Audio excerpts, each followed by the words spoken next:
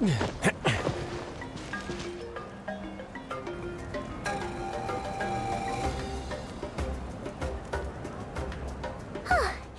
Aneva.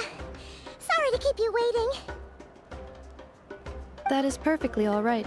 My data indicates clear skies in the coming days. Current conditions for maritime travel, optimal. I'll be ready whenever you are.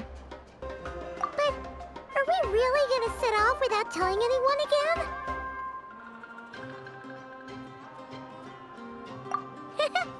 Funny you mention it. You'll never guess who Paimon saw on the way over. Hey! You didn't seriously think we'd let you leave without a farewell party, did you? No chance. Yeah, come on, Traveler. We've already made all the preparations. And most importantly, how dare you try and slip away without first paying your respects to the Almighty Dragon Lord! A little bird told us you'd soon be leaving for Nodcry. So, we asked Paimon to give us a heads up before the date of your departure. You sure it's not time to think about changing that little habit of ours? Don't worry, we won't keep you long. Besides, everyone's there already.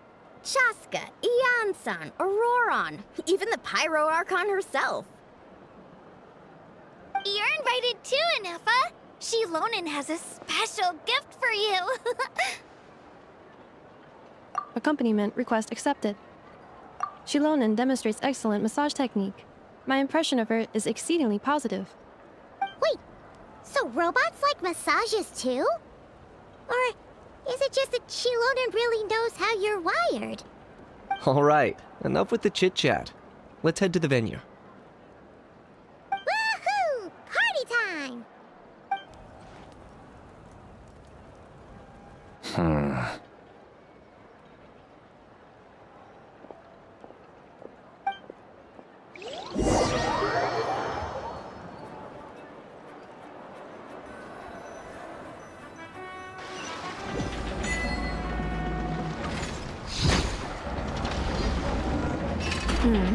Spit it out, then.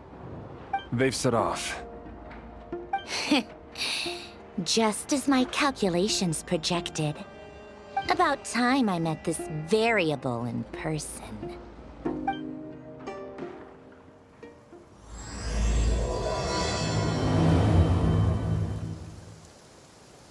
You know, every time we head to a new nation, there's always a point where it suddenly dawns on Paimon. This is it. The next chapter of our adventure has begun. This time, it was the moment she realized she just polished off the very last of her Saurus crackers. Should have stocked up better at the farewell party. In other words, Paimon has marked the geographic coordinates from 2 minutes and 40 seconds ago as the boundary between Natlan and Notcry. This deviates somewhat from the official coordinates stored in my database. Paimon meant more in terms of how it felt on a psychological level. Anyway, what about you, Traveler? When did it really sink in for you? Huh, that actually kind of makes sense. What about you, Anefa? Come to think of it, maybe we should be asking the other way around.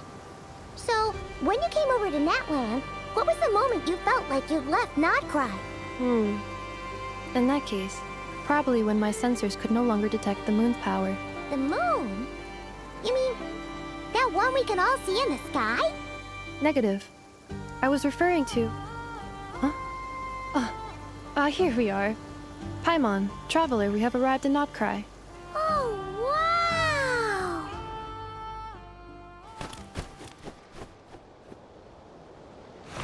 Paimon, Traveler, welcome to Notcry.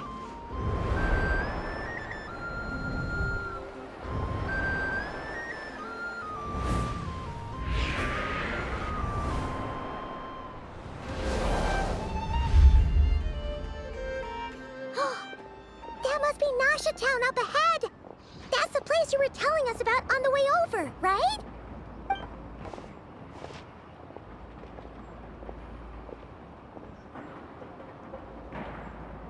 That is correct, Paimon. It is also the most bustling commercial hub in all of Notcry.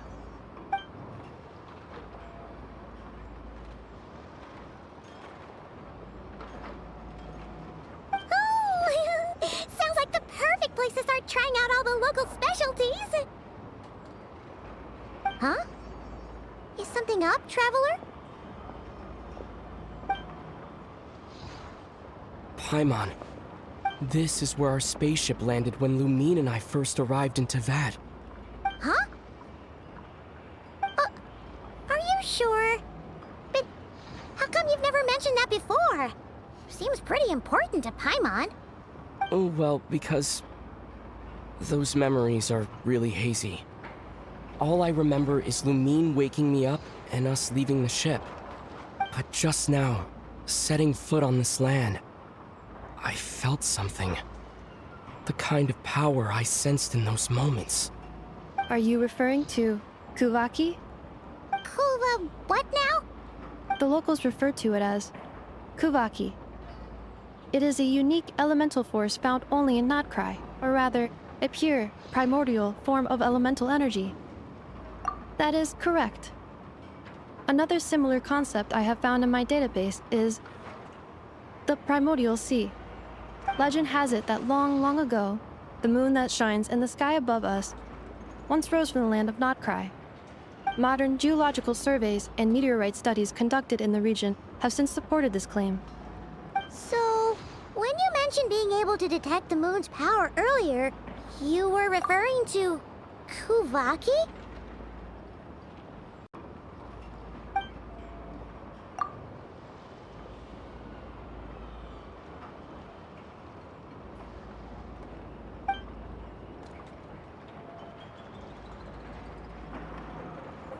Wait, Traveler, you're saying we might actually find your spaceship here? Do you still remember where it landed? Notcry is surrounded by the ocean. In other words, it could have been anywhere along its coastline. Negative. Description still lacks sufficient detail to pinpoint target location. Hey, it's okay if you can't remember everything right away. After all, it's been a really long time. Let's just do what we've always done and keep searching as we explore. Besides, what have you got to fear with your sidekick Paimon still here? I'd be more than happy to help you out as well. Our pleasure. Anyway, just knowing that your spaceship's here in Notcry surely counts as a big step forward, huh? Like we've crossed another boundary? Paimon couldn't have put it better herself. You sure are a quick learner, Inefa.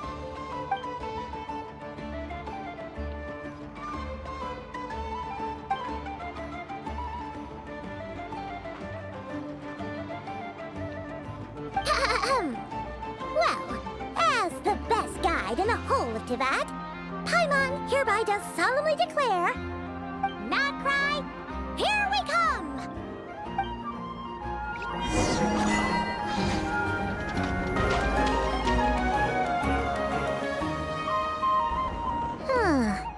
It just occurred to Paimon, if we were looking to put out a missing spaceship commission, or to learn more about Notcry, wouldn't it make sense to drop by the Adventurers Guild? The guild is located in Nasha Town. Simply follow this road and you'll reach it.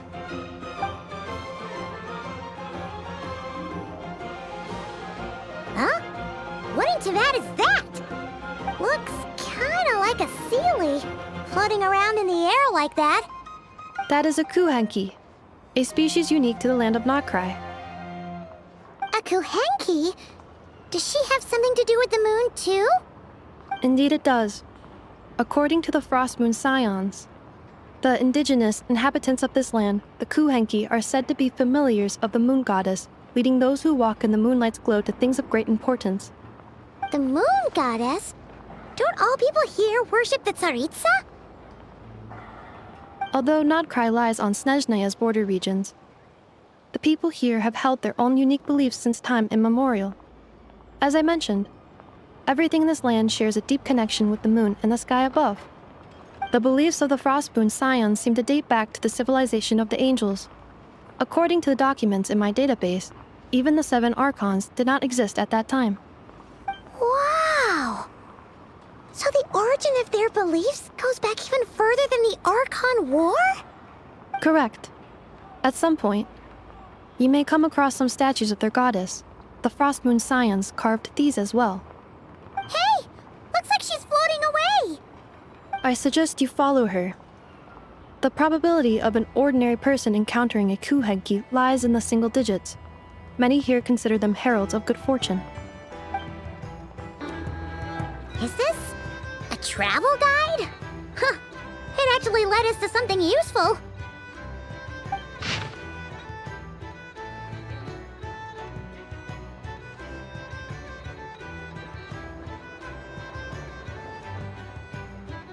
Are there any particular points of interest? Oh, it all looks pretty interesting to Paimon. If we have time, she'd love to see, well, pretty much everything. Recalibrating route. If we keep following the current path, we will arrive at an area of scenic beauty. From there, we will be able to identify both the Adventurers Guild and several must-visit specialty stores. Yikes! Why is Paimon suddenly getting the feeling that if she doesn't step it up soon, enough is gonna put her out of a job?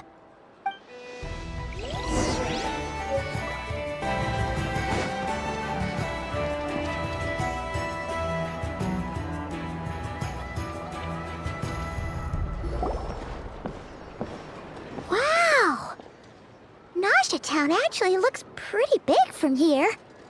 Feels a bit different than Paimon imagined, though.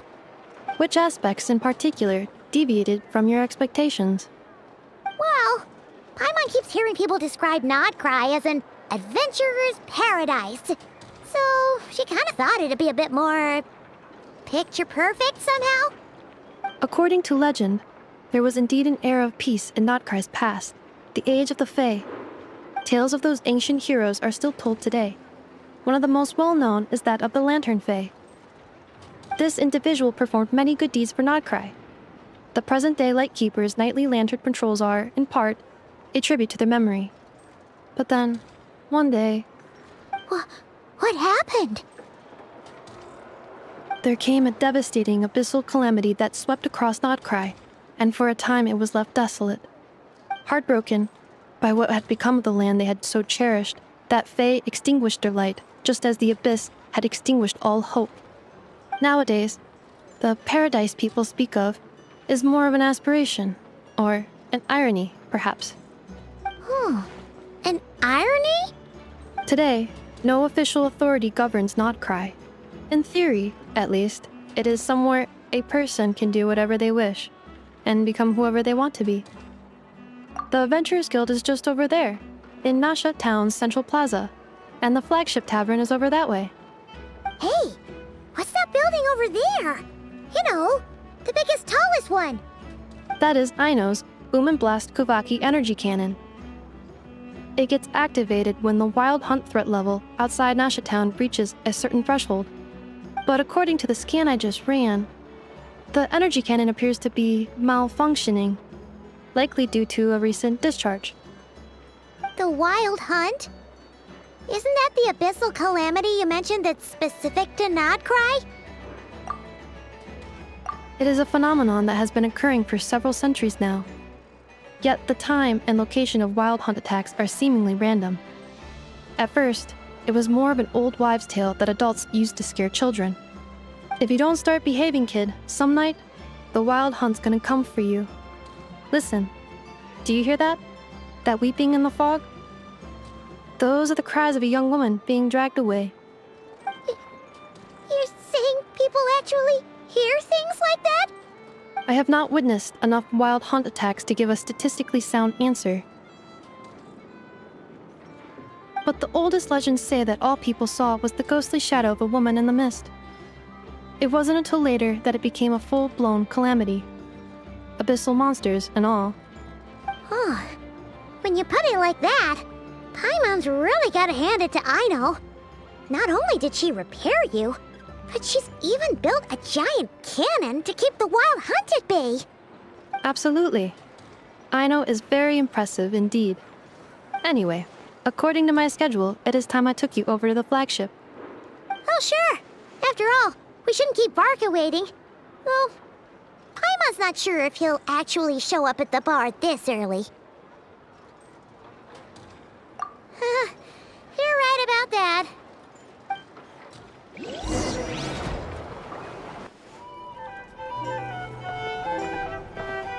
Here we are, the flagship. Varka told us to meet him here in his letter, right? Let's see. Varka? Varka! No matches, I identified.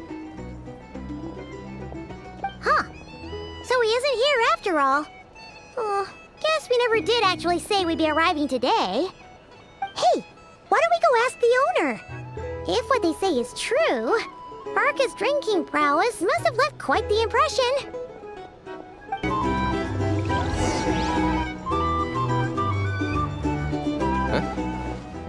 Well, well. If it isn't the ineffable Ineffa. Hello there, Demyon. You know each other? Of course! Ineffa's a regular here at the flagship. So, robots are into booze too? Not at all. The energy conversion efficiency of alcoholic drinks is very low, and most of them are full of impurities. Still, I can affirm that your berries and fried meat deserve a solid 9.12 out of 10. It has Aino's approval too. Funny that you should mention that. While you were away in Natlan, Varka would come in here every day to pick up a serving of berries and fried meat for Aino. Aww. He must have been worried sick that she wasn't eating properly on account of being so hung up about Ineffa being gone. Actually it's 'cause Varka found out that Aino went wild after Ineffa left, gorging herself on snacks she normally couldn't get her hands on. So it was more worry that she wasn't getting a balanced diet. Think I might have just put my foot in it. Anyway, since you're back from Natlan, these two must be the ones Varka mentioned. The Traveler and Paimon, yes? Yep, that's us. So, from the sounds of it, you must be a close friend of Varka's too. Varka? Goes without saying. After all, he's the only one around here who's ever managed to stay standing after 10 rounds of the roulette special. Paimon can't believe he's made such a name for himself. Though, guess it's hardly surprising how. Right now? Must be somewhere near Anvantinjarvi. That's quite far from here. Huh? Where's that? It's a lake in the northern part of Nodcry. Word reached him of trouble brewing around those parts, so he took his knights to check it out. Oh. So, we missed him? Varka knew you'd say that. So he specifically told me to make sure you stayed here and enjoyed yourselves. He sends his assurances that everything's under control. Well, if he's that confident, guess our only option is to accept. Anyway, it's not like there's any special cause for concern. He is the Grand Master, after all. Exactly. Plus, not only has he booked you into our finest room, he's paid for it in advance, too. Whoa! It's so generous of him! We might not have met yet, but Paimon's got a feeling that we'll get along with Varka like a house on fire. Oh, and by the way, he also asked me to serve up a portion of berries and fried meat for Ineffa. That was prepaid as well. Thank you. No, thank you. I'm the one who should be grateful for your business. Traveler, Paimon, why don't you go ahead and drop off your luggage? I can use this time to go pick up some components that Aino asked me to bring back. Sure thing. Besides, now that we've got ourselves a map, once we're done unpacking, we might as well go for a stroll ourselves. Why don't we meet up again later? Oh. So you no longer require navigational assistance? No worries, we should be fine. We've got a rough idea of our way around town, so Paimon's reasonably confident we shouldn't get too lost. Thank you. This translates into an approximate time saving of 30%, meaning I will be able to see Aino about 45 minutes earlier than previously projected. Oh, right. You must miss her a lot, too. In that case, we better get a move on.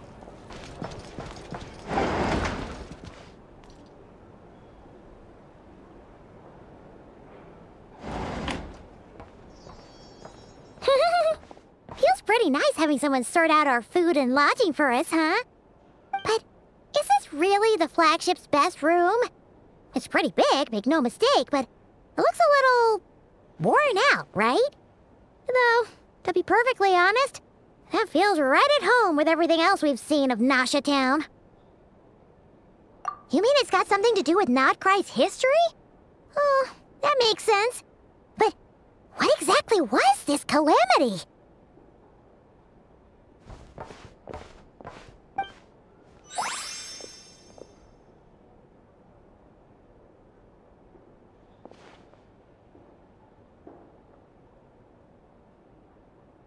Oh, should we try the berries and fried meat too?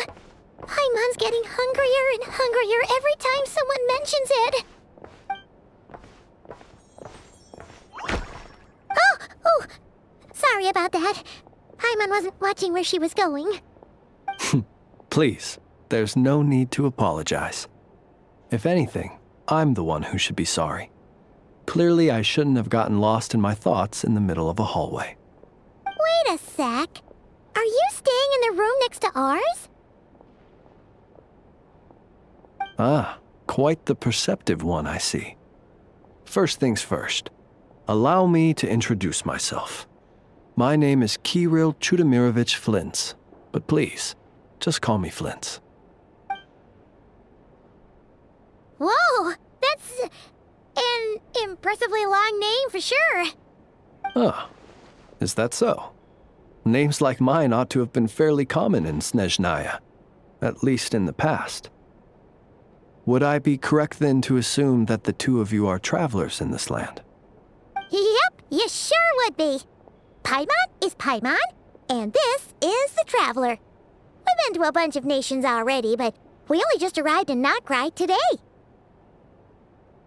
What a rare honor it is to meet such worldly travelers. Are you here for travel too? If only I had the time to spare. No, I'm just staying the night. Oh, so you're here for business? That's certainly one way to put it. I'm a Ratnik of Nodcry, normally stationed near the burial grounds to the north. My sole cause for being here today was to repair this lantern of mine.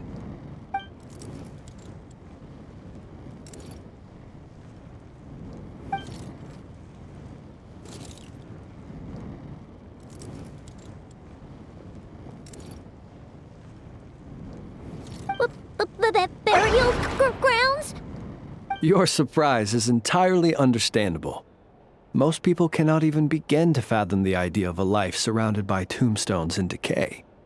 But if you've heard of the calamitous abomination that is the Wild Hunt, you'll know that in their wake they bring a host of souls tainted by abyssal filth. That then is why we are stationed by the burial grounds, to hold the line where it is most vulnerable. Oh, so it's all about fighting against the abyss. Oh, sounds like a tough job. I thank you for your concern. But in truth, I've long since grown used to it. In fact, I like to think it rather suits me. If anything, I'd say I prefer the peace and quiet of a graveyard to the hustle and bustle of urban life. Paimon sort of gets it now. But even so, she's still pretty sure she could never get used to living in a graveyard herself. For one thing, she'd be too scared to fall asleep at night. Oh, I assure you, there's no need to worry on that account. The kind of ghosts you find in cemeteries aren't too big on talking. But even when they do, they're usually far more discreet than the living. Well, would you look at that? Who'd have thought we'd end up chatting this long? Must have a lot in common, huh? Forgive me, but I must excuse myself, for the time of my appointment draws near. And in terms I'm sure you'll understand, a lanternless Ratnik is like a mapless traveler. A serious conundrum indeed. Oh, sure. In that case, you go right ahead. We won't keep you any longer. Not at all. Should the opportunity present itself, I'd gladly continue our conversation another time. You're always welcome to come visit my grave. The grave I stand watch over. Your visit would bring much-needed light to that place of final rest. Right. Well, if we get the chance. Then allow me to wish you a traditional Ratnik's farewell. See you by the graveside. Ugh. Jeez. What a weirdo. Not to badmouth him at all. In fact, he seemed pretty cultured, but at the same time, kinda spooky? Must be all that time he spent around graveyards. His lantern? No, not really. You mean, 'cause it was broken? Huh. Guess you've always had a nose for stuff like this. If you're worried, you can always ask him the next time we cross paths. Hey, don't you start spouting all that weird stuff too.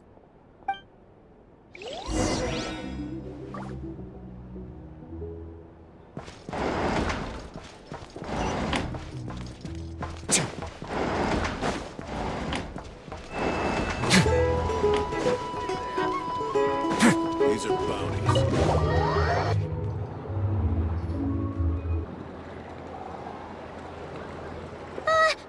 Paimon almost forgot something super important. Were we gonna go try out the berries and fried meat?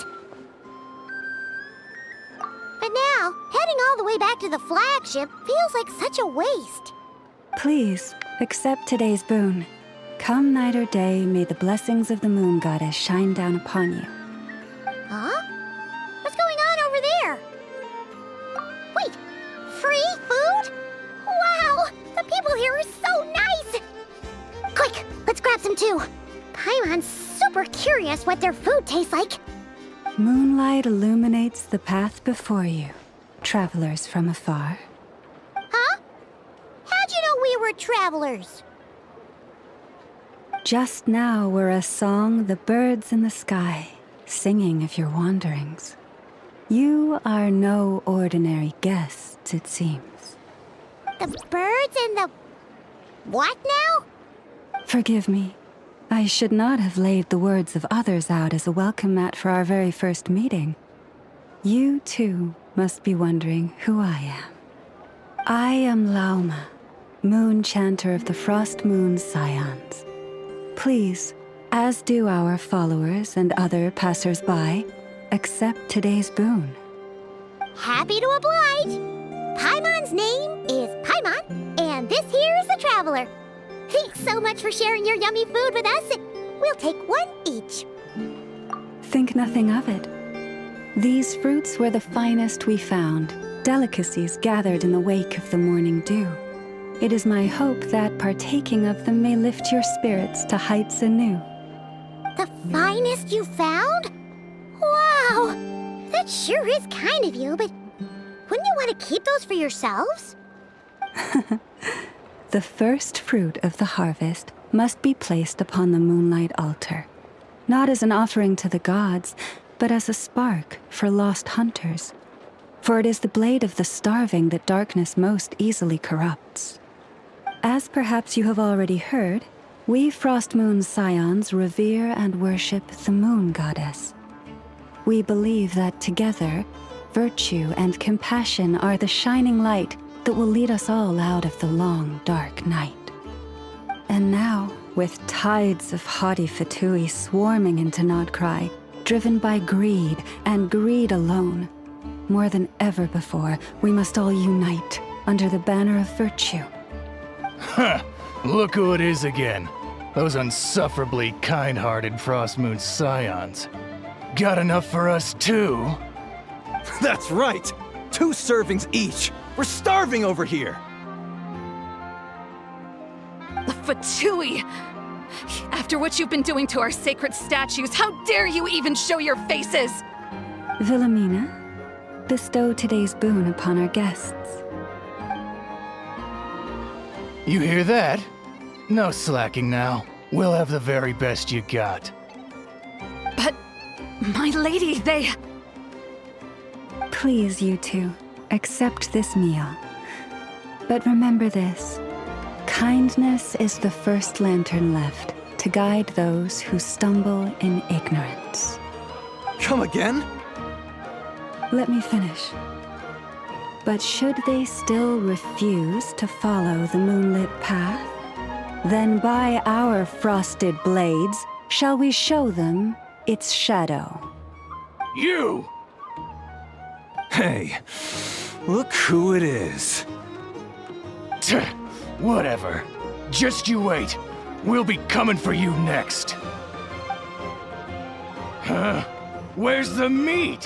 Who wants to eat this garbage? Those stooges really are the worst. Ever since they came to Nodcry with all their weird equipment and built that so-called experimental design bureau, our lives have been turned completely upside down. Judging from how they reacted just now, it seems the Fatui already know who you are. Well, we have gotten in their way in pretty much every nation we visited, so we're probably at the top of their blacklist by now. I see. Then, on behalf of the Frostmoon Scions, I thank you for the goodwill you have shown us. Because if they had gotten ahead of themselves just now, I'm sure you would have stepped in to help. Just as the birds and beasts put it, your arrival heralds joy to us all. Besides, for a weary traveler far from home, what better respite than to bathe in the moonlight? You will always be welcome at the Frostmoon Enclave, the place we call our home. May we meet again in the moon's gentle glow. These are delicious! So refreshingly fresh! Those two Fatui wouldn't know a good thing if it came up and bit them on the shoulder. Looks like Inefa isn't done with her shopping yet, and the Adventurers Guild is still empty. Where should we head next?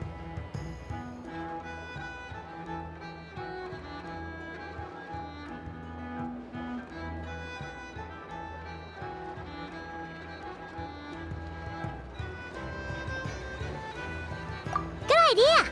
Wouldn't want to let the Kuhenki down after all. Let's see. Okay, Paimon's got our route all figured out. So, all that's left to say is, don't fall behind. This is Nuts and Nuts. It's mostly a fruit shop, but there's a crafting bench too. This is the Speranza, one of the travel guide's recommended restaurants. All the waiters here are kids. This is the Vesnitsi Prolegia greenhouse. Apparently, their flowers are all made of metal, so they'll never wilt away. And this is the Rossum Workshop. If you ever need a weapon made, this is the place to go. And over here, they've got a super tall observation deck. Whoa! Take a look at that! You can see really far out into the distance. That way's north, and that looks like something built by the Fatui? And then over there to the west, that must be the place Lauma mentioned, where the Frostmoon Scions live. So, what'd you think? Even if Inefa kinda stole her limelight earlier, this just goes to prove that Paimon's own tour guiding skills aren't too shabby either, right? Hey, come on! Would it kill you to compliment Paimon? Huh? Look! There must be someone at the Adventurers Guild now. There's already a line forming outside. Looks like we'll finally be able to ask about your spaceship. Oh, or was there anywhere else you wanted to stop by first? Where? Which one are you... Oh, now you mention it, Paimon's noticed it too. Ugh, better not be who she thinks it is. Anyway, where we go first is completely up to you. Either the Adventurers Guild, or that suspicious-looking shop. A word of warning, though. If we step into that shop, Be sure to keep a very close eye on your Mora.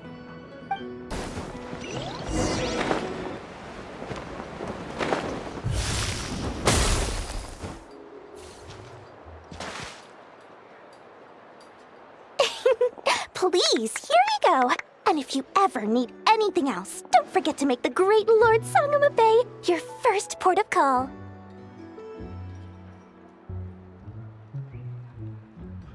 Oh dear.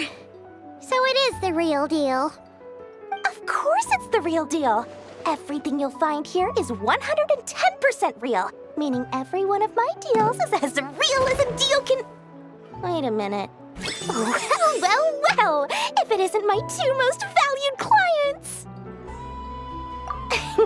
And with no small thanks to your munificent patronage. Come, how could you just sneak into Not Cry like this without telling your dear Lord Sangama Bay?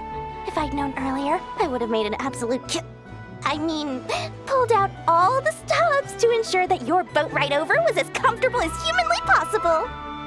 Thank the Archons we didn't tell you. Oh, come now! You know as well as anyone how impeccably and conscientiously above board I am when it comes to doing business. Well, regardless of whether that's true or not, the main issue here is that we had no idea you had a branch in Not Cry. A clever merchant always has a backup plan, or two, or three up their sleeves.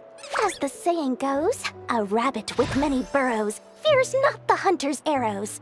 A merchant with stores galore hears no debtors at the door. Since you're both here in Not Cry, would you care for some of my finest local souvenirs? Whatever you're looking for, I have it. Or if it's Sumeru you're missing, I've got that covered too. We literally just arrived. Do we look like we're on the hunt for tourist trinkets to take back for our friends? My, your high-minded tastes never cease to impress. In that case, I know just the thing. You must be on the hunt for something like this?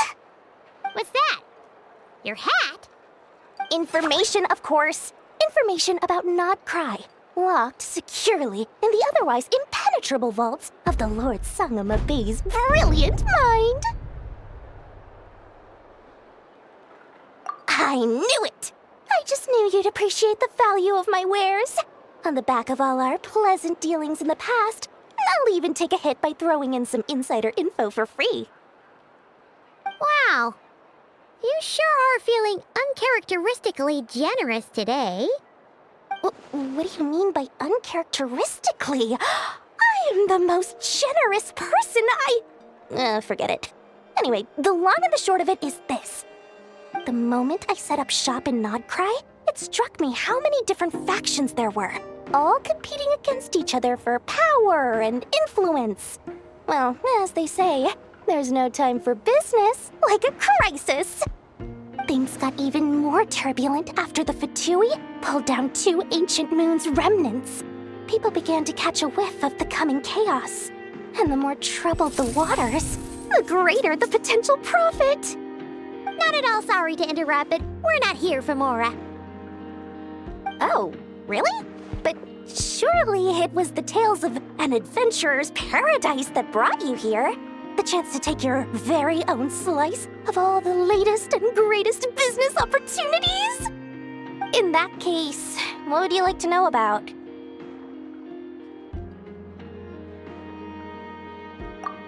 What now? A spaceship? Nope, never heard of anything like that. Don't you two get involved in any big business here without so much as a heads up, you hear me? At the very least, consider letting me in as a key investor. That bunch of booze-loving monstaters? Ugh, don't even get me started. As fellow Outlanders, I thought they'd be easy pickings, but somehow, every single one of our business negotiations wound up at the flagship. I've done plenty of deals with heavy drinkers before, but those guys? I never once made it to the contract signing before blacking out. I'm getting flashbacks of the hangovers just thinking about it. The Frost Moon Scions? You mean the people who believe in the moon goddess? They're not a bad bunch. It's just, well, they have such simple tastes. No luxuries, no indulgences, no nothing. Trying to earn a little more from that lot is like trying to squeeze blood from a stone. Still, things between them and the Fatui have gotten pretty tense. It's only a matter of time before the powder keg goes boom. And when that happens, that's when business will start to boom too. Oh, they're an organization set up to keep the locals safe. Apparently, they have a long and glorious history, and they're made up entirely of volunteers. But seriously, a volunteer organization in Nodcry? This place is hardly a magnet for noble hearts. No pay, all work. That's not a business model, and it's certainly not for me. Everyone knows they're here for the Ancient Moon's remnants, but no one's sure why they pulled them down in Nodcry of all places. Anyway, they've been acting mysterious enough, but if you ask me, that Kuvaki Experimental Design Bureau of theirs up north hides secrets wilder still. Oh, I almost forgot to mention. Sooner or later, you'll no doubt end up doing business with some other merchants in Nodcry, and someone's bound to mention a place called the Curatorium of Secrets. Listen to my advice. Do not, under any circumstances, go there, no matter how much trouble you're in. The Curatorium of Secrets? What do they get up to there? Just a place that handles all kinds of disputes. But the owner will charge you an absolute fortune, and she has a temper to match. Nothing like your friendly neighborhood, Lord Sangama Bay. You're not just saying that to stop your competition from undercutting you, right? When did that little pipsqueak get so sharp? And after I gave them all that info for free just to win them over. What do you mean? Of course not. I'm only thinking about your wallets. I mean, on behalf of your wallets. You're really not convincing anyone, you know. All right. Business is a cutthroat business. I won't argue with that. But I'm not lying about that boss lady. Not only did she make it into my top 3 people not to mess with in Nodcry, she's also in my top 3 people most eager to trade in favors. Seriously? It feels like you're just bad-mouthing your rival now. Fine. If you don't believe me, go see for yourselves. We might both be from Sumeru, but compared to hers, my conscience is so large, why, it could fill 3 whole palaces of Alcazar's array. But when you realize what I'm saying is true, don't say that good old Lord Sangama Bay didn't warn you.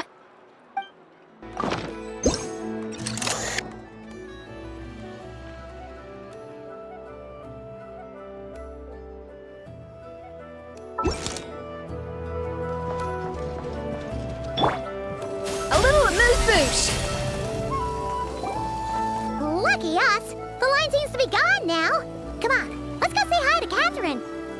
Hey, Catherine, we meet again.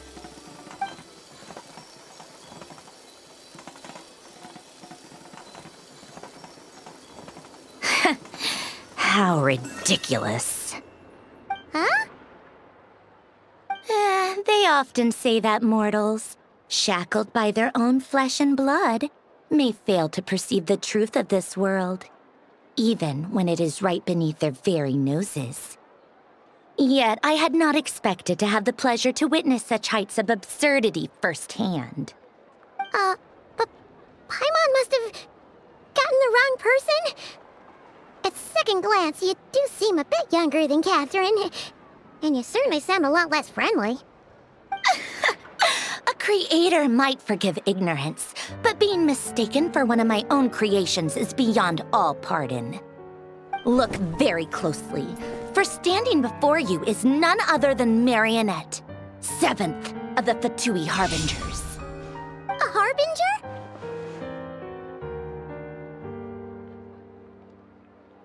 I told you already, I'm not Catherine. Just how obsessed are you with my machines?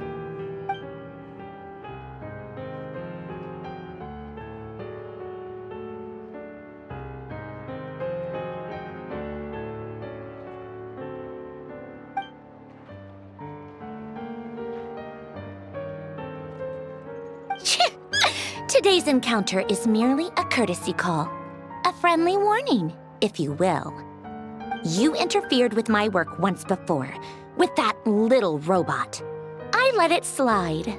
After all, it was nothing more than a distraction, a side project at best. But we are in Nod Cry now, and as such, I strongly advise you not to stand in the Fatui's way. Otherwise, the next time we meet, I might just have to drop all this meaningless etiquette. Oh, please. You've got some nerve coming out with barely veiled threats like that. You're the one stirring things up here. Oh, perhaps you have misunderstood. Just because Nod Cry lacks a ruler at present, that does not mean it should not be ruled. We Fatui are simply establishing a new order.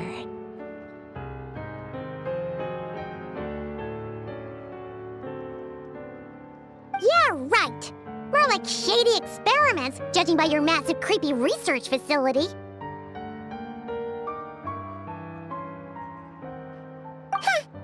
I've said what I came to say. What you do next, only you can decide.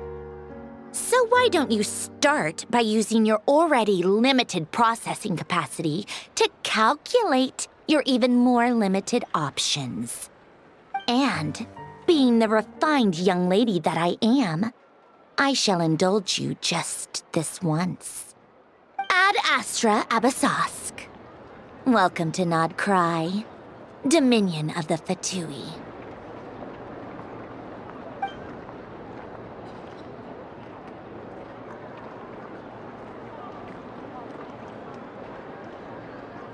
Ugh! Paimon's so mad right now! How can anyone so obviously evil be so annoyingly self-righteous? But if a Fatui Harbinger is here to greet us in person, that can only mean one thing.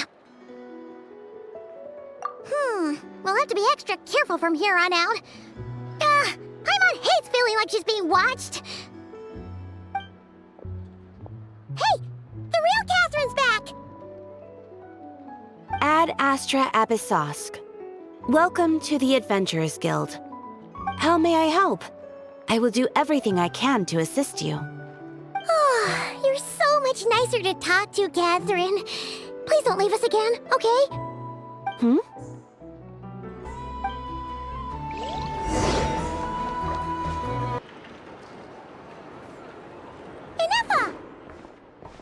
Hello. I was just about to start tracking your whereabouts. Did you manage to get everything Aino asked for? I did. What about you? Do you need me to navigate or introduce any more places around town?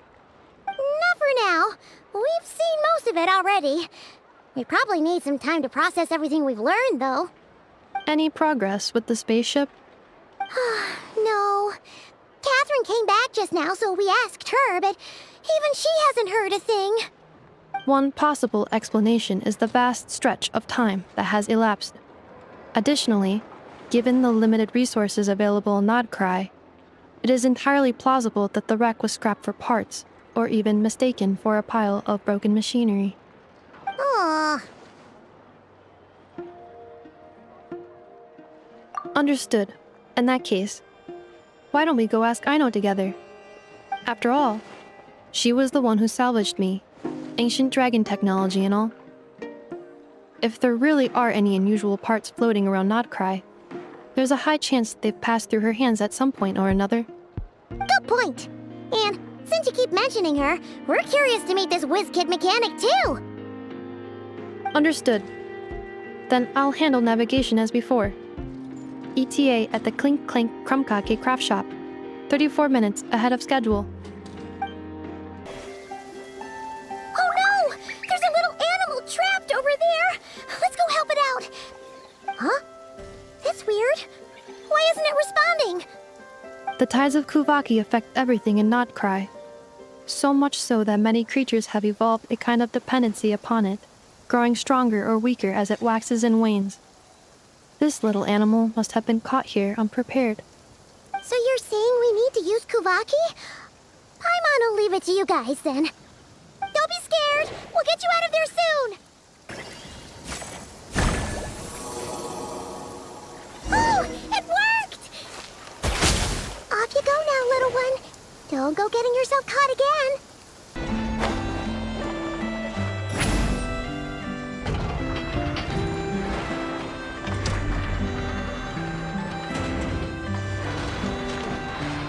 Here we are. The place Aino and I call home. Whoa!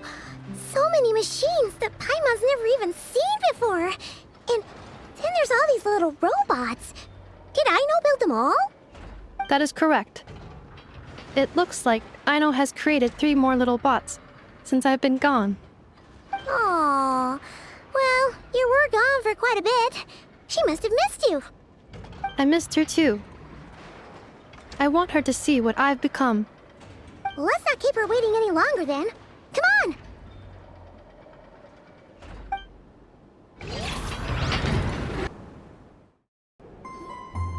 on! Aino, I'm back.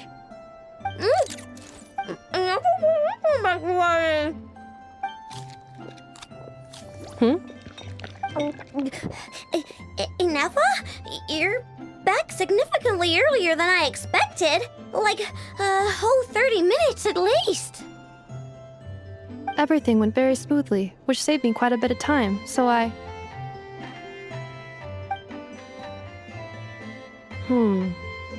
know. Could you turn around for a moment? I know. I've been on my best behavior the whole time you've been gone. She's got chocolate all over her mouth. I know. While I was away, did you strictly abide by my tailor-made snack intake schedule? Oh, of course I did. 1 whole cake, 1 crumb cake, and 1 pack of chocolates a day, right? It was either a cake or a crumb cake or a pack of chocolates per day. Oh, shoot. When did you finish the snack stash I left for you?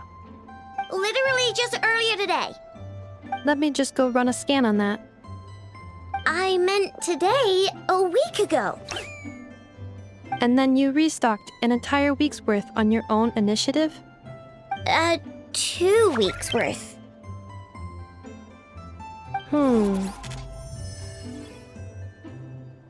Why does Paimon feel like the roles in this household are pretty much the opposite of what she imagined? Calculation complete. Aino's recommended snack calorie intake for the next 4 weeks. 0. No fair! You're a meanie, Ineffa. This is what happens when you break an agreement. Oh, come on! Don't do this to me! I only ate a teeny bit extra every day. Just a teensy-weensy bit extra. That is objectively not a teensy bit extra. Seriously? If you'd only arrived half an hour later, I would have had everything cleaned up and you wouldn't have noticed a thing. But now that I think about it, you even said you'd come back a bit earlier than you did, so I wouldn't have to worry. But then, you were away so long, and I was so worried about you. And that's the only reason I even... Oh. I know. I am very sorry to have kept you waiting. I'm back now. Welcome home. Oh. So, will I be able to keep eating snacks as usual now? Negative. Aww. Okay. Well, given that I am later than I initially projected, I'll let it slide. But just this once. Thanks, Ineffa! You're the best! I know. Allow me to introduce.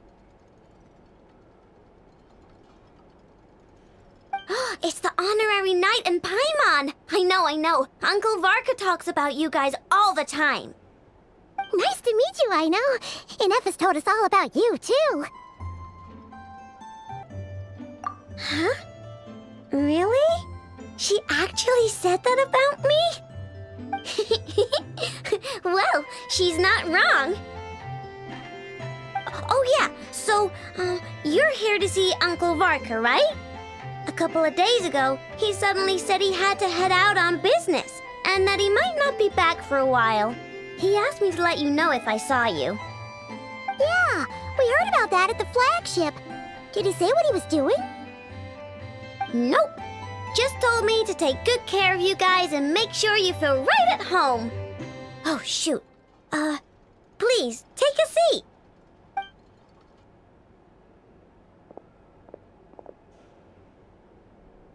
Do either of you need my help with anything? Anything at all? After all, I'm the head of this household. Sure wouldn't know it from that snack tantrum she just threw.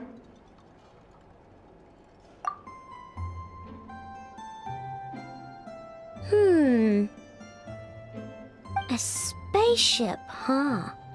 From outside to that? Exactly. So, ring any bells? No. Oh, you sure? Nope means nope. Never seen the slightest trace of it. More specifically, by nope, I mean, I've never seen a single piece of tech in all of Notcry that might have come from out of this world. Not in any new machines or in any old ones either. Huh. What I know means is that your spaceship almost certainly has not been disassembled nor repurposed as parts for other machines. Oh, so that's what she was getting at. Yep. I've taken apart pretty much all the fun stuff in this city at one point or another, but I don't recall ever seeing any components that were anywhere near that special. So, either your spaceship crashed somewhere it's never been found, or someone did find it and then hid it really, really well. But who would even do something like that? Beats me. Maybe someone who thought they could stash it away for a rainy day. Just like how I sometimes hide snacks in the...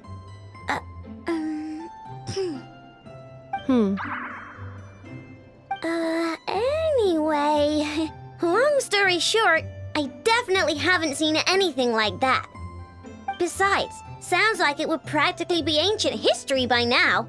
If anyone still has any leads on what really happened, it'd be the Frost Moon Scions. The Frost Moon Scions? Huh?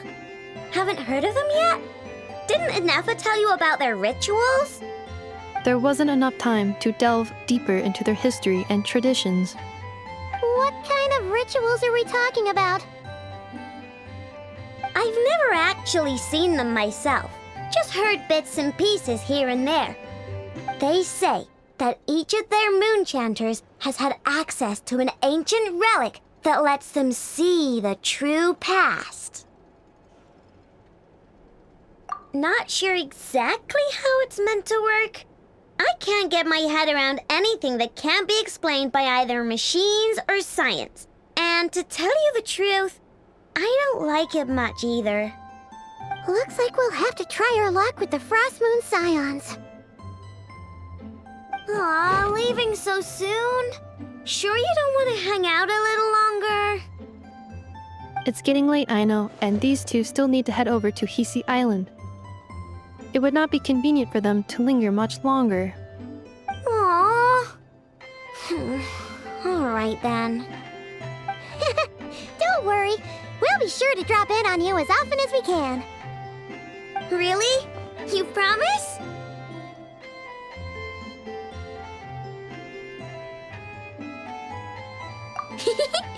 Sounds like my type of visitors. You're welcome anytime.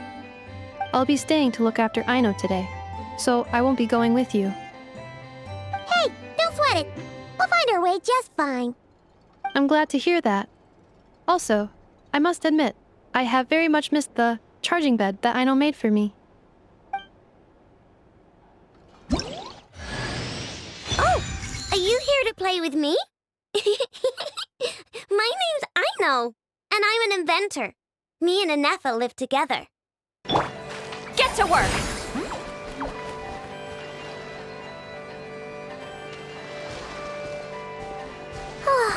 Seeing Inefa and Aino reunited like that sure was heartwarming.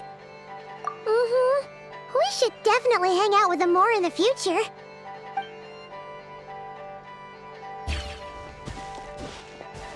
of homes, we must already be close to where the Frost Moon Scions live. The vibe here feels different, just like the scenery.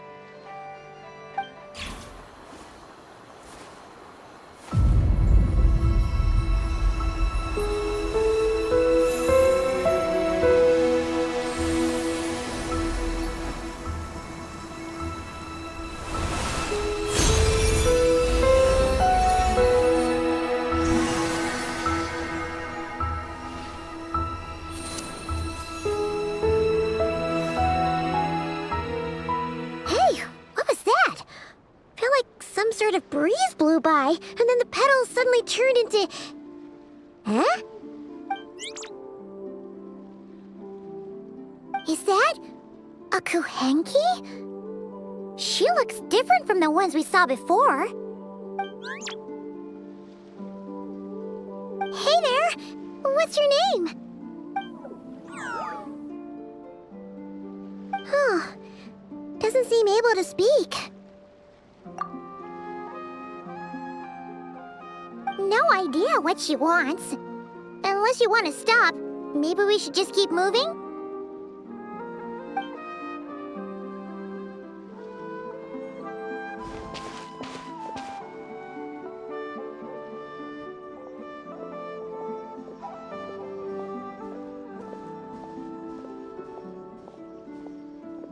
She's following us! Go on. Go on now. We've got stuff to do. Best you find someone else to hang out with.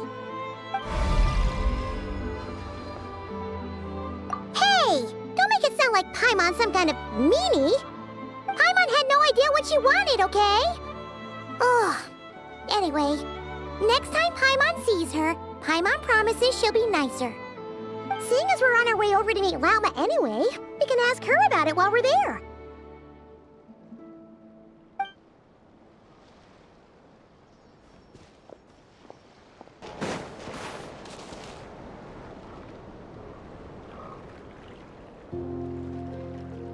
Huh? Hey, look! Isn't that Lauma? The Moon Chanter? Let me take a look at your wound. You must be more careful. Doesn't matter how much of a rush you're in, your safety always comes first. Oh, you're back too. How was your day? You what? Those two Fatui? The ones who were causing trouble in Nasha Town? You went to teach them a lesson? And you put that in their food? You naughty little thing! How could you do that? They didn't notice.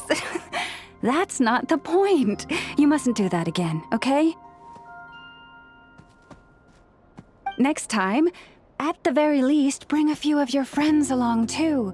You'll be an easy target if it's just you on your own. Hey, Lauma! Still remember us? Oh, it's the Traveler and Paimon, isn't it? Welcome to Hisi Island. Not at all. Those who come with kindness in their hearts are always welcome with the Frost Moon Scions. Were you just talking to those animals?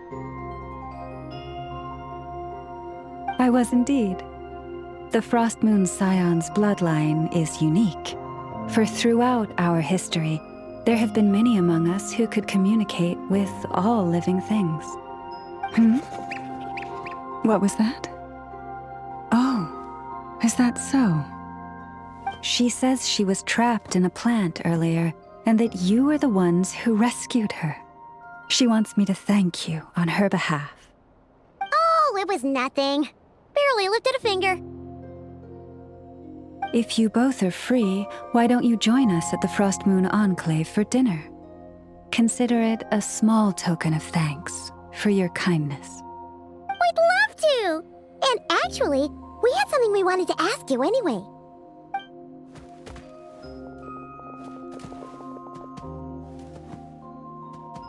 Oh? You're interested in the story of Kutar? Kutar? Yes. Kutar is our moon goddess, the moon maiden who guides us. But up close, this one somehow seems a bit different from the one in Nasha Town.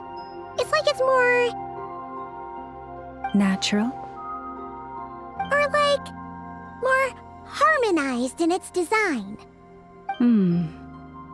That is because ever since the Fatui arrived in Nodcry, they have been modifying and defacing our statues as they please. These statues were made by the Frost Moon Scions who settled here hundreds of years ago, crafted from the very finest Lunasol stone. Not only is this stone exceedingly rare, but it also brims with Kuvaki. I suppose the latter must be what caught the Fatui's eye. For a time, we put up fierce resistance. But now, this is the only one left that still retains her original form. We heard they even pulled some ancient moon's remnants down from the sky. That's right. The two largest remnants landed in Nodcry. One here on Hisi Island, and the other on Paha Isle. The Fatui built their research facility on top of the remnant over on Paha Isle, but they've had their sights set on the one here, too.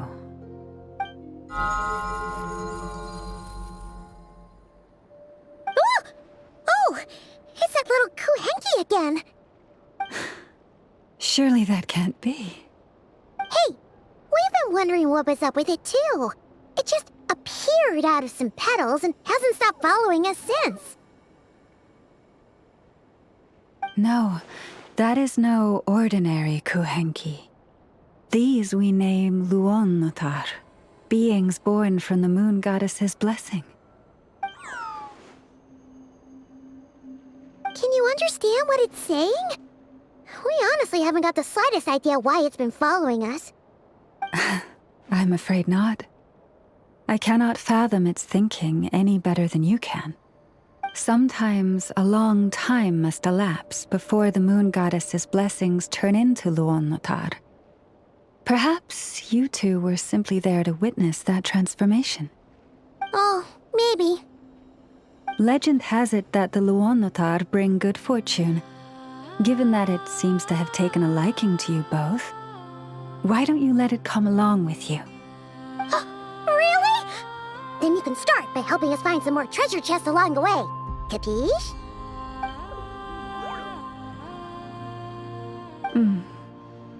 Twilight approaches. If you would hear more of the moon's story, then let us make our way to the Frost Moon Enclave.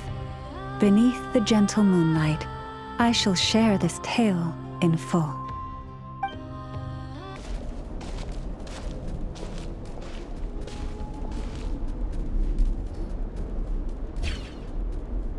Lauma, you have returned. Wilhelmina, this is the Traveler and Paimon. Kindly arrange for 2 additional dinner settings for our honored guests. Of course, my lady. Wow! Everyone along the way here pretty much saluted you. Are you, like, super important around here? I am but a moon chanter, one entrusted to convey the moon goddess's will. Nothing more. She's just being modest. The Moon Chanter holds the highest rank among us Frost Moon Scions. Lauma is our leader. Wilhelmina? I know. I'll send word to the kitchen. 2 meals coming up. Whoa! Paimon had no idea you were such a big shot. It is merely that the unique traits of our bloodline have manifested themselves especially strongly in my person. That is no accomplishment of my own. Please, follow me this way.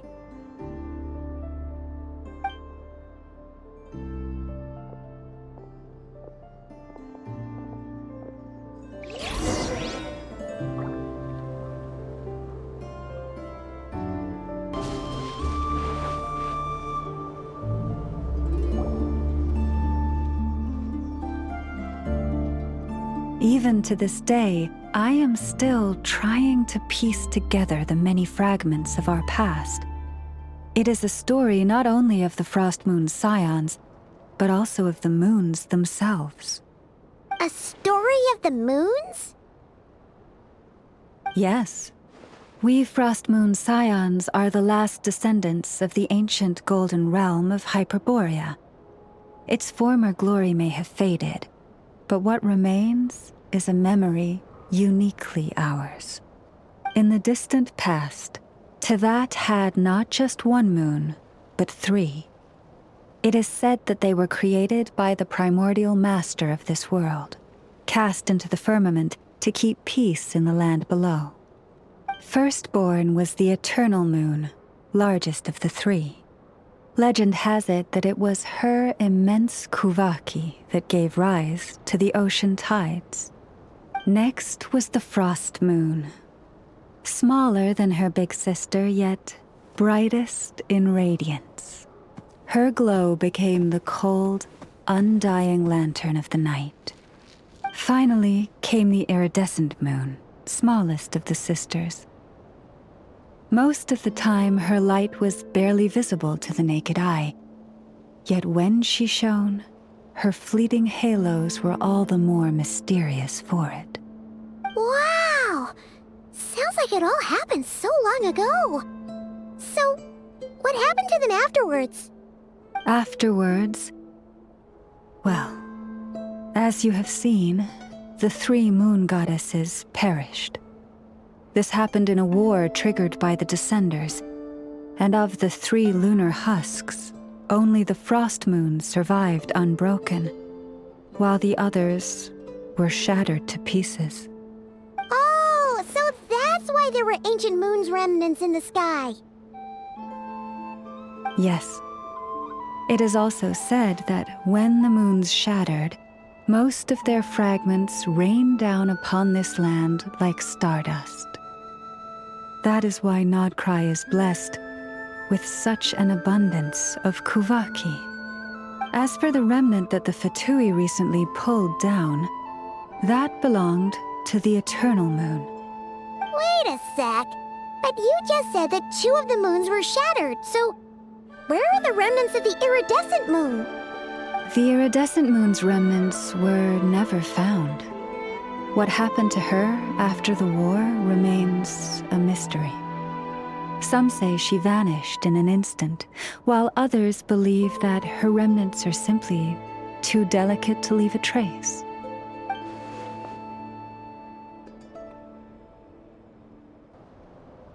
Yet, though the era of the 3 moons has long since faded into legend, successive generations of Frost Moon Scions have always passed down a prophecy that one day the moon goddess would return. And in the end, that prophecy did indeed come to pass, though not quite. Lady Lama! Lady Lama, are you there? Cappy, what is the matter? Lady Lauma, it's my daughter, Karina. Her illness. Take me to her, right away.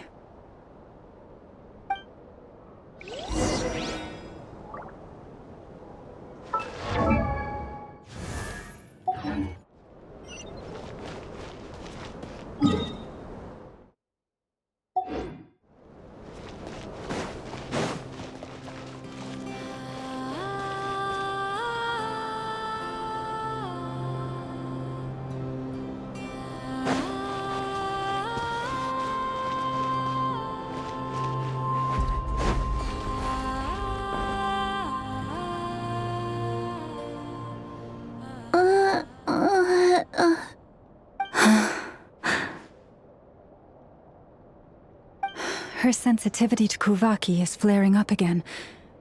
After her last treatment, did you follow my advice and seek medical help in Nasha Town? But those doctors are all Snezhnayan. They're outsiders, compatriots of those brutes who invaded our homeland. How can we possibly trust them? Not all outsiders are enemies, Cappy. They've been treating this condition for generations. They have the experience we lack. But we're Frost Moon Scions. Should we not remember what the outsiders did to our moons? Surely the Lady Kutar will reward our devotion. But Cappy, Kutar is long... This isn't the time for debate. O lost child, snow-swept and buffeted by the howling winds of the frigid night, let not the silver flame within you fade. By the frost moon's grace, I shall warm you, curled up as a fledgling in frozen soil. Praise be to the moon goddess, my Karina.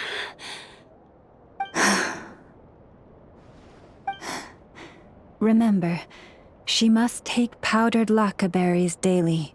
It will ease her symptoms.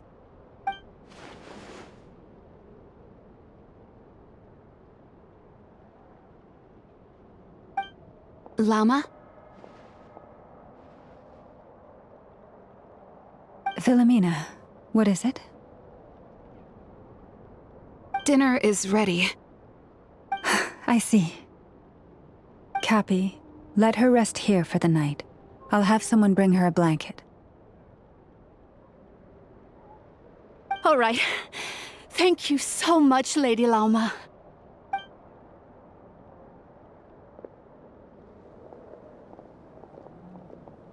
Will she be all right?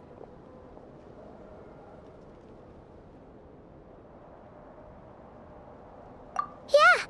If there's anything at all we can do, please don't hesitate to ask. Thank you for your kindness. For now, though, Karina should be fine. She'll be feeling a lot better tomorrow.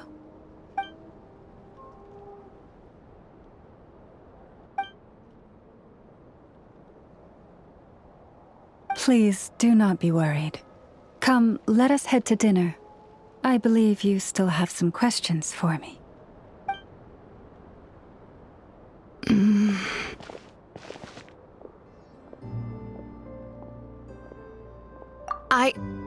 Oh, sorry. Yes, I'll be coming too. I was just thinking about something. Oh? Llama makes such an unshakable moon chanter. Calm, capable, someone we can count on. Deep down, though, I know she's been quietly carrying the burden for the rest of us. Traveler, Paimon. Believe me when I say that as a fellow Frost Moon Scion, I do worry about Llama. It's just that sometimes it's hard to say it to her face. Could I ask you to look out for her? I can tell she really trusts you. Thank you. It means a lot. Sometimes I really admire her strength, but at the same time, I can't help feeling powerless myself.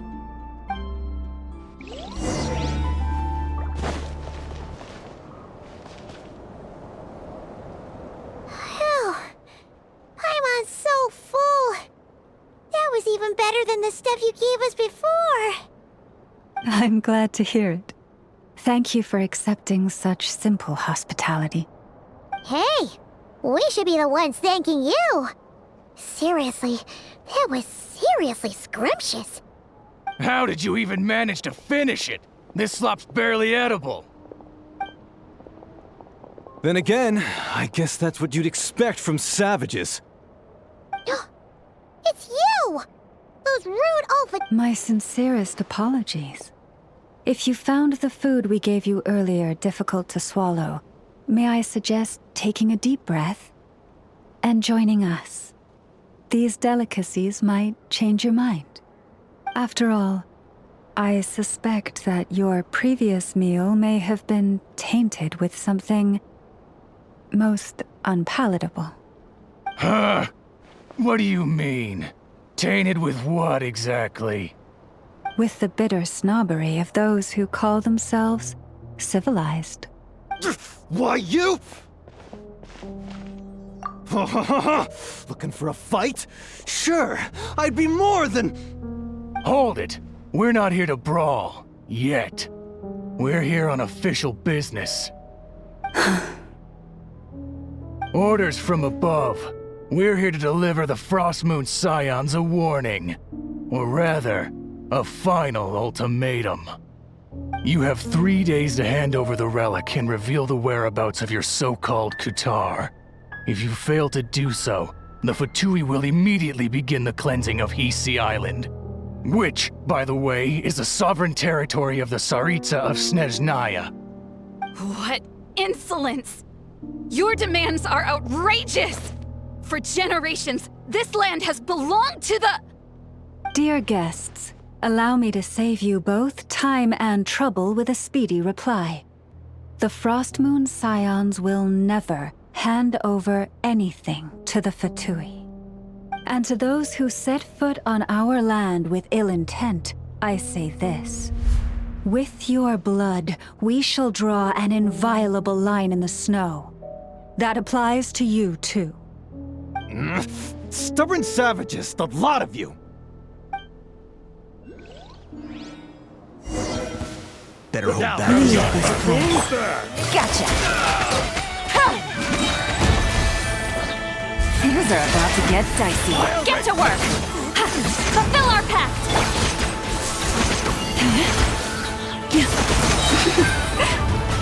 You're pretty sharp.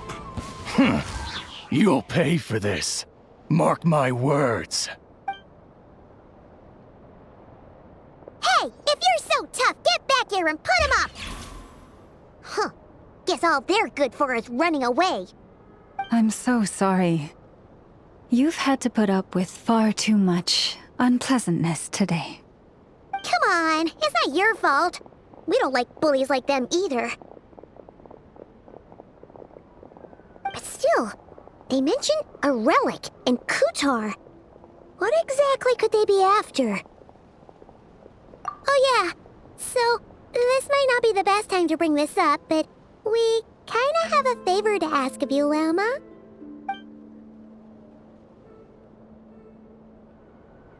I see. So your questions concern the sacred relic too. Please, do not hesitate to speak your mind. Unlike those insolent intruders, you walk in the moonlight with open hearts. You stood by us when we needed your help, so it's only right that I return the favor.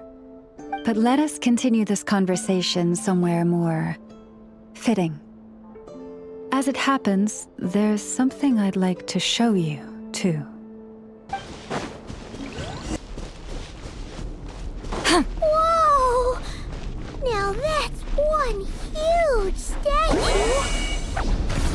This is the statue of our goddess, the Moon Maiden Kutar.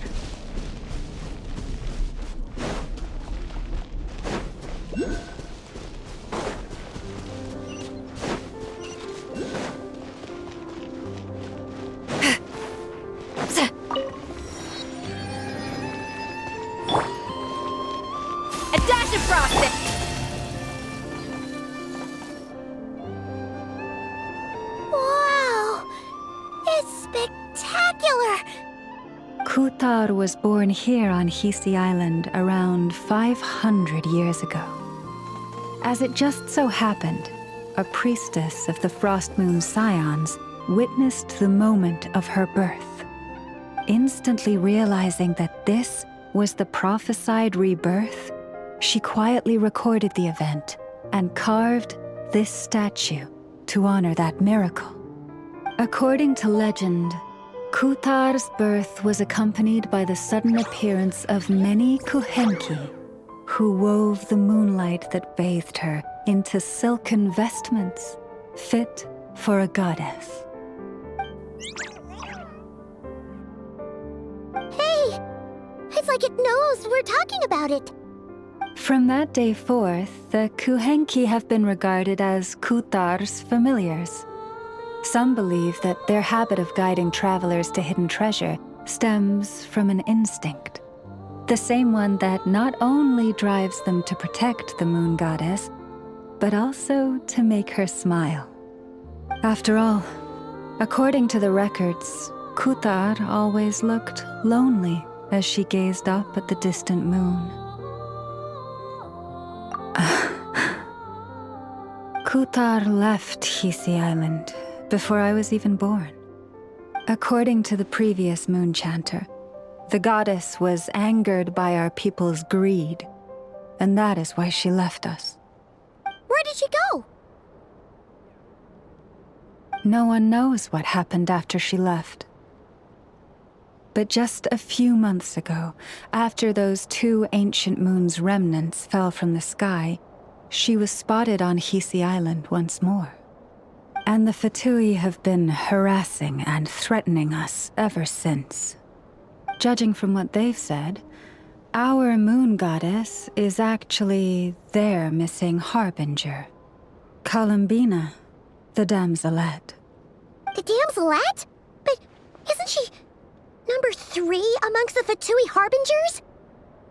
So she's actually the moon goddess. Why would she join the Fatui then? That too is a question I've struggled with. But even at the best of times, understanding other people's choices is difficult, let alone those of a goddess. Plus, forgive me, there I go again, rambling on about our history.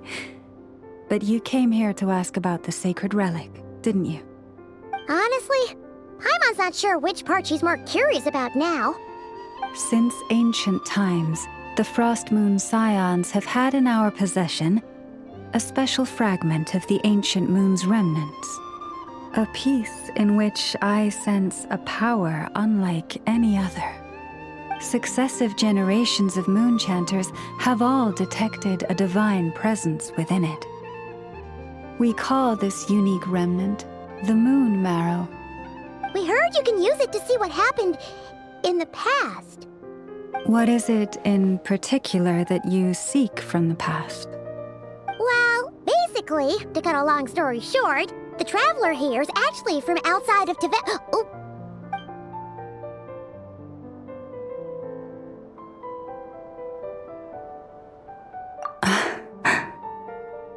Thank you. Your honesty is a sign of your trust, both in me and the Frost Moon Scions. Unfortunately, though, I won't be able to use the Moon Marrow to shed light on your past just yet. Our people revere the Moon Marrow as a sacred relic. I'm only permitted to retrieve it from the secret chamber in which it is hidden once a year, on Moon Prayer Night. Oh, really? So, when's the next Moon Prayer Night? Judging from the tides this evening, a little less than 2 months. Huh? Does that mean the date changes every year? The ceremony is held on the night when the moon is closest to Tevat. This is also when Nodkrai's Kuvaki reaches its peak. Only then can the seal on the secret chamber be lifted. Oh, guess we've got no choice but to wait. I am truly sorry that I cannot help you sooner. But, as the Moon Chanter, I swear that I will do everything I can to help you find the answers you seek. Think nothing of it. After all you've done for us, you deserve nothing less. Who'd have thought today was only our first day in Nodcry? Feels like so much has happened already. If I may be so bold, what does family mean to you?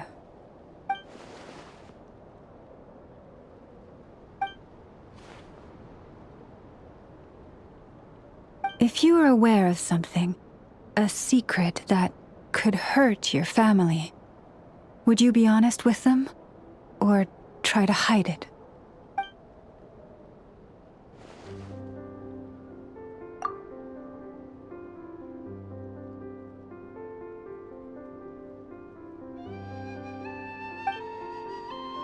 Oh, I'm so sorry. That was a strange question. I didn't mean to put you on the spot. I guess I've just never met anyone with a story quite like yours before. I just suddenly had the urge to ask. It's getting late, and you two must be rather tired too. Would you like to stay the night here on Hisi Island? I can have someone prepare some lodgings. Oh, that's all right. We've already got a room back at the flagship as it happens. Speaking of which, if you ever need us, feel free to come knocking. Do you need me to show you the way back? No worries. It's quite a way, and you should get some rest too, Lauma. I'll make sure to be careful. Understood. Then I won't keep you. May your first night in Nodcry pass in stillness and peace.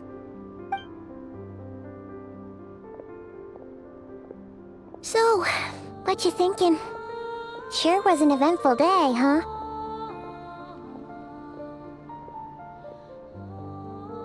The good news is, we're not at a dead end in the search for your spaceship yet. We can always learn more about this place while we wait. The usual drill, huh? Paimon's really getting sleepy now. If she gets too tired to fly back, you carry her, okay?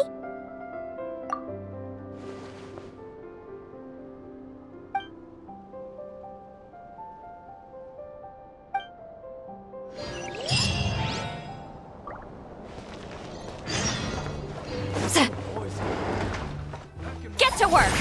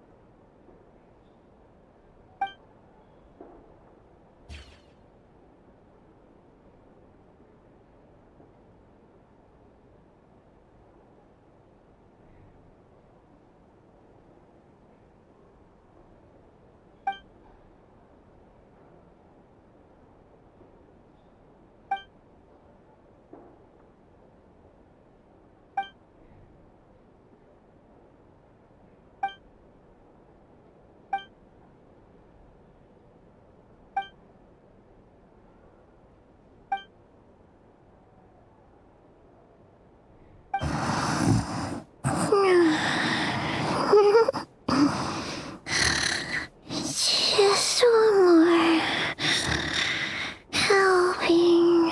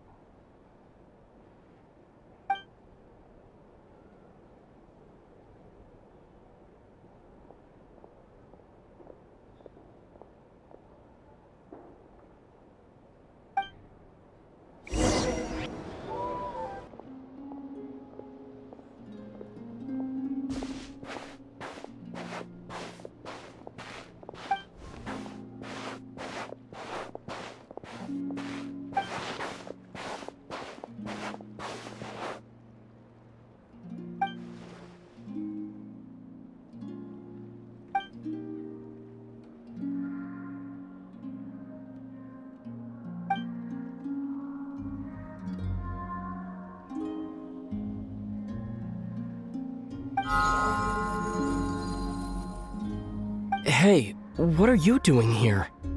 These flowers. I remember. When you first appeared, there were flowers like this all around you.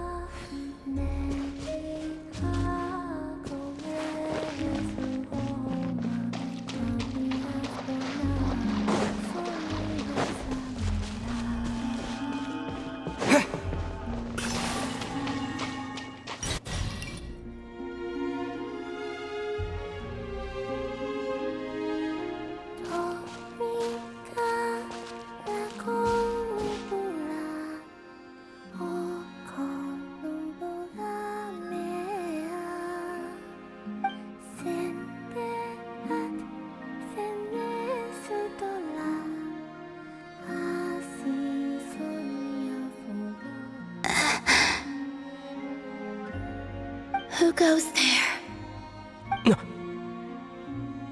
How did you get in here? I am but a passing traveler. I followed your song here. I'm very sorry if I've intruded. The Kuhenki. She brought you here.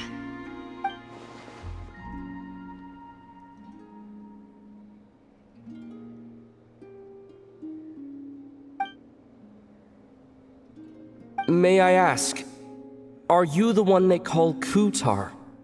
And the harbinger that the Fatui refer to as the Damselette? The Fatui? Are you here at their behest?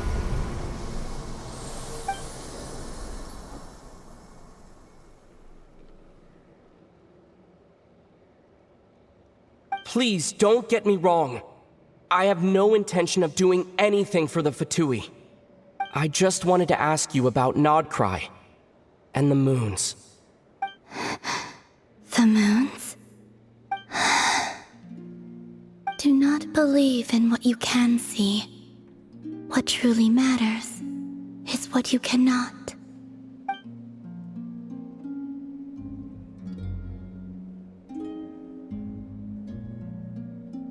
What do you mean?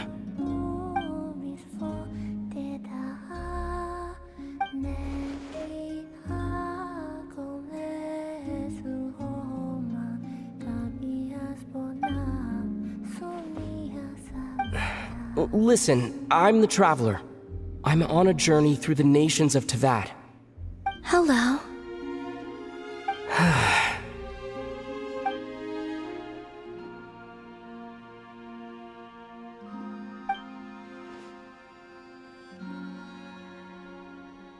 Could you tell me your name?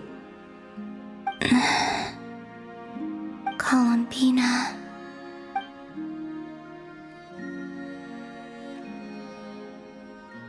Kutar, the Damselette, the Moon Goddess.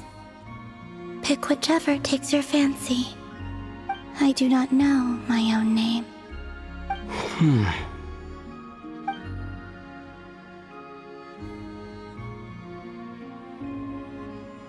Then, Columbina.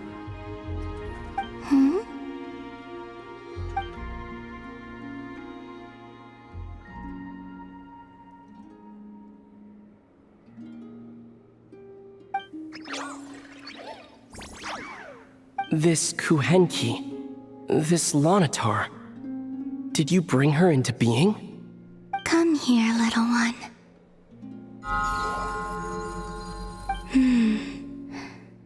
The trace of a blessing, but not one of mine. People always assume I can do many things. Assume I have done many things. But I haven't. All I ever wanted was to.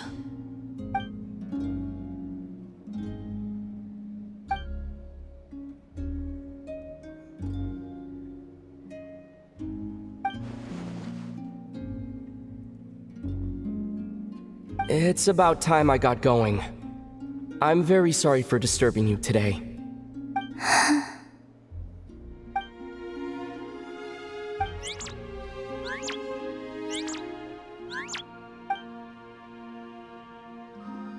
Columbina, that Kuhenki. Oh, you're leaving?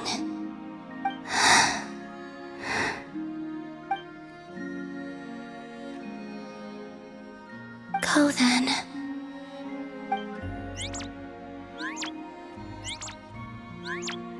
Goodbye. Take care. The moon can be treacherous.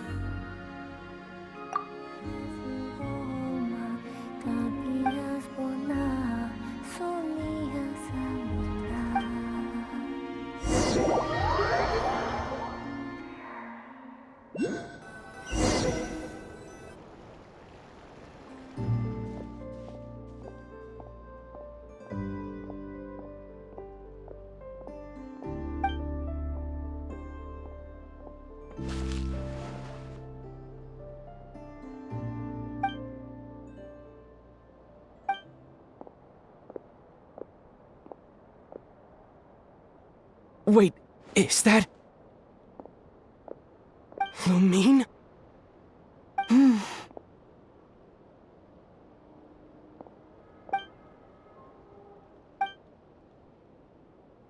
Lumine!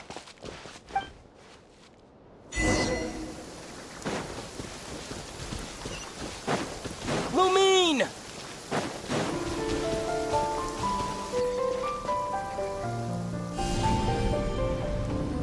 Terra Smash!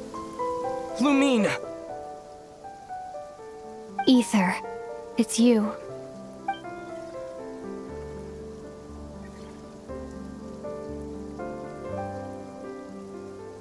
Why are you here on Hisi Island? If I told you I was here in search of the Frost Moon Scion's sacred relic, what would you think?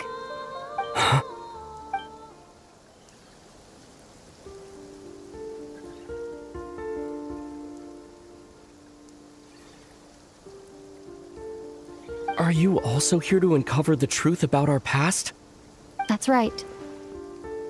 What happened to us in the past, how we came to Tevat, why our spaceship crashed here.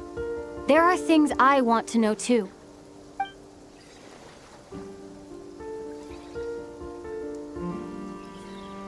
But I'm not about to sit around waiting for another 2 months to find out. Wait! Wait? But I still have unfinished business.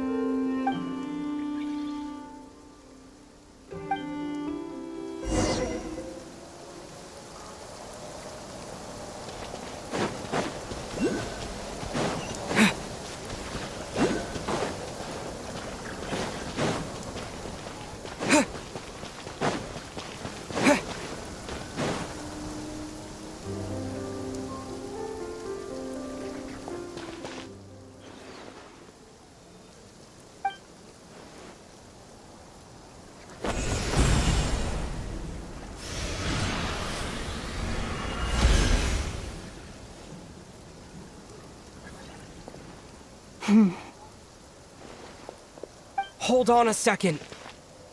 What's wrong? That's the Frost Moon Scion's sacred relic. We can't just...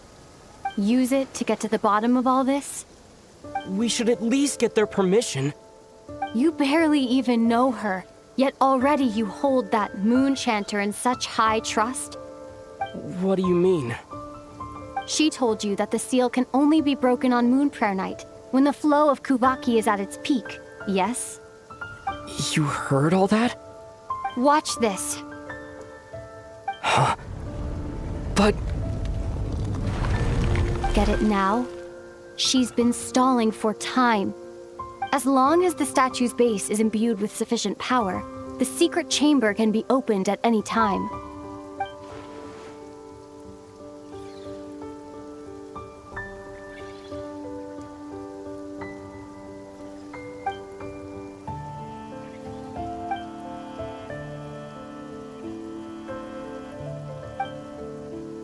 Is it such a sin when I don't put all my cards on the table for you, but not when someone else is doing it? It's not like that. Is it? Lumine, you've got it all wrong. This whole time, I've wanted to ask you, what happened to make you like this? I admit, I've been having trouble accepting it. But after all this time apart, I've finally come to terms with who you are. Willful side and all. I trust you.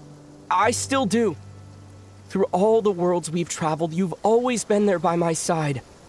If there are things you can't explain yet, I can wait while the journey goes on. I'll wait as long as it takes. Until the day you're ready to talk. Ether.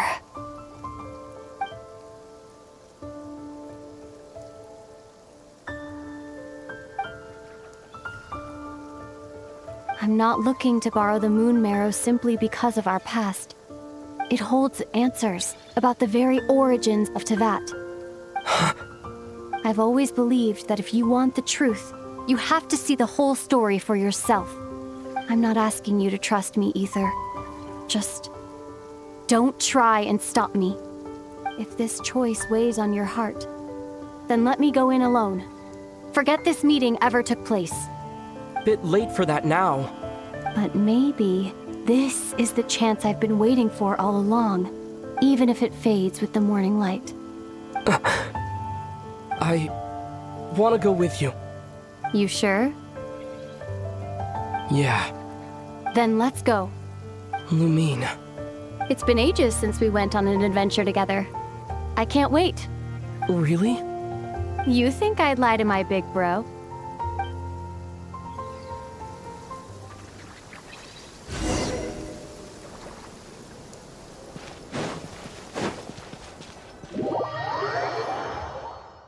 From what I understand, the path ahead is likely to be full of trials and challenges.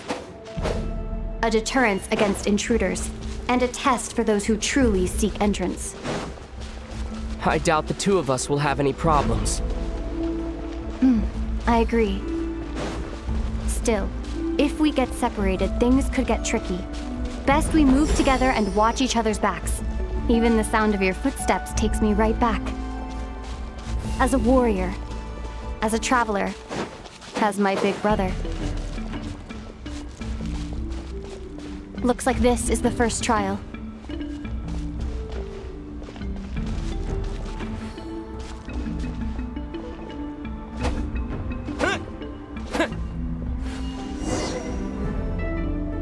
Ether, do you understand how Kuvaki works? How it exacts force through push and pull? Okay, I'll leave it to you then.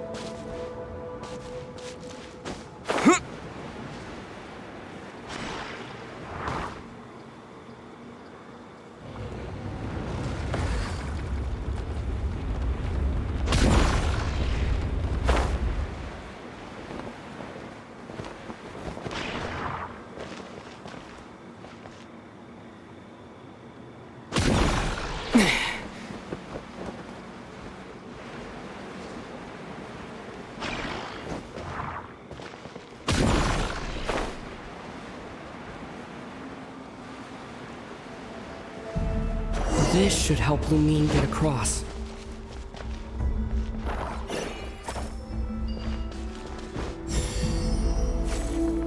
Lumine!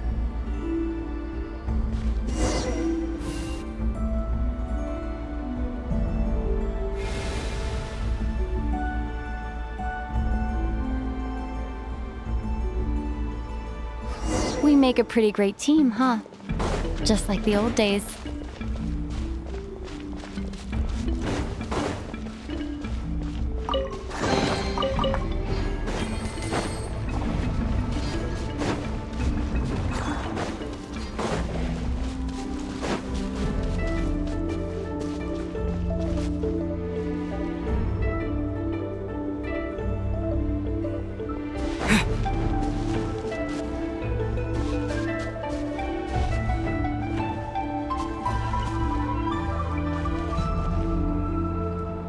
A wide open space.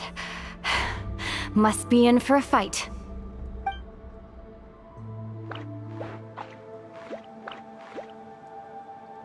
Was that it? What a letdown.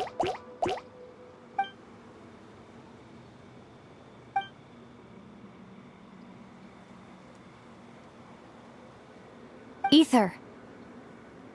What is it? Why are you looking at me like that? Those enemies were weak, were they not? Maybe it's because the trial's only just begun. Actually, I've got an idea. Why don't we have ourselves a little friendly competition? Let's see if your journey has made you rusty. You're on.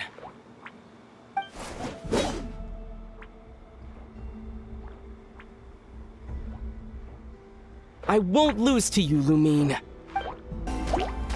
If memory serves, I used to come out on top more often than not. Are you sure you're all right? Seems your memory's slipping, Lee. Save it. We'll know who's stronger soon enough. Let's see what you've got!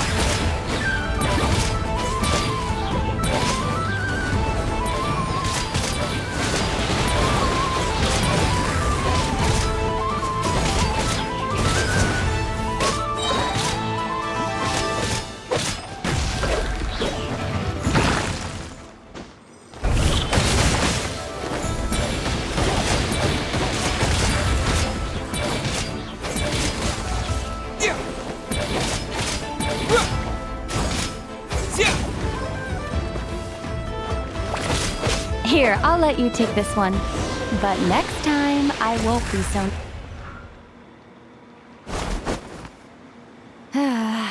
Fine. You win.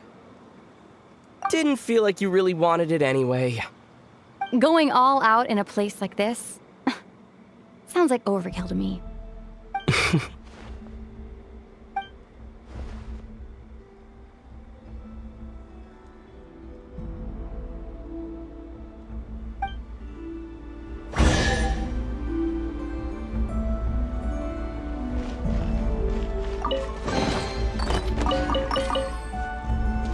Let's keep moving.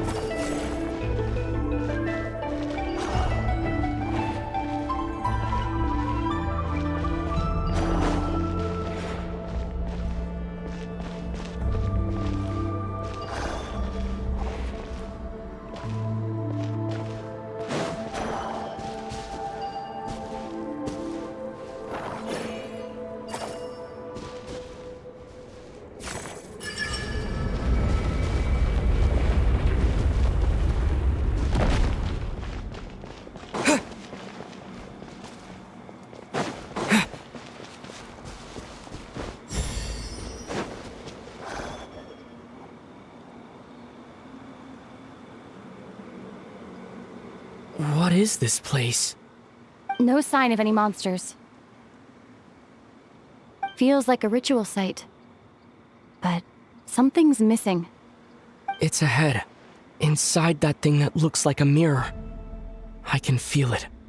But maybe it's sealed within. Can you open it using Kuvaki? Apparently not. Do you think it might have something to do with the Frost Moon Scion's bloodline? Lumine? If this is about strength of blood, what could possibly stop us?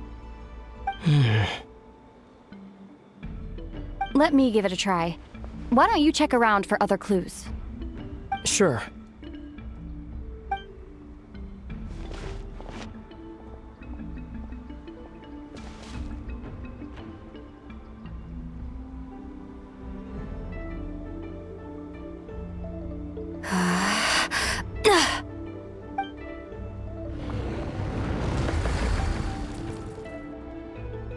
Found it.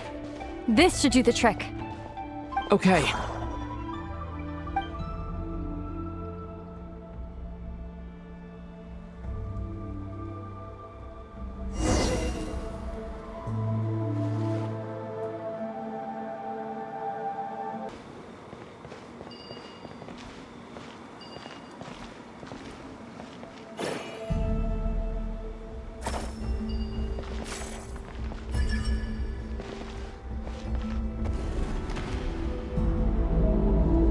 Yep, that got a reaction. That's one down.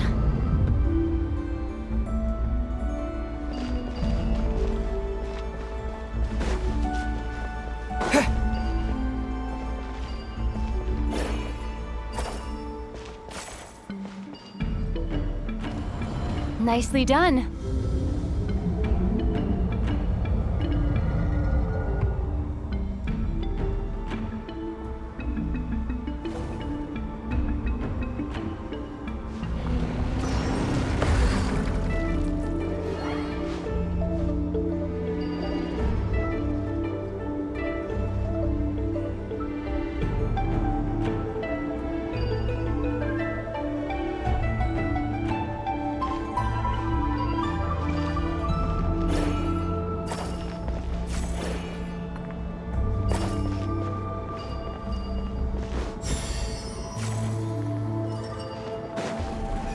You've got this.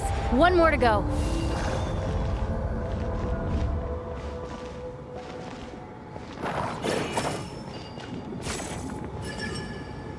Good work, Ether.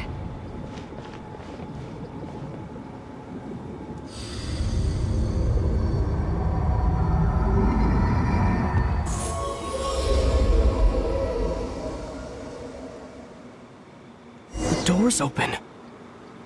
Come. We must be close.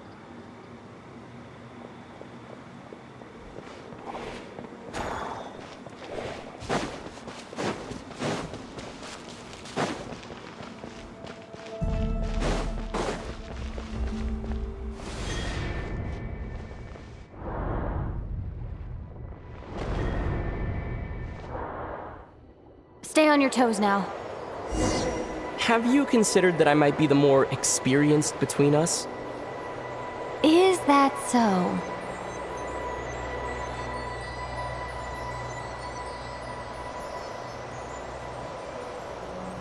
So, will you be heading off again after we're done here? Maybe, maybe not. Another cryptic response. Don't worry about things that haven't happened yet.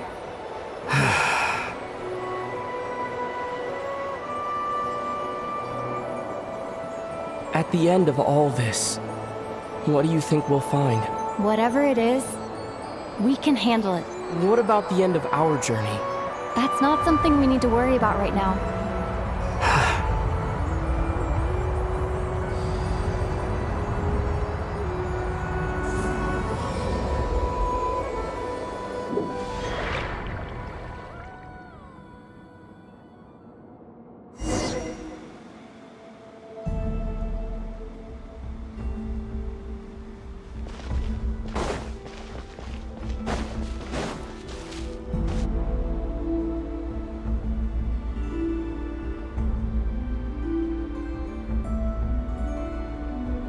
Looks like the final trial is just up ahead.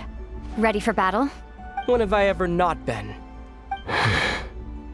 What's wrong? Going on an adventure with you, side by side, it's been so exciting. But at the same time, it just feels surreal, I guess. Maybe because it's been so long. You know, this is only the second time we fought together since the day we both woke up in Tevat. Maybe that's it. Ether, let the light of our blades come together once more, just like they did in the past. Lumine. This is a night of miracles, an adventure that belongs to us. Let's not weigh it down with worries and regrets. This is our adventure.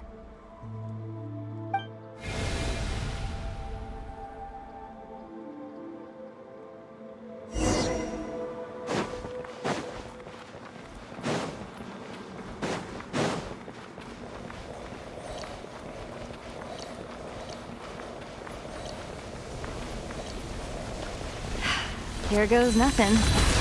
Prepare for battle. Stay focused! Dodge its attack!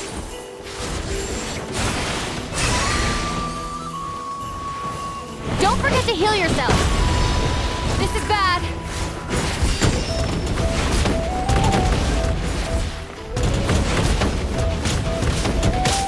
Watch out! Now's our chance!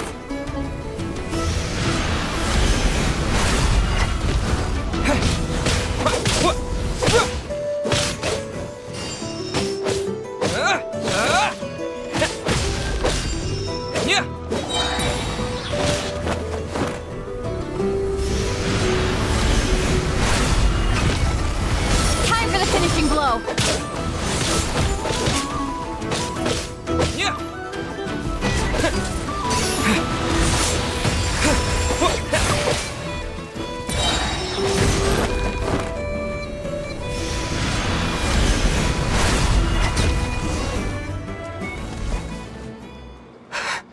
It's over. Nicely done. Flawless execution. Couldn't have pulled it off without your backup. Not too shabby at all.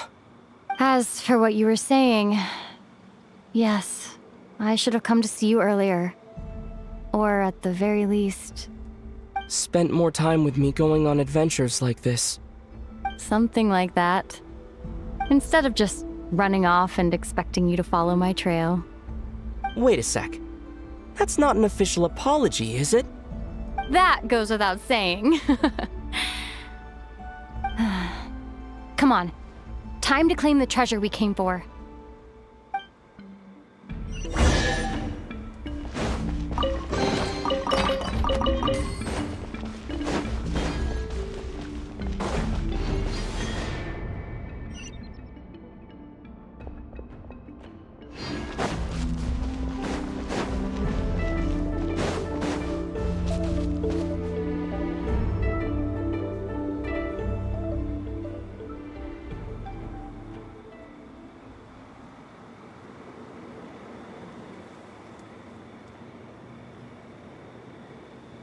So this is the Moon Marrow. The treasure we've been after. All right. Go get it for me, Ether. It belongs to me. What's wrong, Ether? After everything we've just been through, you still don't trust me? Don't you want to know the truth too, just like I do? Rest assured, I'll share the truth with you afterwards. Now, go bring it to me.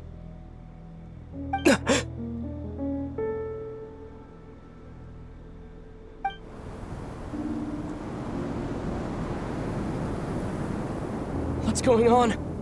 Where did this fog come from? Lumine!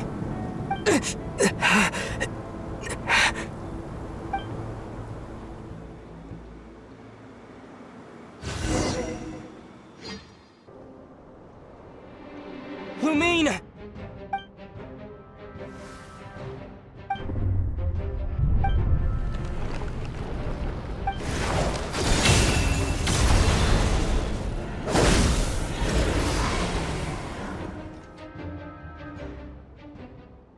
Lumine!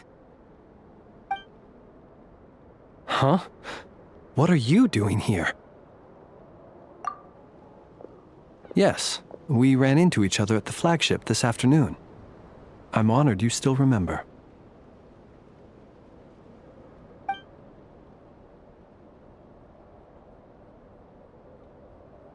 Are you looking for something here?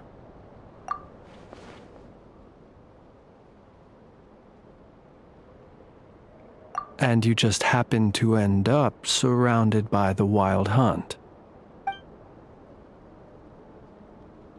Sorry, I did not intend to come off as pointing fingers. Indeed, perhaps our courses of action do not differ so greatly. Not exactly. We Lightkeepers are accustomed to patrolling at night. A long-held tradition, you understand. I was just passing by when I noticed that the Wild Hunt had struck. So I simply did what I am duty-bound to do. As a matter of fact, I just saw someone leaving in quite the hurry. Was that your companion?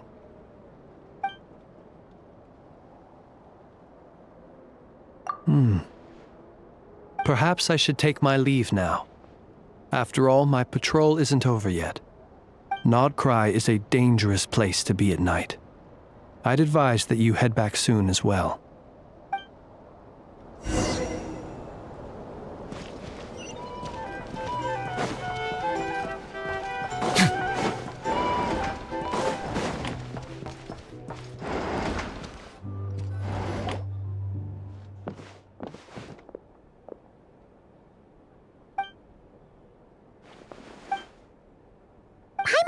And saw you were gone, so she made you a cup of berry juice to help you sleep.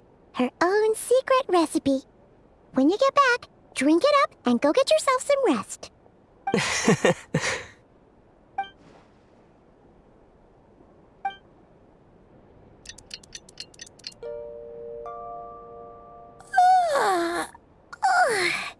Good morning? If now still counts as morning. When did you get back last night? Did you sleep well? Good to hear. So, where'd you wander off to on your midnight stroll? Anything interesting to see in Notcry at night? Oh, really? Come on, don't leave Paimon hanging. All right. Guess we'll have to feed your stomach before we feed Paimon's curiosity. Let's go grab something to eat while we talk.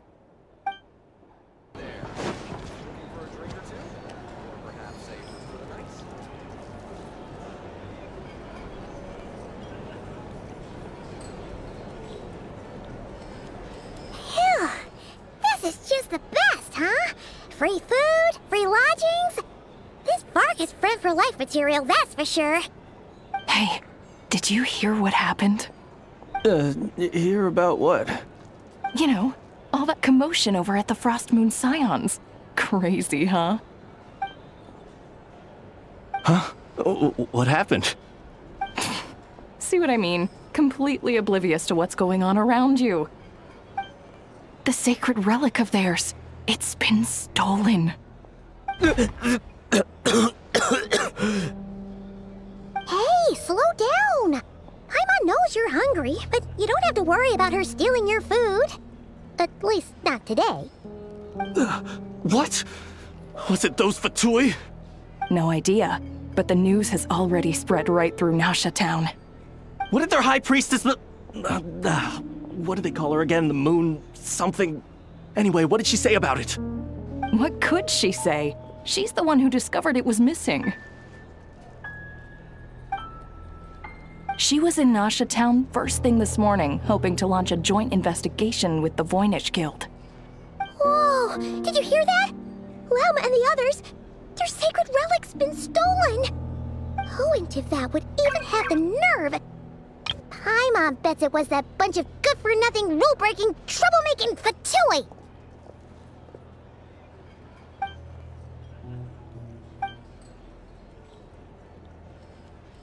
Huh? What's wrong? You feeling okay? A joint investigation? Good luck getting any takers. Unless there's some reward or business opportunity to sweeten the deal. Same thoughts here. So just a few minutes back, she switched gears and headed over to the one place that might actually be able to solve this. The Curatorium of Secrets.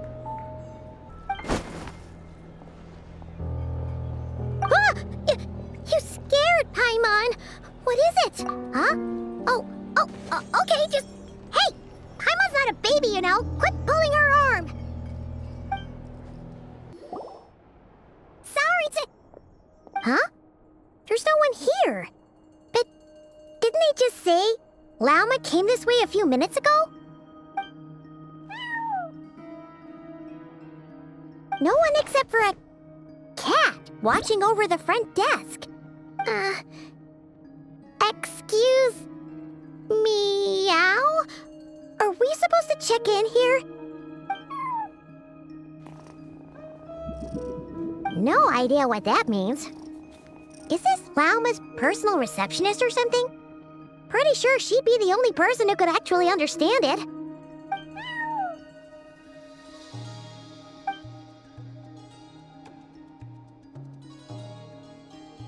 Huh? It's heading into that room!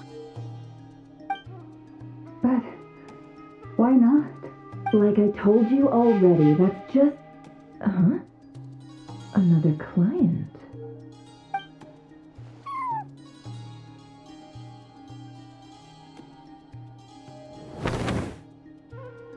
Ah! So, you were in this room the whole time? Something I can do for you. Traveler. Paimon. Oh, you're acquainted then? Yes. They visited Hisi Island yesterday. We had dinner together. Allow me to introduce you. Traveler, Paimon. This is Nefer, boss of the Curatorium of Secrets. Pleasure to meet you. They are travelers who arrived in Nodcry just yesterday. Greeted by the birds and beasts of this land, they are kind-hearted souls who walk in the moonlight's glow.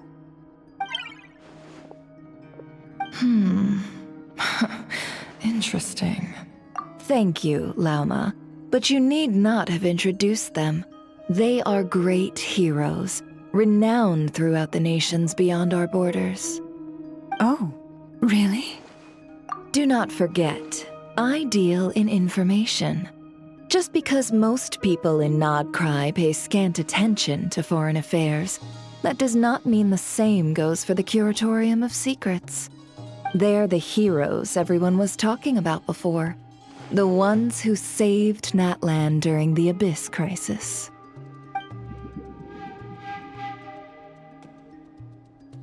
I see. We Frostmoon Scions seldom leave our domain, so I had not heard of your heroic deeds. Please, forgive my ignorance. It's no big deal. We were hoping to keep a low profile anyway. If we had to list all of our titles and good deeds, we'd be talking till sundown, and then some. Huh? What's wrong? Still not feeling great? So, what brings you both to the Curatorium today? Oh, so basically, we were just eating when we overheard people talking about how the Frostmoon Scion's relic had been stolen, and then he dragged Paimon over here. I see. Ah, I see. So you came over here because you were worried about Lauma. A combination truly befitting of great heroes. Strong at arms and pure of heart. In that case, Lauma, I've got a suggestion. Why not ask these battle-hardened heroes to take the commission for you? Honestly, it's a little beyond the means of such a modest establishment as ours. Your modest establishment? Unable to handle a commission? You just don't want to take it, do you? You're right. I do not. What kind of commission is this? Surely it's not to recover your stolen relic? Yes, that is it. Recovering the relic is both my duty as a moon chanter and a step toward fulfilling the promise I made the Traveler, to help uncover the truth of the past. But Nefer has already declined our commission multiple times. And yet, just as it always has, the moon will continue to illuminate the sky above the Curatorium. Come night or day, may the moon goddess keep you. Enough of that.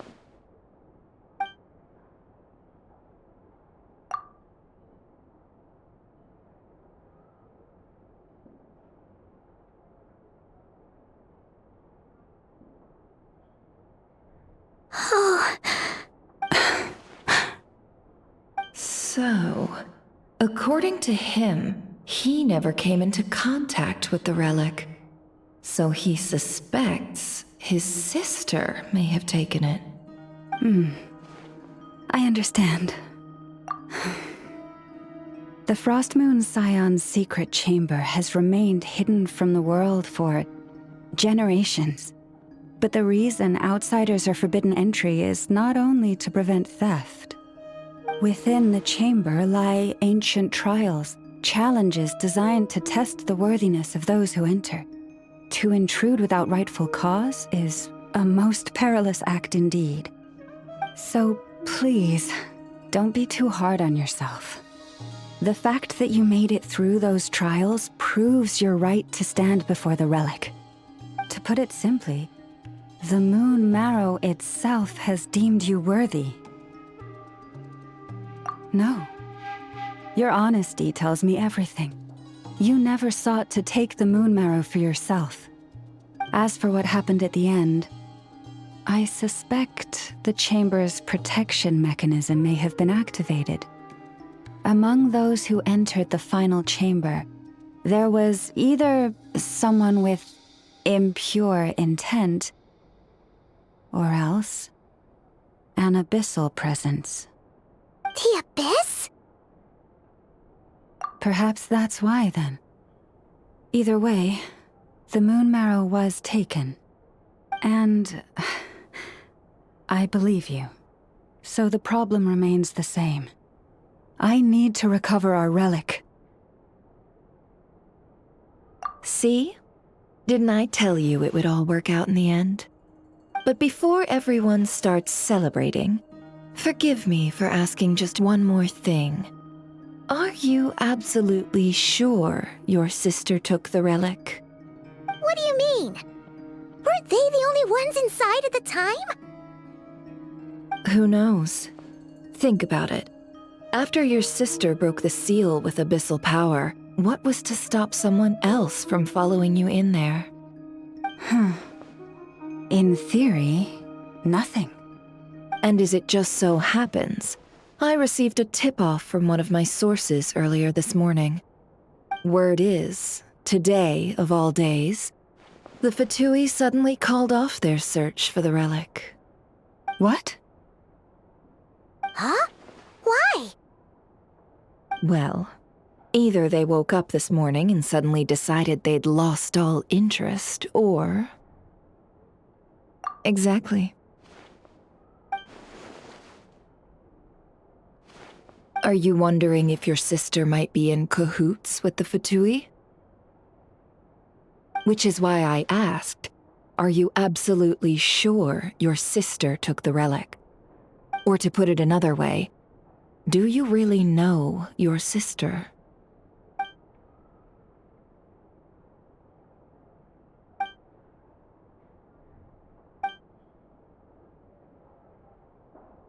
In other words, it's highly likely that the Fatui already have the moon marrow.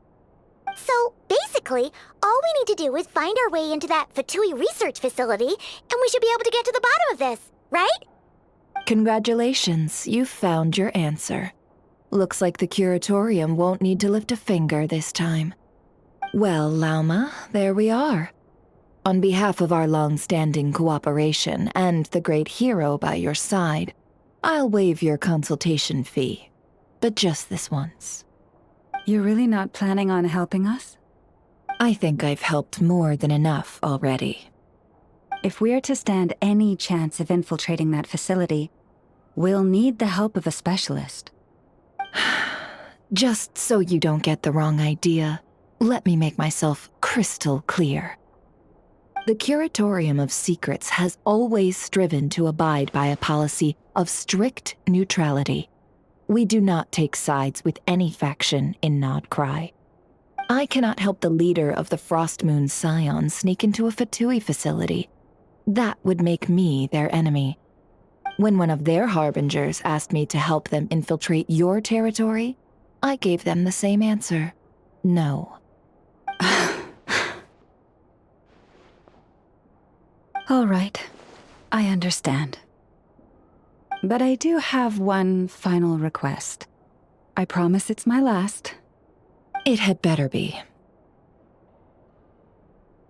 No matter who it is, I want you to help us persuade the next person who walks through that door to join us. What is she up to? You're that desperate for help? What if it's a member of the Fatui? It doesn't matter. You're welcome to tell them everything, even about our plans to infiltrate the Experimental Design Bureau. All I'm asking is for you to say one thing, just one thing to help persuade them. If you do that, I promise I won't ask you for anything else. Made up your mind? Fine. Fine, I'll play along with your little game. Besides, as long as I'm not personally involved, no one can accuse us of taking sides. Boss, I'm back!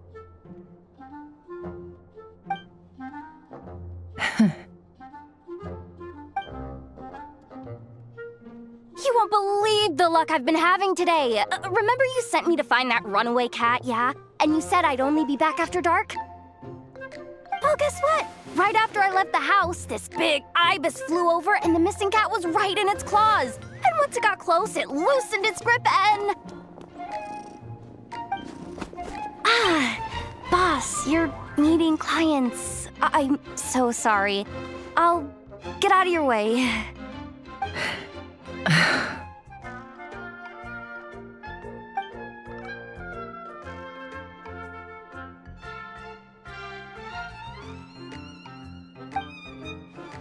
Yehoda, dear, come here. Huh? Me? Is something the matter? Oh, hi there. My dear Yehoda, I have a request. Yikes! Why does the boss sound so scary? Did I do something wrong? Would you be so kind as to accompany these 3 delightful clients of ours and help them infiltrate the Fatui's Kuvaki Experimental Design Bureau? What is going on here? Boss usually just says things like, hey, go do this, or you, go take care of that.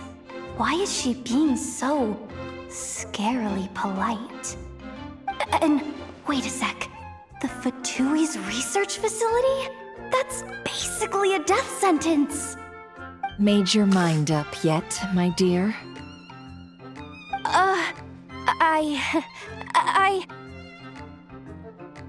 What is up with Boss today? Am I supposed to say yes to this? Or maybe it's because the mission's too risky, so she's actually looking out for me? Why is everyone looking at me like that? Is this some kind of test? I can't let the boss down. Can I? Have you made up your mind?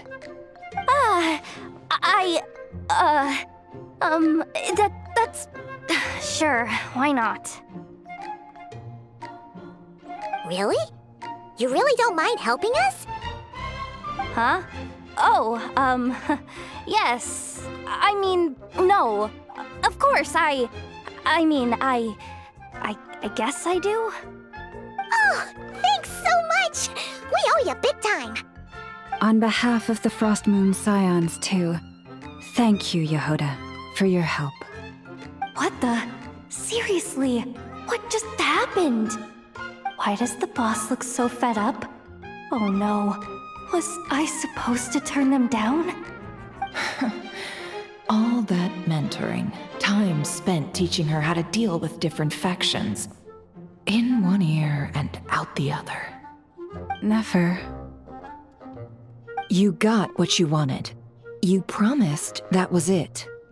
I know this goes against your principles. I won't forget the favor. Trying to get me to change my mind now? Of course not. I just wanted to say thank you. So, thank you. Oh. Yehoda, we'll leave the planning to you. Let's discuss the details elsewhere. Huh? Oh, okay. Oh, what have I gotten myself into? Oh, by the way, Yehoda, before you go... What is it, boss? You're fired. Huh? Effective immediately. As in, this exact moment. The curatorium will take you back, of course, but only once you've completed this commission for our 3 clients. What? Is there some issue? Well, here's the upside.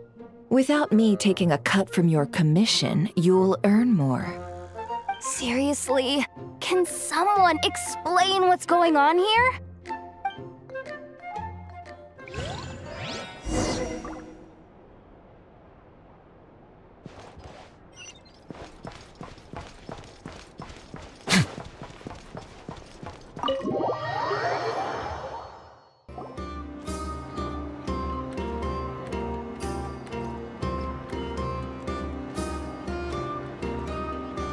Are we sure Yehoda's alright?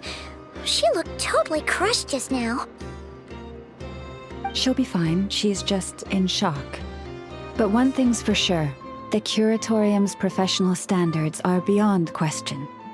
The fact that she only requested 1 day to prepare says it all. As an apology, I'll ask my animal friends to help her out more often in the future. Also, thank you for being honest with me. It means a lot. Was it really, though? As far as I see it, trusting your family is never wrong. In this case, let's call it a misjudgment. But the truth is, we all make mistakes every now and then. What matters is how we deal with the consequences. So, in return for your sincerity, there's something I'd like to share with the two of you as well. Oh? What is it? Perhaps it is something best said under the moon's gentle light. Would the two of you meet me on Hisi Island tonight? Oh, it does sound important. You're right, there's too many people here. Somewhere quieter makes a lot more sense. Thank you both for understanding. Then let us meet beneath the moonlight.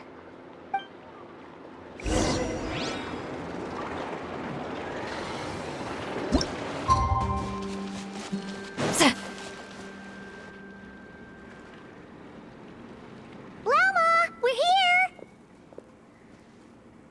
Huh? Lalma, are you praying? I am indeed. For the moment I was born, my people exclaimed, "Behold, eyes like the moonlit tide, antlers like the crescent moon, and blood that glimmers silver as the moon's reflection." From as far back as I can remember, I was revered as the Frost Moon's emissary and the Moontide Maiden. The first words I ever learned were prayers to the Frost Moon. The first gestures, those of our sacred rites. Wow, that must have been tough. Back then, I didn't know any better. It all just seemed so natural. The Frost Moon Scion's bloodline has long since begun to run thin. Nowadays, even those of us with antlers are few and far between, let alone those attuned to the power of Kuvaki. But I...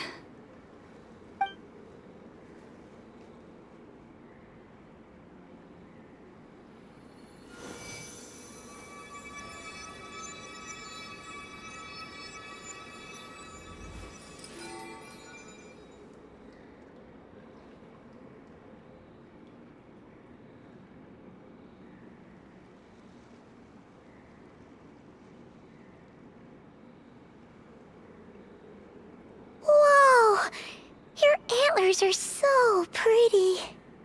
They say it's an extraordinarily rare condition. Once in a century, if that. I am unusually sensitive to the moonlight, as well as to the Kuvaki's ebb and flow. As a child, I could barely sleep because of it. Oh no! It was that serious? To others, fluctuations in Kuvaki are something you easily get used to, like a gentle tide lapping away at the shore. But to me, that same tide is a towering tsunami, a surging swell crashing against me. Of course, as the years went by, I learned how to suppress my senses and my power, enough to keep it all from overwhelming me.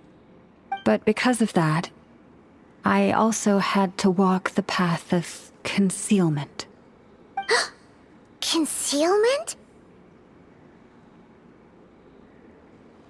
From the moment I was first taught to pray, my kin would point up to the night sky telling me, "That, Lauma, is the Frost Moon, the last of the moons, the sole surviving truth." But I would ask them in response, why? Why can't I feel anything from it at all? Later, I came to understand that they simply could not tell where the real tide was coming from. They couldn't sense it. The true moon beyond the sky's veil.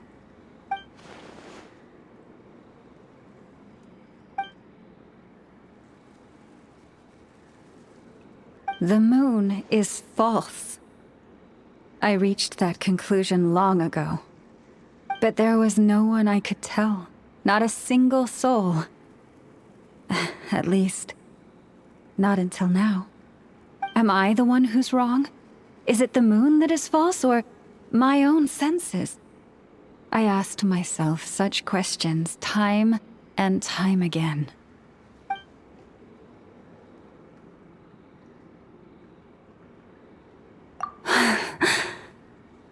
Thank you.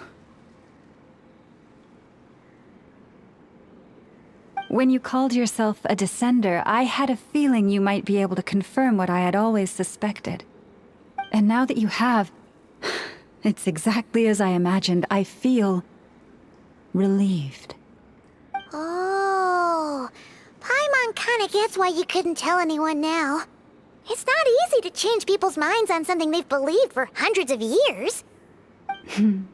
That's what I meant by concealment. I knew too much, so I had no choice but to keep my people in the dark. Every prayer I offer feels like a lie to keep myself going.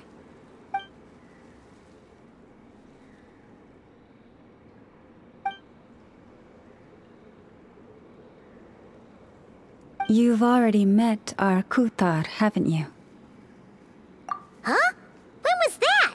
And, more importantly, when were you planning on telling Paimon? Ah, no wonder. What did you think of her?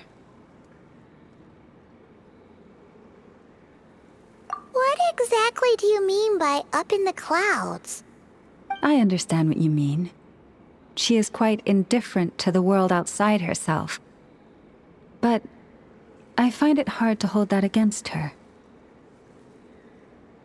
Yes, it was shortly after the fall of the ancient moon's remnants. I asked her what the Frost Moon Scions meant to her, and why she left in the first place. Yeah? So, why did she? Perhaps it's better if you ask her yourselves. Things tend to get lost in translation when you speak on someone's behalf. What I can say for certain is this. Even when I had no one to confide in, I still had a family. I still had the Frost Moon Scions. But that girl, born beneath the moonlight, perhaps she's never felt she had either. The truth is, though, she might have had it all, if only the Frost Moon Scions hadn't let her down.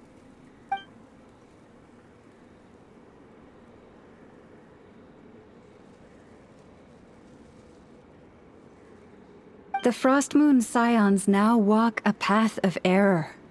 They offer their prayers to a false moon, and to a goddess who can no longer answer them. I want to change all that. But with the Fatui closing in on us day by day, the Frost Moon Scions must stand united, now more than ever. I just need to wait for the right moment. Lady Lauma! Lady Lauma! Cappy? Has Kadena's condition deteriorated again? Traveler, Paimon, we'll have to continue this conversation later. We'll come too!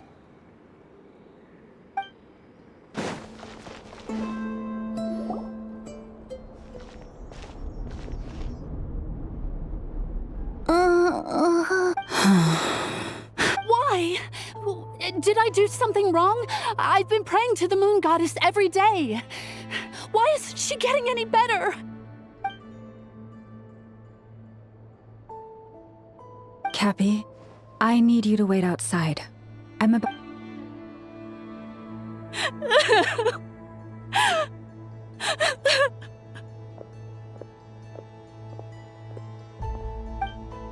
Is there anything we can do to help? Just don't be alarmed by what you're about to see. And please, don't let her mother see it.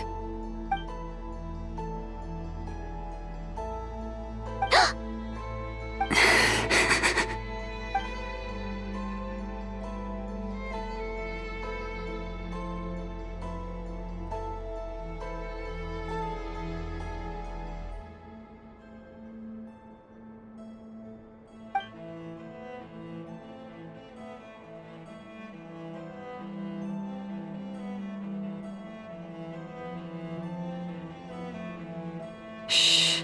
Please. Help me keep this a secret. She looks much better now. But, Lauma, was that? A medicine prescribed by a local doctor. For ordinary people, my blood has the power to counteract any adverse reactions to Kuvaki.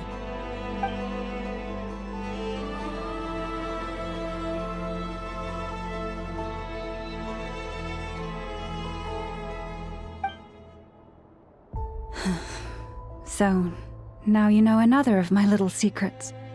I had hoped to guide the Scions out of error before Karina's illness reached this stage, but clearly, I was too late. My life is as hidden from sight as the far side of the moon. Yet people only look to the bright side for guidance. If the day ever came when the two sides were reversed, could they truly accept it?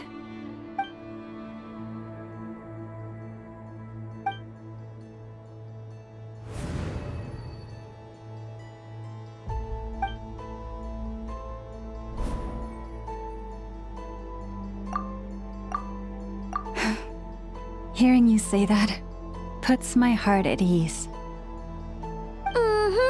And if there's anything we can do to help the Frost Moon Scions, just let us know. Our priority, right now, is reclaiming our relic from the Fatui. But I now understand that the day I will tell everyone the truth is no longer far off. Wow! Paimon would never have guessed Lauma had all that bottled up inside. Hey! Watch your step! Ah! What's wrong? Oh, you scared Paimon. You scared me there too. Almost stepped right into one of my traps. A trap?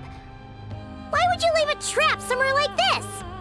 Well, it's not like this is a main path. And besides, we Frost Moon Scions would recognize it instantly. Alright. You don't seem like you're with the Fatui, so I guess there's no harm telling you. Lauma asked me to set up these traps to keep the Fatui at bay. Oh! Come to think of it, their 3-day ultimatum is almost up now. Yes. Hopefully they'll back off when they realize we won't go down without a fight. Oh, you've done a lot for the Frost Moon Scions too, just like Lauma. Philomena? It's nothing. I was just wondering. What do you mean? Our people. So many are stubborn, stuck in their ways, clinging to a truth they refuse to eat. Do they really deserve everything Lauma's doing for them? Afraid. Huh. I suppose. Maybe you're right. No. I shouldn't be saying this. Just forget it, okay? Bye. Huh? Why did I say all that? Or really, why am I still doing any of this? Either way, this will be my final night with the Frost Moon Scions. Wow, she sure took off fast. So, are we heading back to the flagship for a break, or what? Wait, you're not thinking of visiting that damsel let up and... Given who she is, pushing her won't get us anywhere. Hey, why don't we... Let's bring her something tasty. If she doesn't want to talk, we'll have to win her over with food. Hey, no harm in trying. At the very least, it shows we're trying to be friendly. Let's see. How about an F's 9.12 out of 10 berries and fried meat, the Frost Moon Scion's boon of the day, and one of your signature dishes. Your choice. Should be a good mix of meat and veggies. There's bound to be something she likes.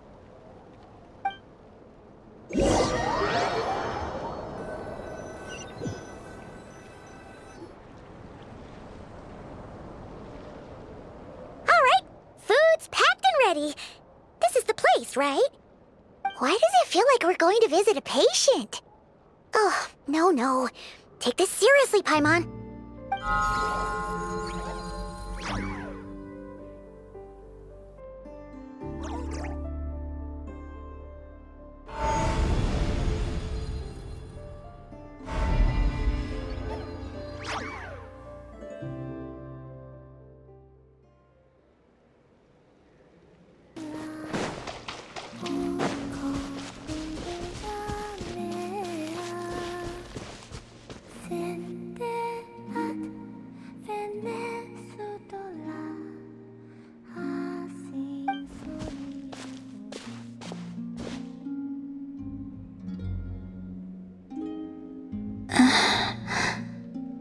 Remind me, who are you again?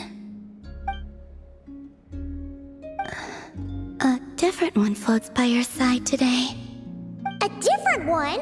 What's that even supposed to mean? Ugh, there goes Paimon's perfect conversation starter. Hi there! Paimon is Paimon, and this is the Traveler.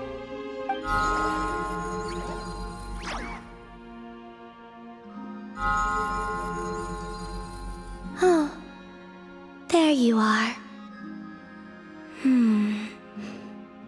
Between the two, I suppose you're cuter. Wait, what do you mean Paimon's less cute than that floaty thing?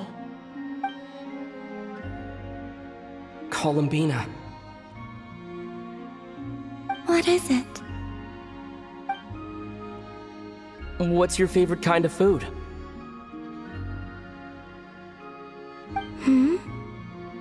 Is this a treat? Or an offering? Let's go with treat. Anyway, this is all the Traveler's cooking, so please, help yourself.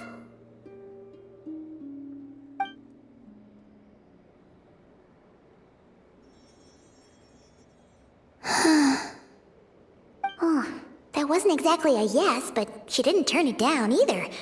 What could she be thinking?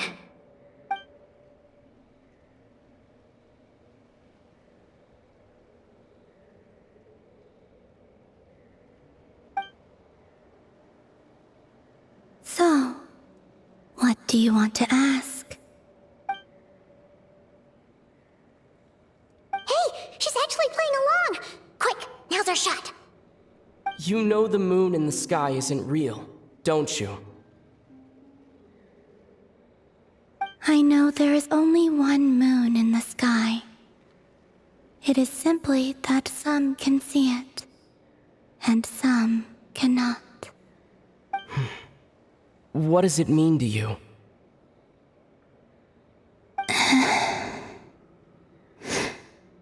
The missing prologue. What?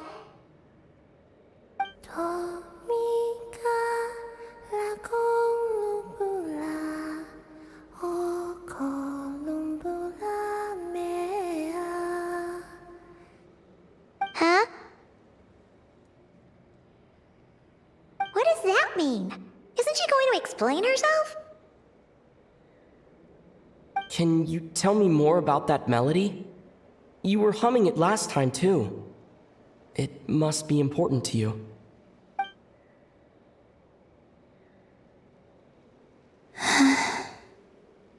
It is all I remember from the moment of my birth. A melody. A few lines of lyrics. Like a lullaby from a foggy dream. Oh, so who was singing it? I do not know. I have nothing else. Just that song. Huh? And the Frost Moon Scions who found me. They had nothing either, but hope. Before I even knew what was happening, they were already calling me their goddess. And I had no reason to decline.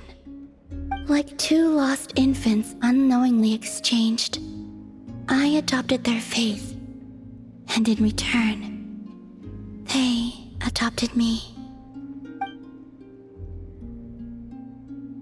But my adoption drops you into the story halfway through. What came before was scribbled onto the wrong pages, never even bound into the book.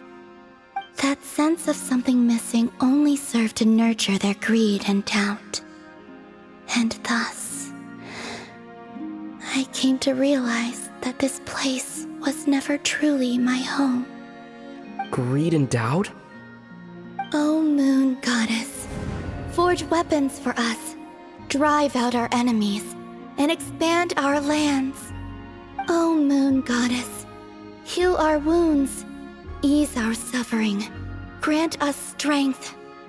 They asked for everything, and I obliged. Until the day came when no answer could be given. If mortals can turn to the gods when they are powerless, then who do the gods turn to when they have nothing left to give? You've got Paimon there. In those days, the Frost Moon Scions cared more for faith than for truth.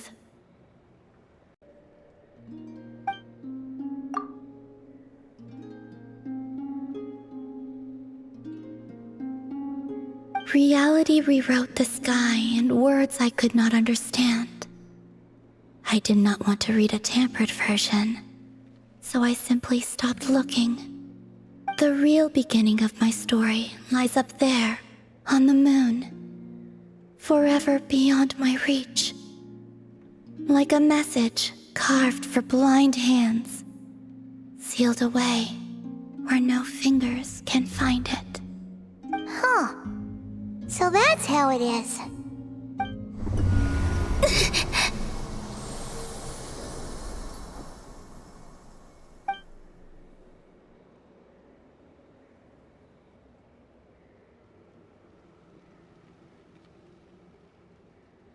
What's wrong?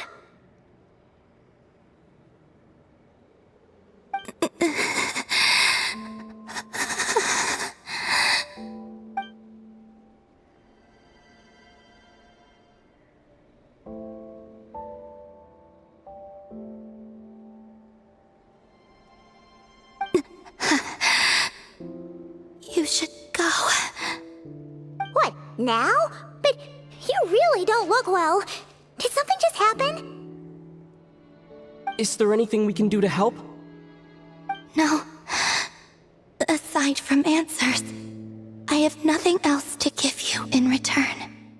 This is the price of running away from home a second time. Running away from home?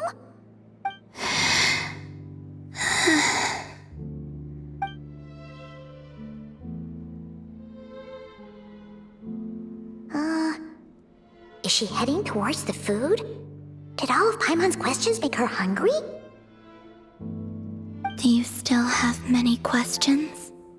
I know I should offer more in return for your kindness, but I'm feeling a little worn out.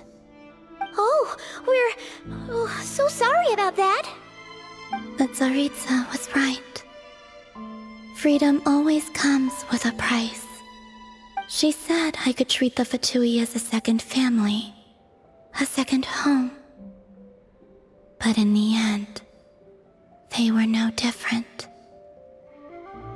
All they wanted in truth was my power as the Moon Goddess. I'd rather not dwell on such unhappy memories.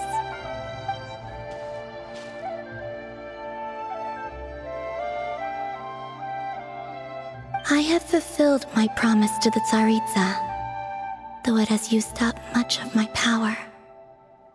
So you see, this has nothing to do with betrayal. So, you're just staying here for now, resting and recovering your strength? Yes. What about these flowers? They have grown in Nodcry for many generations. They're highly sensitive to the ebb and flow of Kuvaki.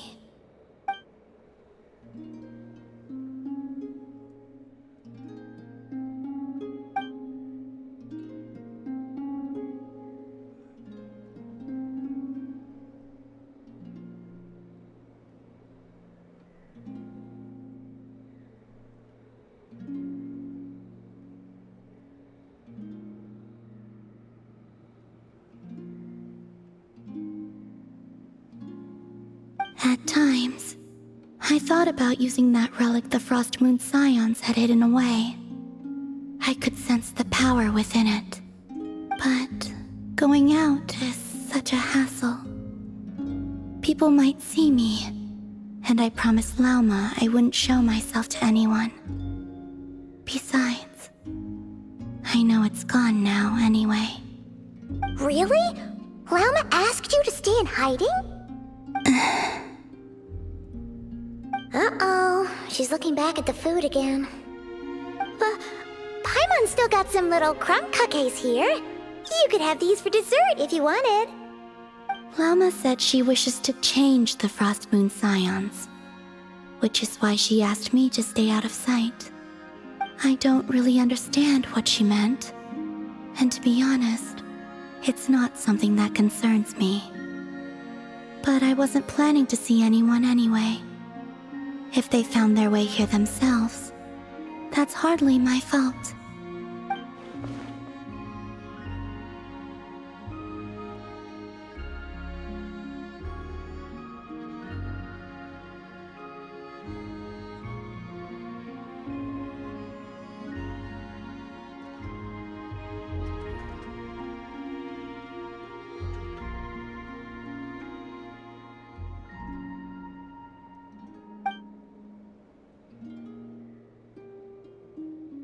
Lauma, the Maiden of the Grove.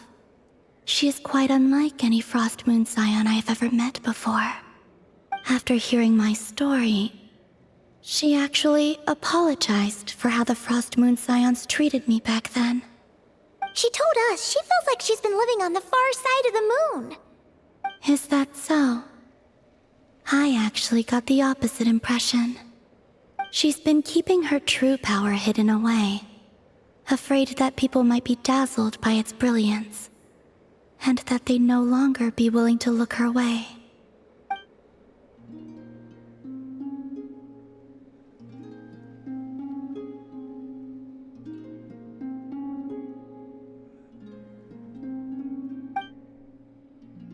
So what do you wish for now?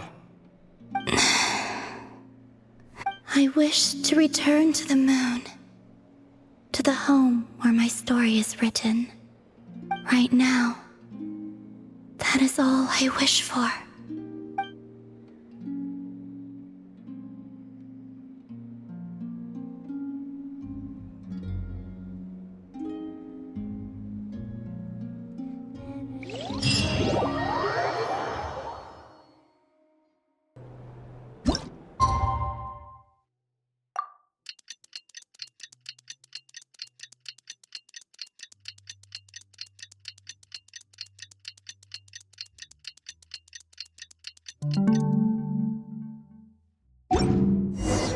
Tonight's the night we infiltrate the Fatoy's Experimental Design Bureau. Come on, we better go meet up with the others.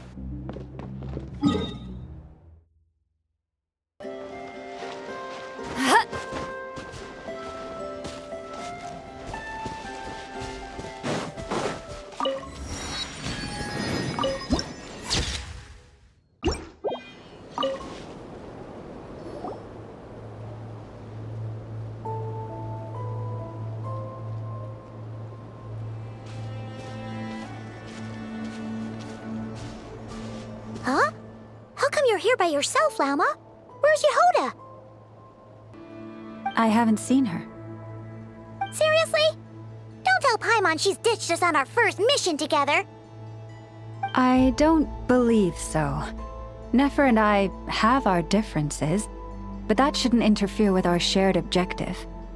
Recovering the relic is my duty. But as far as she's concerned, there's plenty to gain here too. In Nodcry, it's common knowledge that the Curatorium has a nose for profit and opportunity. The same way aphids flit from flower to flower in a never-ending quest to make honey. Huh. Sounds like you know her pretty well.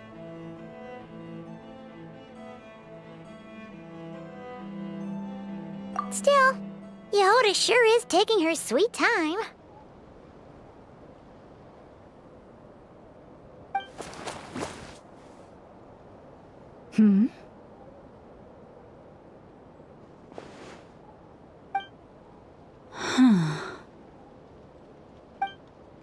I believe we may have misjudged and underestimated Miss Yehoda.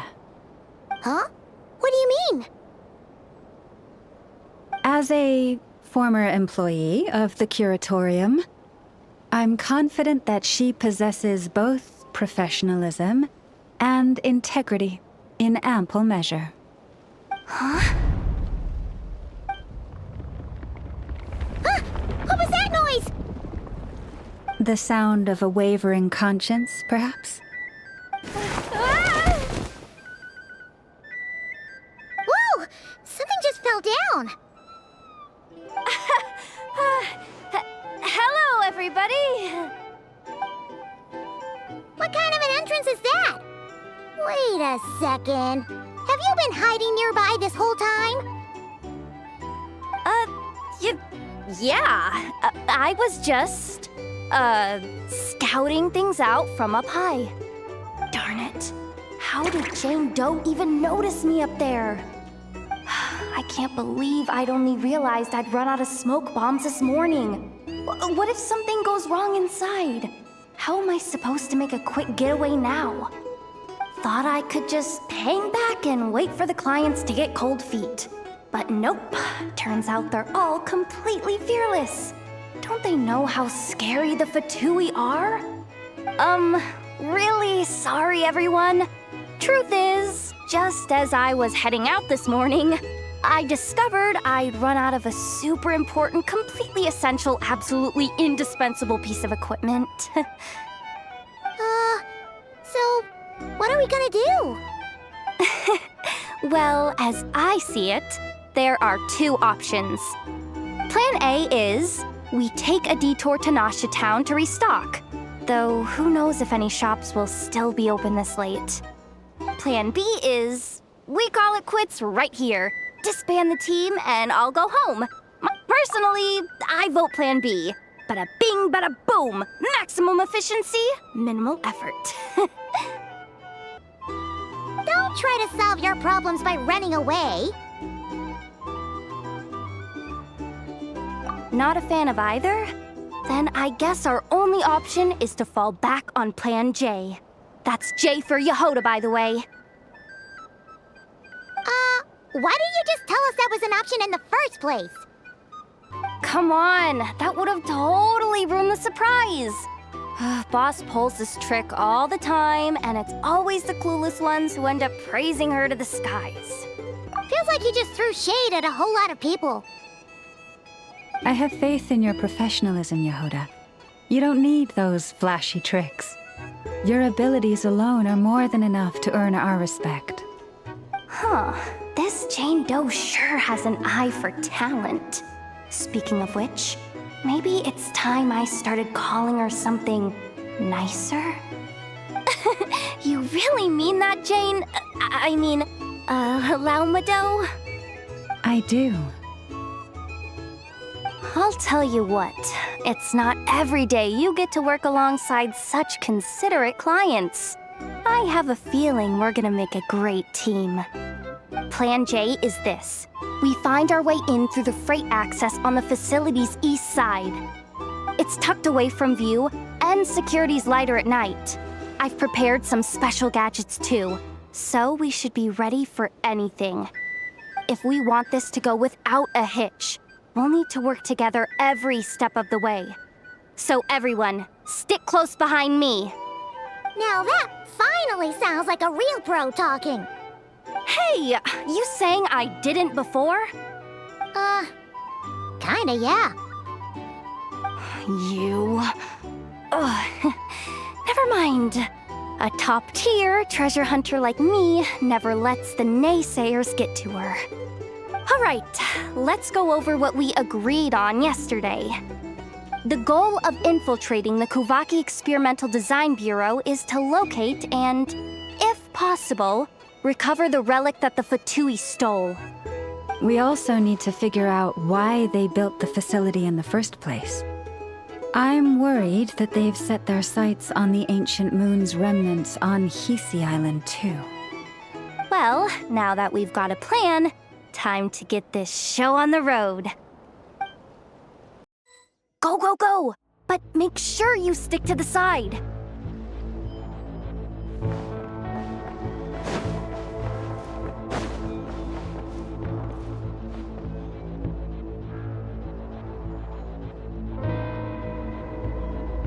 Just as I thought.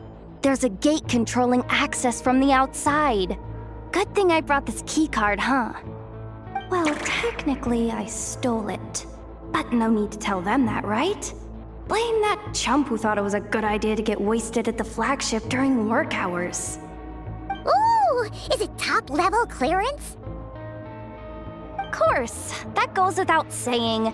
Let me read it out loud for you. Fatui Experimental Design Bureau number 183574, maximum clearance, maintenance intern. That doesn't sound very top-level to Paimon. Never underestimate interns. Even the most legendary of thieves started out as rookie pickpockets, you know? Besides, if it wasn't for this person's selfless generosity, we wouldn't be able to just waltz in like this, would we? Feels like you're trying really hard to change the subject. Allow me to teach you the first rule of treasure hunting. First and foremost, use every resource at your disposal.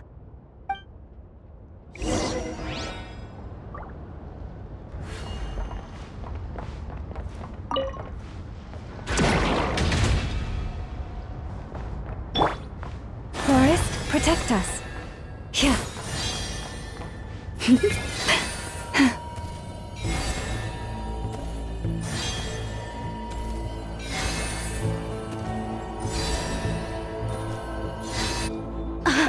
I get it now.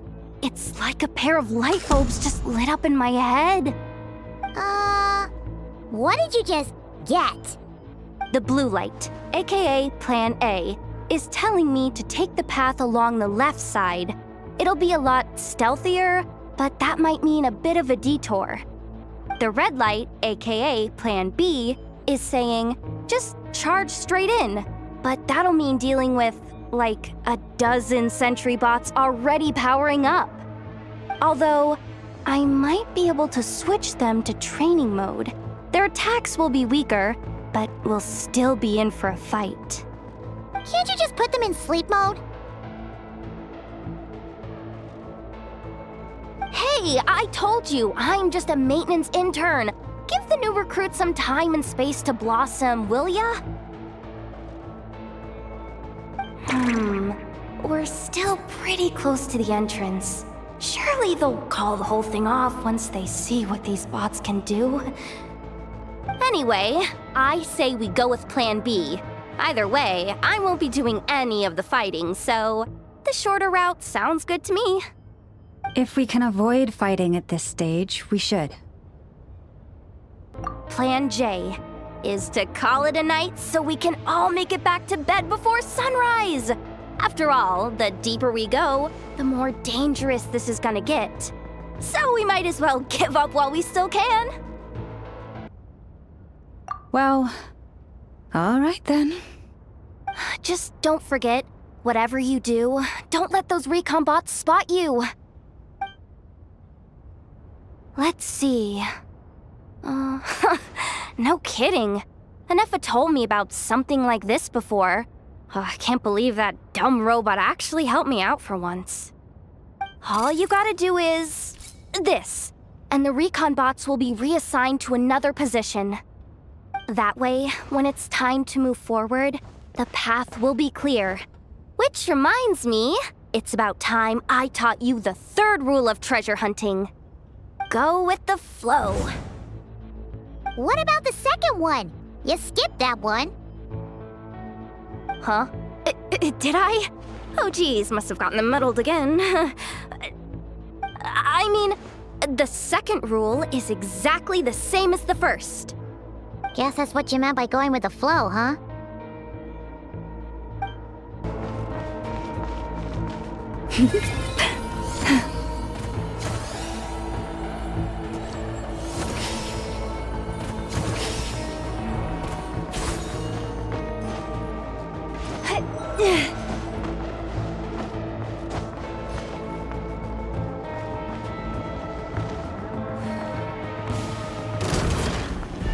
Leave this place.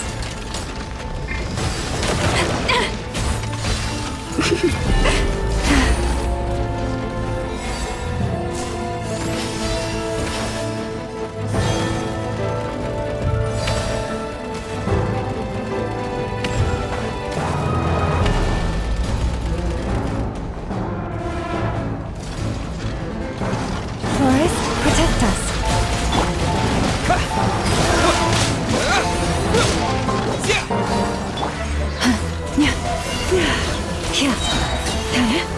By the frost moon of old.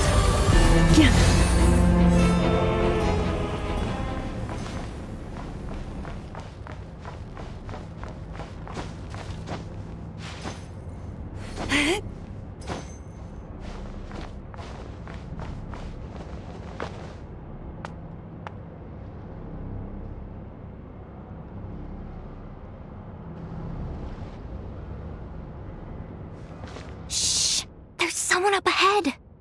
Has the lockdown been initiated? Move it, soldier! The cargo has already been transferred.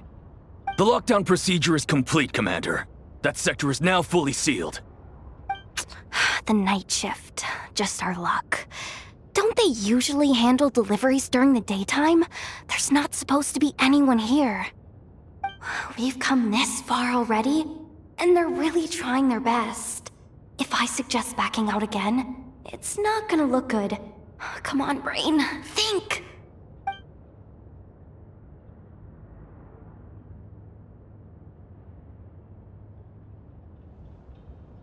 Got it! The freight shaft to the upper levels. We might have a shot there. Let me see. Huh? The recon bot in the middle's not responding? A double lock failsafe? We've been outfoxed! Stay calm. Stay calm. One step at a time. Let's just find a way across first.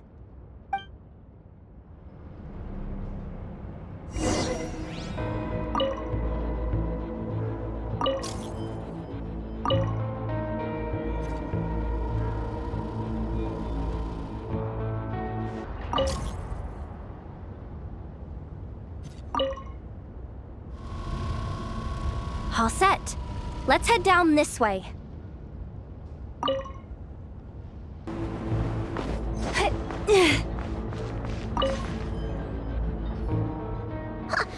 do we do now? There are guards here too. Don't worry. Bots are way easier to deal with than people. At least their behavior is predictable. First, let's find a safe spot to land. Good. That spot shouldn't draw their attention. Let's go. Let me just try something. Maybe I can use the terminal to command them to move out of our way. Security verification? With 10 questions? Are you kidding me? You really trust me that much? Fine. I'll do my best. But just to be clear, if I can't answer a question, I'm backing straight out of the terminal. No way I'm risking triggering any sort of alarm. Come on, Yehoda. You can't give up now. Question 1. What is our motto? Oh, I know this one.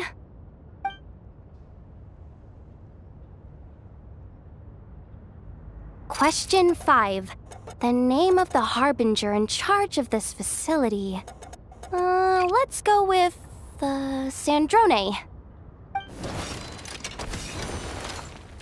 This one should be... the Pale Star Edict. I've heard one of Boss's informants mention that before.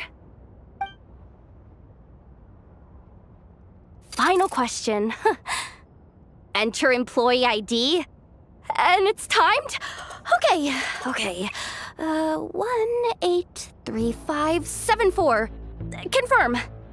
I actually got them all right? What a miracle. Not bad, Yehoda. Not bad at all. Guess you're an official maintenance intern now. Hey, That could be my personal plan B if I can't get my job back. Just kidding. The Fatui are awful.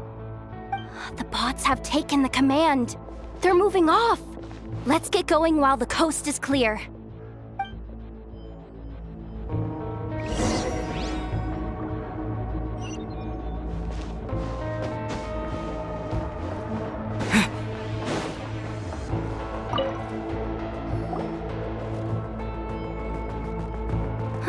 Didn't think they'd even cut off the supply of Kuvaki.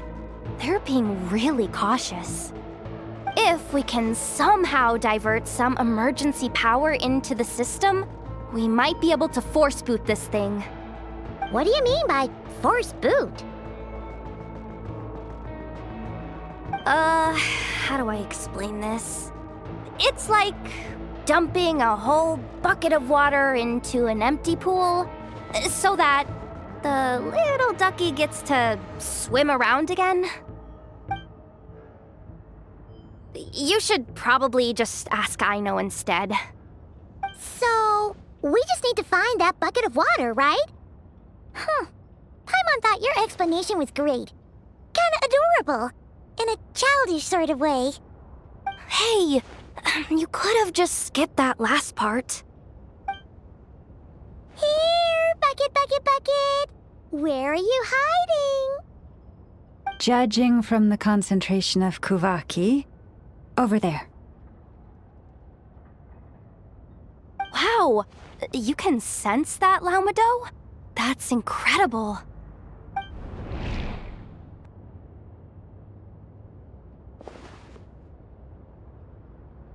Let's move the recon bots above them out of the way first.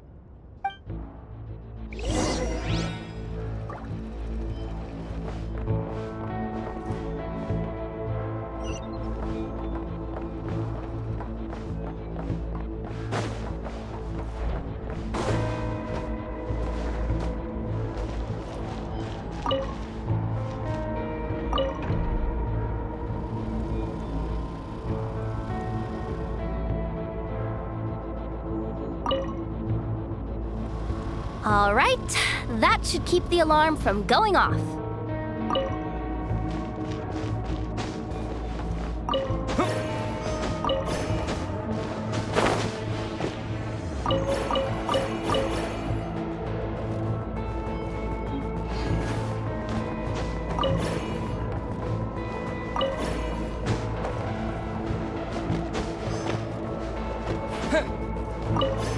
Time to plug in the charging component.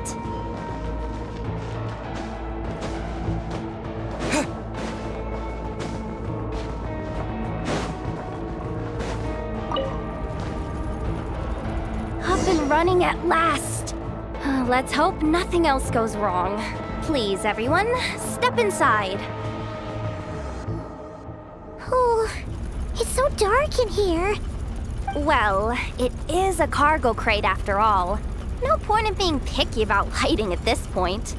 Ah! Something sharp and pointy just poked me in the back! Sorry. That was probably just my antlers. It's pretty cramped in here, so I had to crouch down. Oh, having antlers must be inconvenient at times like these.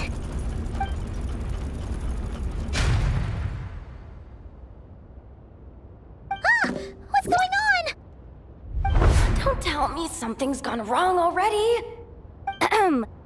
Looks like there was only enough juice in the emergency power supply to lift us this far up. Ugh. Awkward. Am I gonna get docked for this? Based on the boss's policy of docking pay for every screw-up, No, wait a sec. I've already been fired. Doesn't look like it's moving again anytime soon. I think we can get through if we follow the ventilation duct along the outer wall. The entrance has gotta be somewhere. Don't worry, this was totally part of the plan.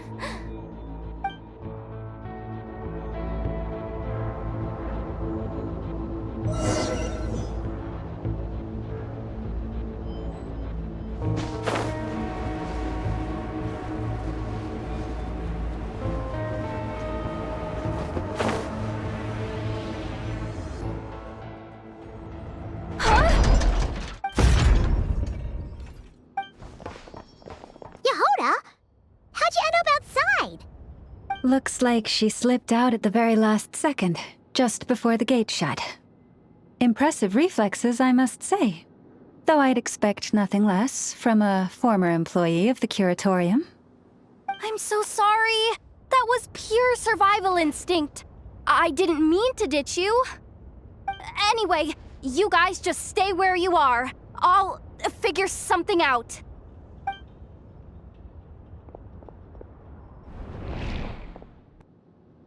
Hey, there's a terminal nearby. Hang tight! Can you hear me now? The duck security protocol has been triggered. The gate must have dropped when it detected a living presence. Wait, so we're trapped in here? I'm checking what I can do from this end. Watch out for the laser up ahead. What laser?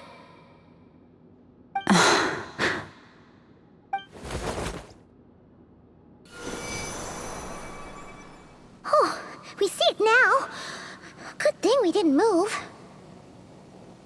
Got it. I think I understand the situation. Hang in there. Just one moment. This is killing me, but I think I've got it. I can try adjusting the direction of the Kuvaki flow inside the duct. If I've got this right, you might just be able to dodge the lasers by utilizing the Kuvaki's pull in reverse. Oh, Paimon thinks she gets what you mean.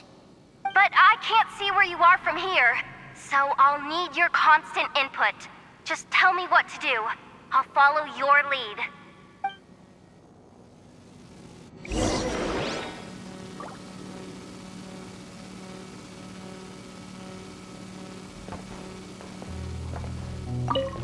Sure thing.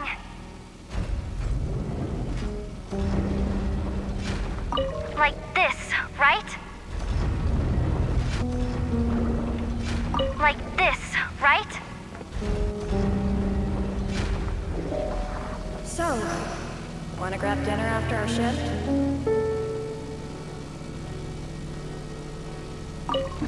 Sure thing. How about the flagship? Too far. And besides, we're not exactly in with the locals.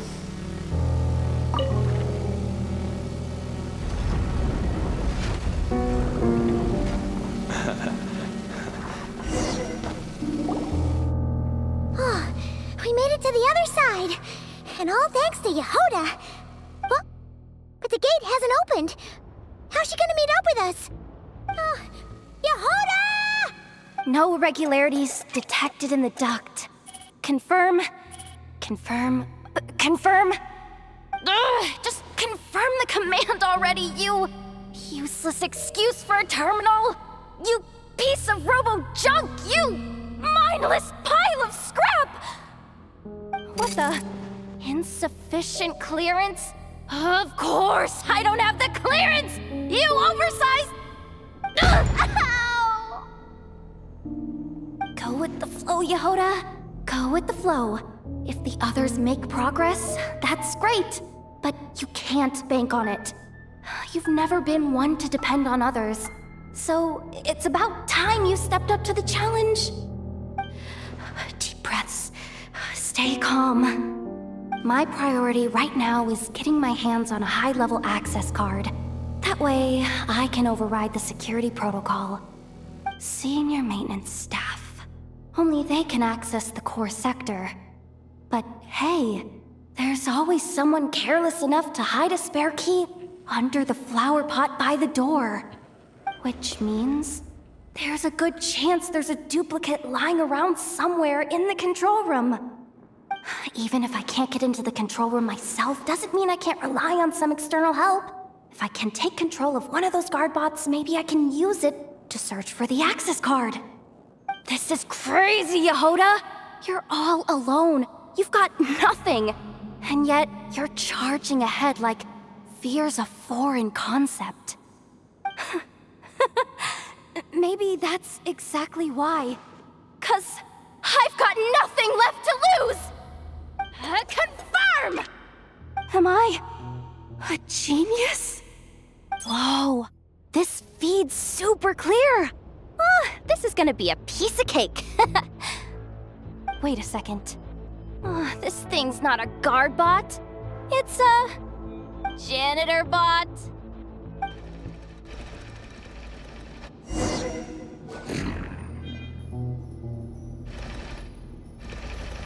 You think Marionette even knows what we do down here? She seems to spend all day either holed up in her lab or out doing the rounds. It's still a mess over there. Go clean it up. Why? Planning to skim a little off the top? No, nothing like that. Just wondering if anyone would actually notice if we didn't show up from time to time.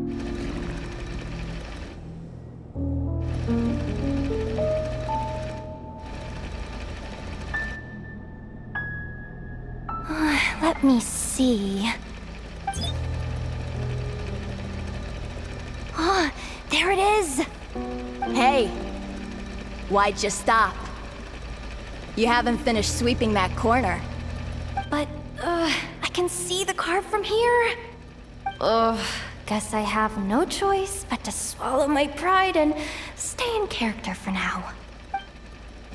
Sweep up the crumbs by my feet. Yeah, good luck with that. What are you gonna do when they ask for a progress report?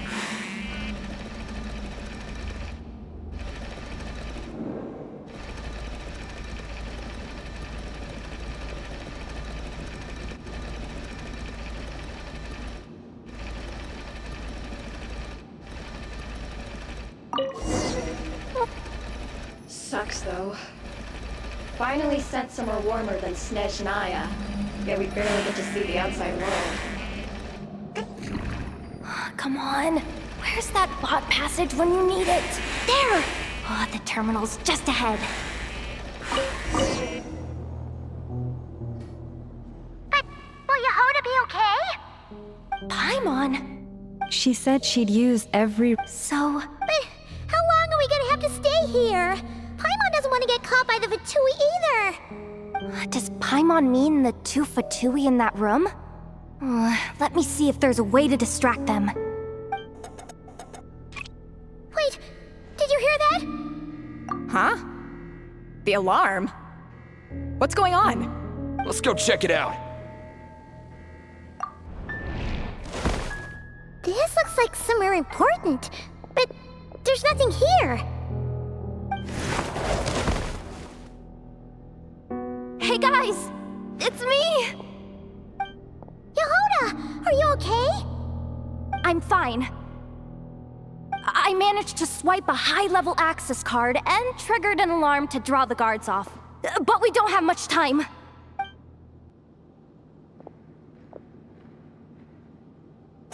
All right, looks like we can control the elevator. Come on, hop in. Let's take it further down.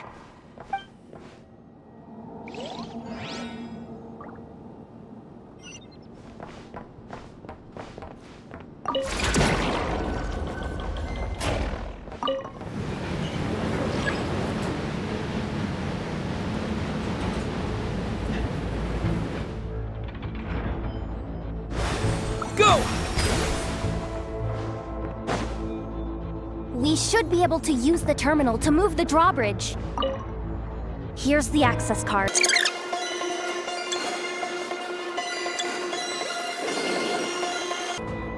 All done. Let's keep moving.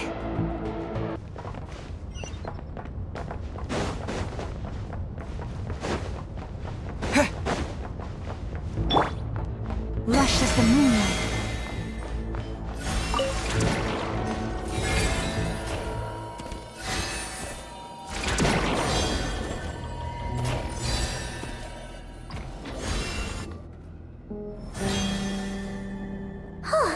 There's no one here!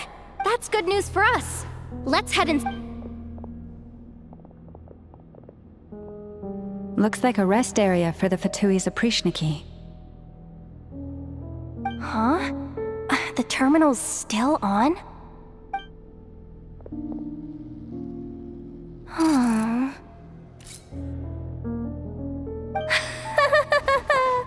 Looks like that good news is now half good news, half bad news. do you mean?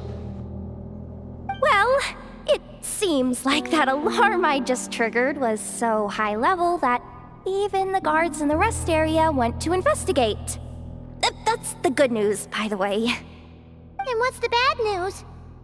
The bad news is that once they realize it was a false alarm, they're bound to circle back and check this floor. And then we're toast. So we've got to move fast here. If you need me to run a quick search, say the word. Analysis of Kuvaki extracted from the moon marrow suggests that its energy core bears some close relation to the power of the former Three Moon Sisters. It is suspected that there is a link between the Frost Moon Scion's hidden relic and the shattered remnants of the Eternal Moon. Come on, none of this is important right now. Just tell us where you hid the darn thing. Access denied. You do not have permission to view this data? Even with a high-level access card? Who does have permission then?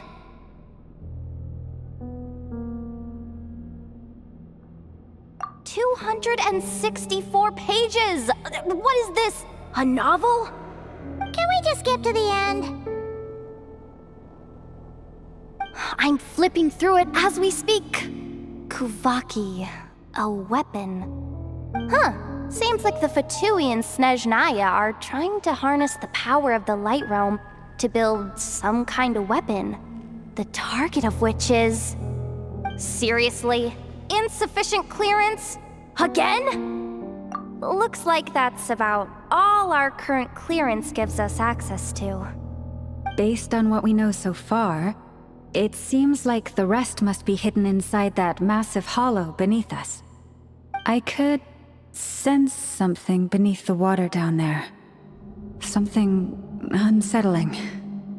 If they've gotten their hands on the moon marrow, odds are it's hidden down there too. And here I thought we were almost done. But nope, we're going deeper and deeper into the danger zone. Chin up, Yehoda. Once this job's done, you're buying yourself the biggest nod-crying hot dog in town. Deal's a deal.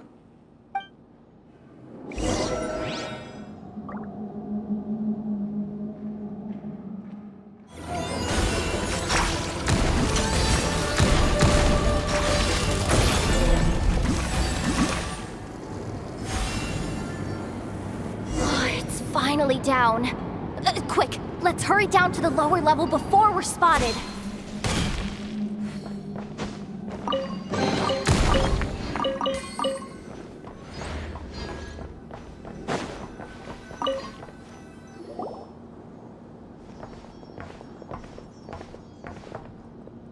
That switch looks suspiciously obvious. No way I'm pulling that. But you guys, go ahead. Hey, you spotted it first. Shouldn't you be the one to pull it? Not a chance. I'm just the guide, remember? At most, I'll help you look for an escape route. They don't seriously think pulling this thing's gonna lead to treasure, do they? I'd be amazed if it doesn't set off an alarm. Besides, I didn't even bring my smoke bombs. Which reminds me of the actual second rule of treasure hunting. Better safe than sorry.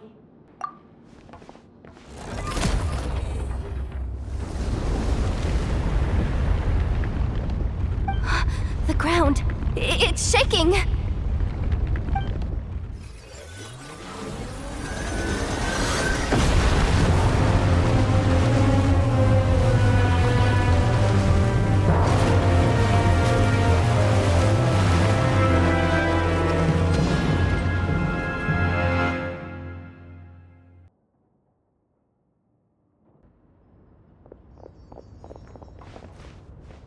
Wait, did the surface of the water open up? This is bad. This is really bad. I'm getting put on the Fatui's blacklist for sure. Don't worry, Yehoda.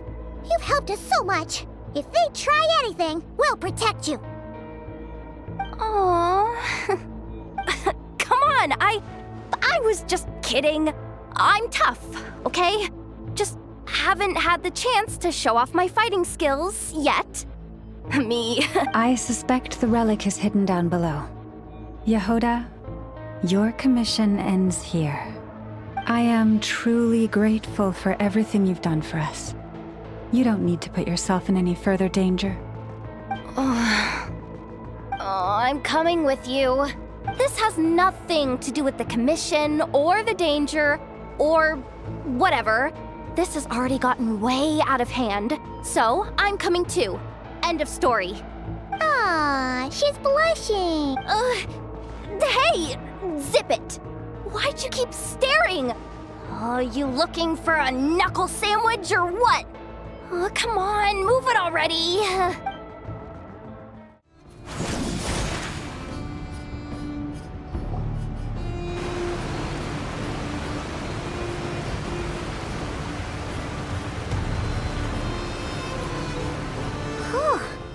It's really deep down here. What is this place? We're standing on another fragment of the ancient moon's remnants.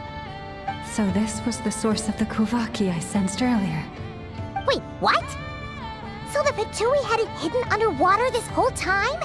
This gigantic thing?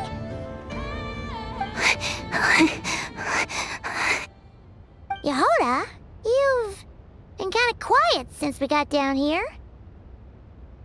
What? Me? Have I? It's nothing.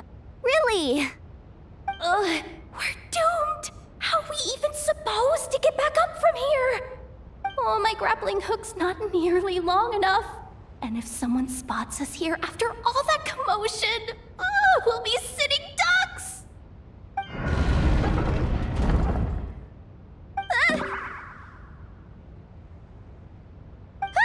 Oh no! That door's opening! Please don't say it's the Fatui! No, please, no! We finally made it here, and we're so close to getting the job done! I didn't risk my neck just to die before I've even had a chance to spend my reward!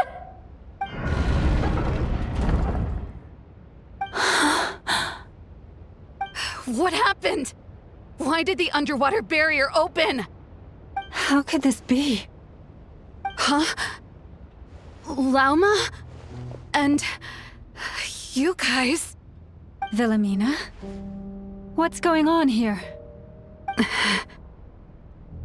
Looks like there's no point trying to hide it anymore. What are you talking about? I thought you might come, but I didn't expect to see you here so soon. Forget it. The Moon Marrow isn't here. You... joined the Fatui? Yes. When? The day I could no longer bear to live a lie. At first, the Fatui wouldn't accept me. But then, one of their harbingers noticed me and said she'd give me a chance.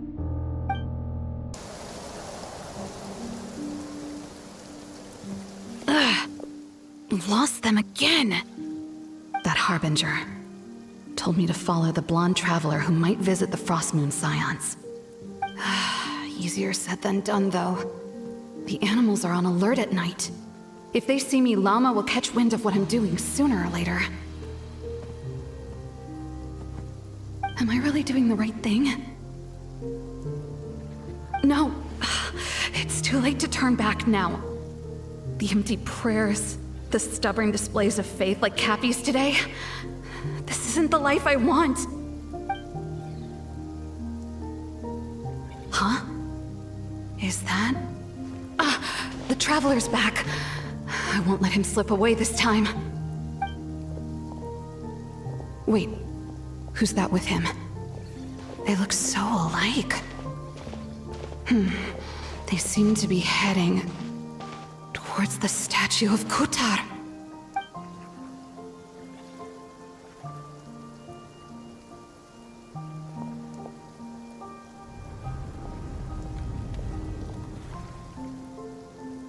They've opened the secret chamber?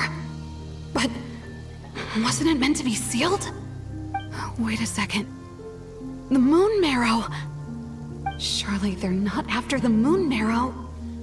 I'd better go report this straight to... Hold on.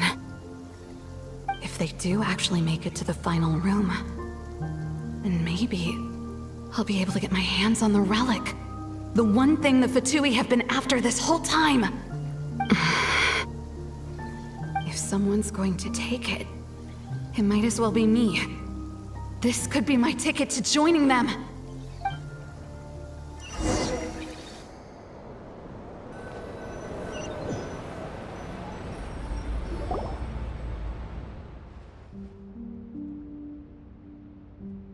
Yes. And in your final moment of hesitation, I took the chance. And then you gave it to the Fatui? But when we talked to you before, you seemed so genuinely worried about Lauma. Because I thought she was as fed up with the Frost Moon Scions as I was. We grew up together, Llama. I know you were chosen to be the next Moon Chanter when you were just a child. They never gave you a choice in that. I saw the look in your eyes when you were treating that child. That sense of helplessness.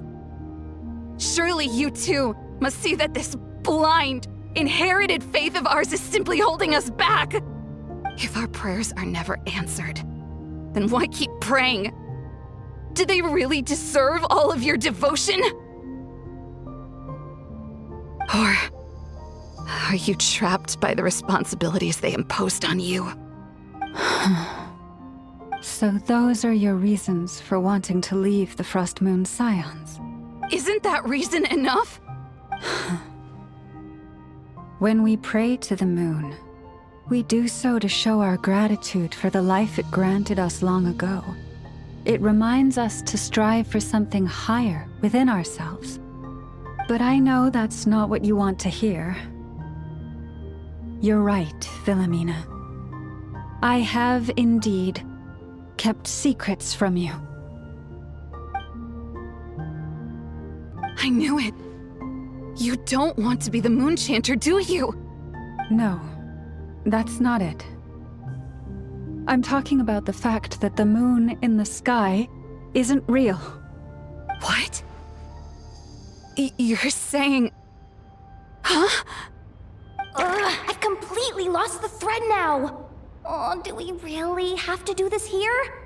What if a Harbinger shows up? Oh, I'm not cut out for fighting big bosses! The pain you sensed in me was the pain of hiding this truth.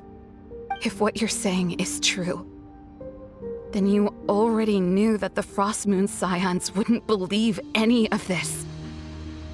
Why didn't you just leave like I did? You don't understand, do you? That's the difference between us, Philomena. I care about the Frost Moon Scions. They're family to me. It hurts because I care. And that's why I chose to hide the truth. But now I understand that was a mistake. My family deserves to know the truth. I shouldn't have tried to hold it all together with empty prayers. Are you trying to say that I only ever cared about myself? There's nothing wrong with that in itself. No one would have tried to stop you from leaving. But you did not have to stab us in the back like this. We've been spotted! I knew it. I just knew it. Oh, what now? If a Harbinger shows up, I'm out of here. No darned relic is worth dying over. Looks like I misjudged you, Llama. I didn't think you had it in you to stand up to your fate.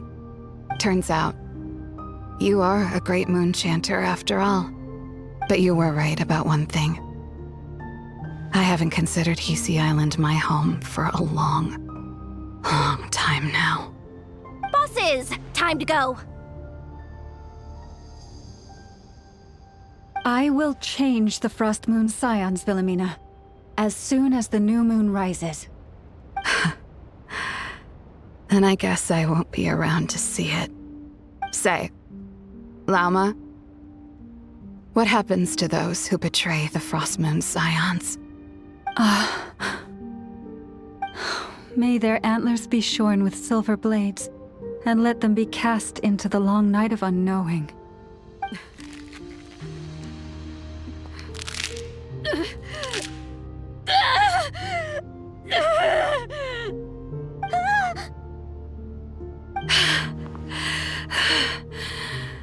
I have honored the ways of the Frostmoon Scions one last time. Think of it as a gesture of respect, Llama. There they are! Grandma? Marionette has the moon marrow. She went to Starsand Shoal. Don't flatter yourself now. I'm not trying to atone. I just don't believe you'll actually be able to change them. An alarm coming from the Experimental Design Bureau. Interesting. Hey, wrap things up and get yourselves ready. Looks like we might be having some guests. Yes, milady. Perfect timing. This job's been boring me to death. Time to test some hypotheses.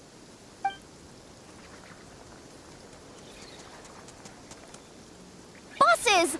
I mean, esteemed clients. I mean, generous benefactors. Wait up! Come on! Sure you don't want to consider heading home first and coming back another day? Nasha Town's that way. You are aware that this is the way to... A little ahead of schedule, aren't you? Oh no, it really is a harbinger this time. Marionette. So you are here after all. Hand over that relic right now. It belongs to the Frostmoon Scions. You mean that thing your antlered turncoat brought us? Huh. I have never much cared for trophies given up without a fight. But watching you tear each other apart over it? Priceless. I'm not in the mood for warnings today. Ooh, how frightening. Had I a Trimble function, I'd have rattled off at least a dozen screws by now. Or perhaps I've just set my sense of humor parameter too high. Were you trying to be funny just now? You don't honestly believe you're a match for me, do you? Go on then. Let's serve our guests a little appetizer.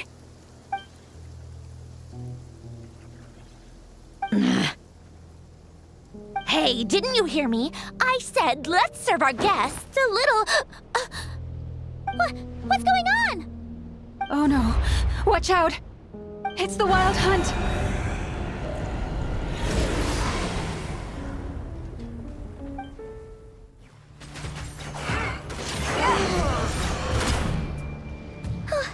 Is that it?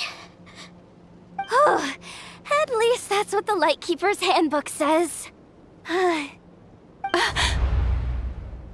Careful! It's not over yet!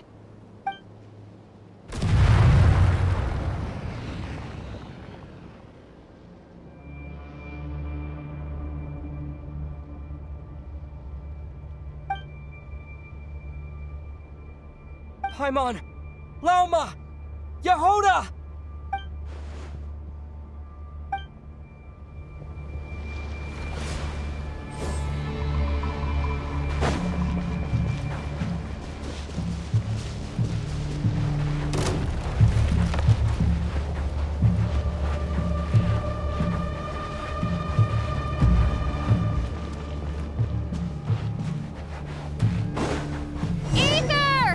Wait, what was that?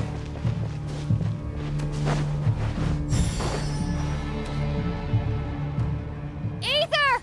Over here! Lumine! Quick, grab my hand.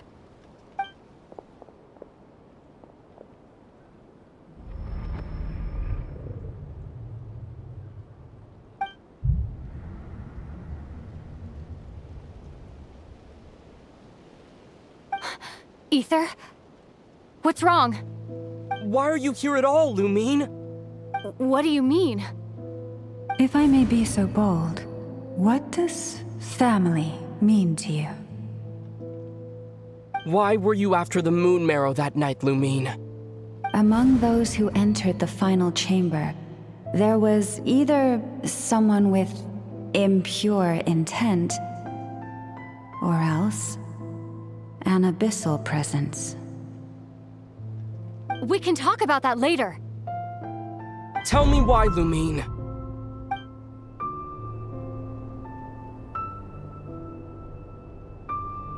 You know, this is only the second time we fought together since the day we both woke up in Teyvat. No. Ether? But when I found you, you were still in hibernation. Even the key to the chamber was still secure on your person. We didn't wake up together. What are you talking about? We don't have time for this, Ether. Look at me, Ether. Don't you want to explore this world with me?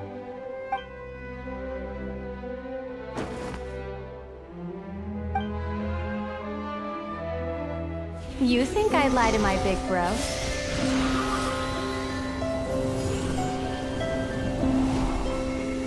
What a letdown.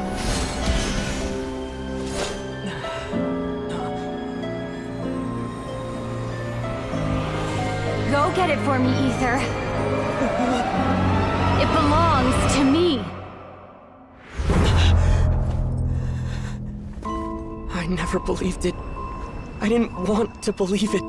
That strange feeling that something was off. I wanted it to be real so badly, even if it only lasted a moment. But you're not my sister!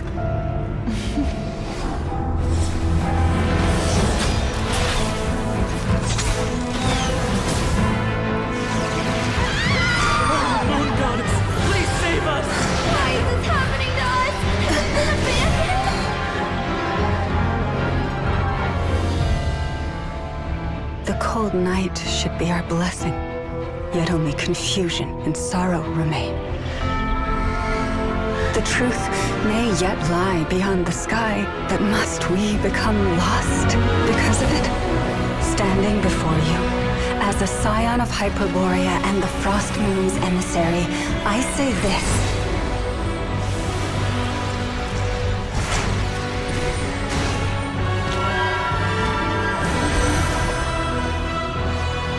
Should the false sky above dim the light of the moon, then from silver blood that flows as rivers, let us weave moonlight anew.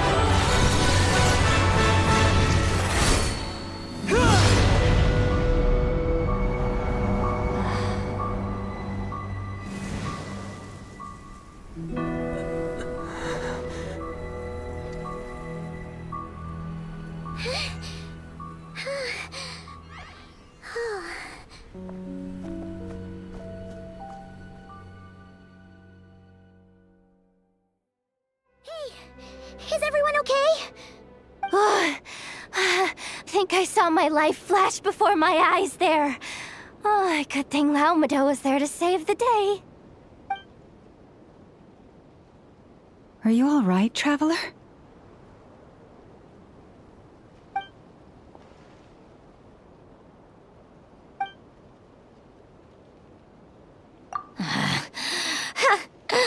Well, that took you long enough. Seriously, how many of you are there? Pathetic. Oh no. Oh, I spoke too soon. Totally forgot we still have a Harbinger to deal with.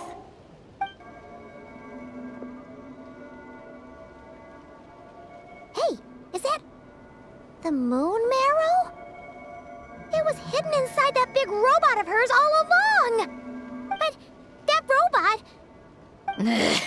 That's Polonia to you, not just some robot. Take it and get lost. Huh? You're just giving it to us? Well, I wasn't the one who put out the order to find this thing in the first place. So if someone wants it, they can help themselves. Maybe even choke on it. See if I care.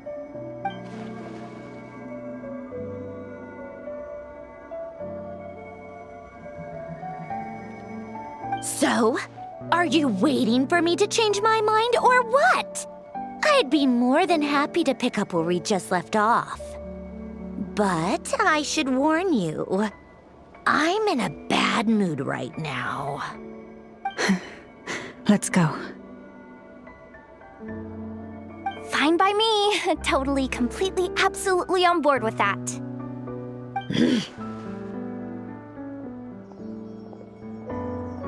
It's finally over. If that doesn't make the most thrilling commission of the year, I don't know what will. Looks like the Fatui are all gone now. Lalma?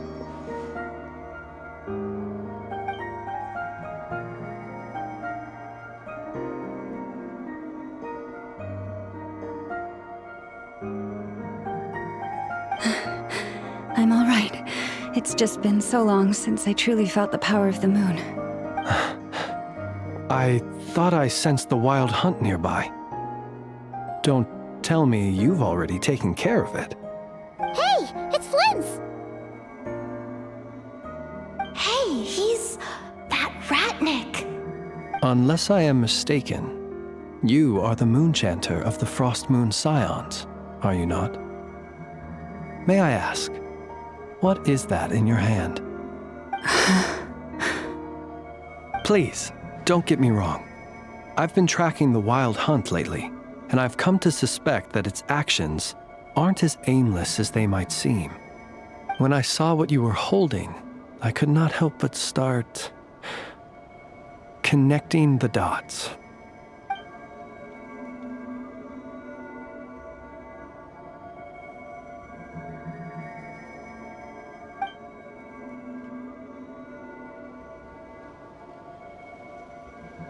You better be extra careful, Flint.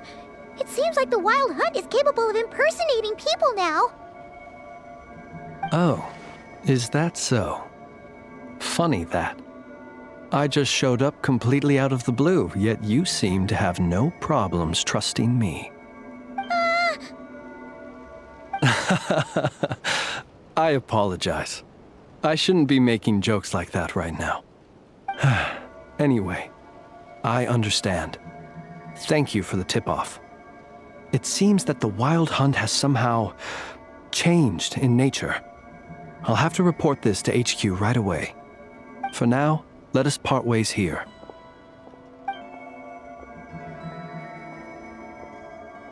That little joke of his just now sure scared the bejeebies out of Paimon. Are all the Ratniki and Nokrai like that? They're usually stationed in remote areas and tend to keep to themselves. So, it's not surprising they end up a little eccentric? No, he's different. Really? How so? The animals. They've told me they're afraid to even go near him.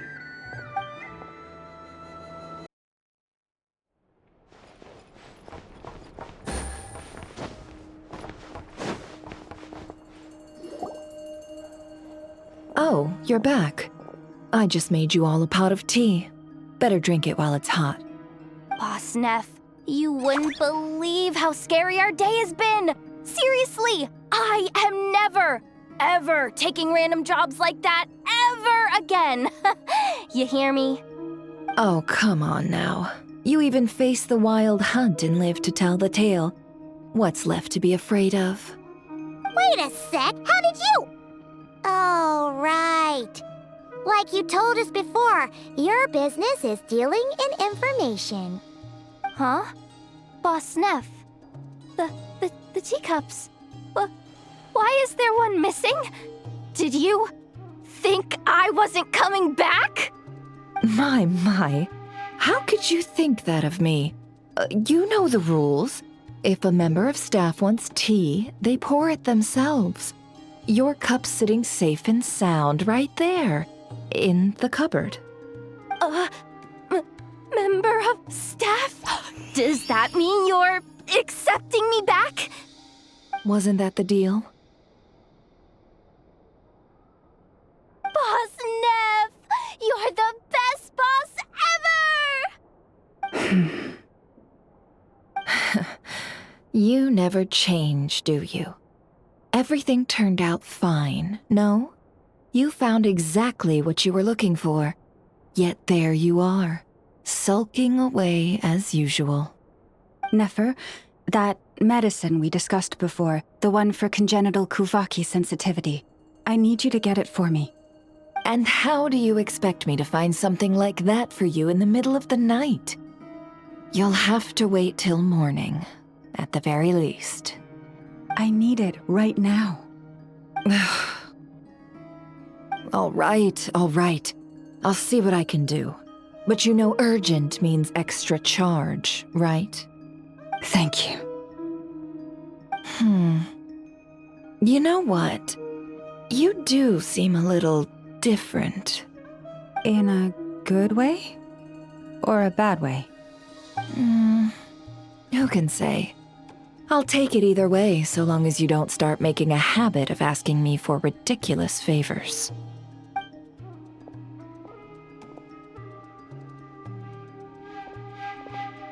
Traveler, Paimon, a lot has happened these past few days. I don't know what I would have done without you. Hey, don't mention it. That's what we're here for.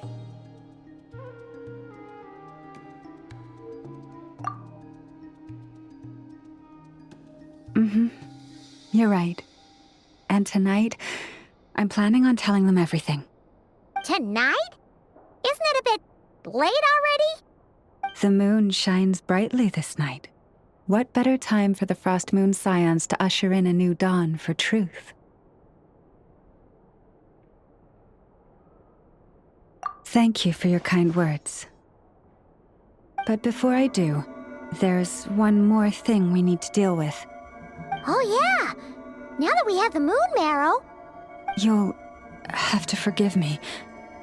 I used too much of my strength in the battle earlier. I fear I won't be able to help you uncover the truth of the past. Not right away, at least. That's fine. We're gonna be in Notcry for a while anyway, so there's no rush, right? Thank you. But there's another problem. How to keep the moon marrow safe now? Huh? Can't we just return it to your secret chamber? The seal has been broken. Even if it were restored, now that the wild hunt has gotten in once, there's no guarantee that it won't happen again. Oh, right. Yeah, that makes sense. Back when the Frost Moon Scion's bloodline still ran strong, in special circumstances, a moon chanter could act as a vessel, safeguarding the relic within their own body. But it is a grueling trial of will and endurance. The moon chanter who did this only lasted 2 days. As for me, I might be able to last 5, at most. Hold on. You'd be using your body as a vessel? Yes. You can think of it like dropping a red-hot ball of iron into a bucket of water. How long the water lasts depends entirely on the bucket's size. Pardon? Hey! That's not a bad idea! You've always held up pretty well against the abyss. Surely the moon mirror can't be any more dangerous than that. It's not at all that I don't trust you, but it's too risky. But we're out of options, aren't we? Might as well give it a shot.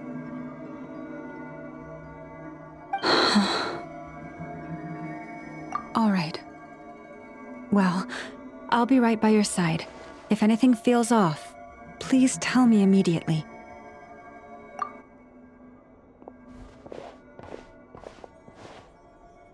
Here. Hold it in your hands. Feel its power. Imagine you're a lake, a cluster of stars.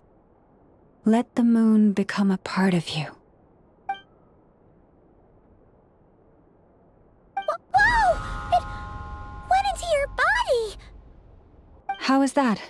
Are you feeling any discomfort?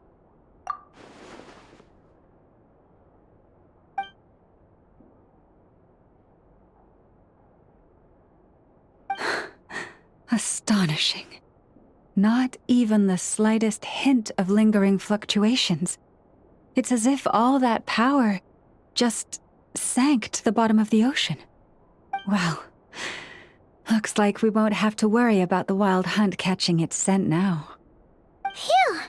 Paimon knew you have special abilities, but still, you never fail to amaze. Hmm? Did I miss something just now? Yes. And it was nothing short of a miracle. Not something I'd be interested in then. Anyway, here's the medicine you asked for. This is all I've got for today. I'll have someone send the rest over when we have it. Thank you, Nefer. I really appreciate everything you've done for me. Please stop being so nauseatingly friendly. It's creeping me out. So, what exactly did you all go through during that wild hunt attack? I'd prefer to hear it straight from you.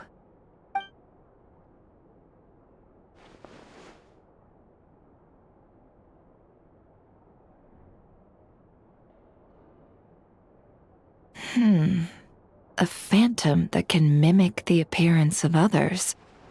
Quite different from what we've seen before. Yeah, and both times it appeared, its goal was pretty clear. It seems like it was after the moon marrow. And on both occasions, it was accompanied by the wild hunt, too. It appears there must be some close connection between the two. I must say, I don't often see you look this serious, Nefer. Too late in the day for thinking, that's all. We'll pick this up again later. You all feel free to keep chatting, though. Just don't forget to lock up when you leave. On that note, Traveler, please keep the moon marrow stored within your body for the time being. We'll take it back off your hands as soon as the wild hunt's been taken care of. Once and for all. Now that's what I'd call a joke. Anyway, if the two of you will excuse me, I'm heading back to Hisi Island now. It's time I came clean with the Frost Moon Scions. Hey, we're coming with you! Though, guess we won't be able to do much more than cheer you on from the sidelines. That alone means more to me than you could ever know.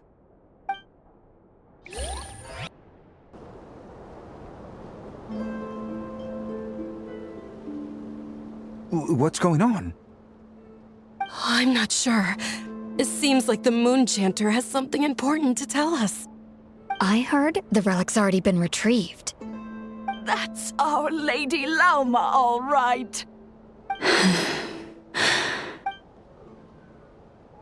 Noble scions of the Frost Moon, my kin beneath the moonlight, I hereby declare the truth to you.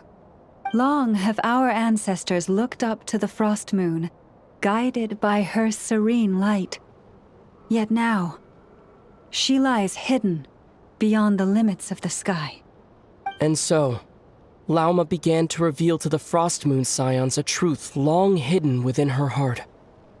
A story of a false moon and the death of gods. Kutar was indeed born of the moon. But that does not give us the right to reap without sowing, nor clothe ourselves without the toil of weaving. As she spoke, some who listened were stunned into disbelief, while others seemed to awaken as if from a dream. From this day forth, the road shall be paved with truth, and we shall pave it ourselves.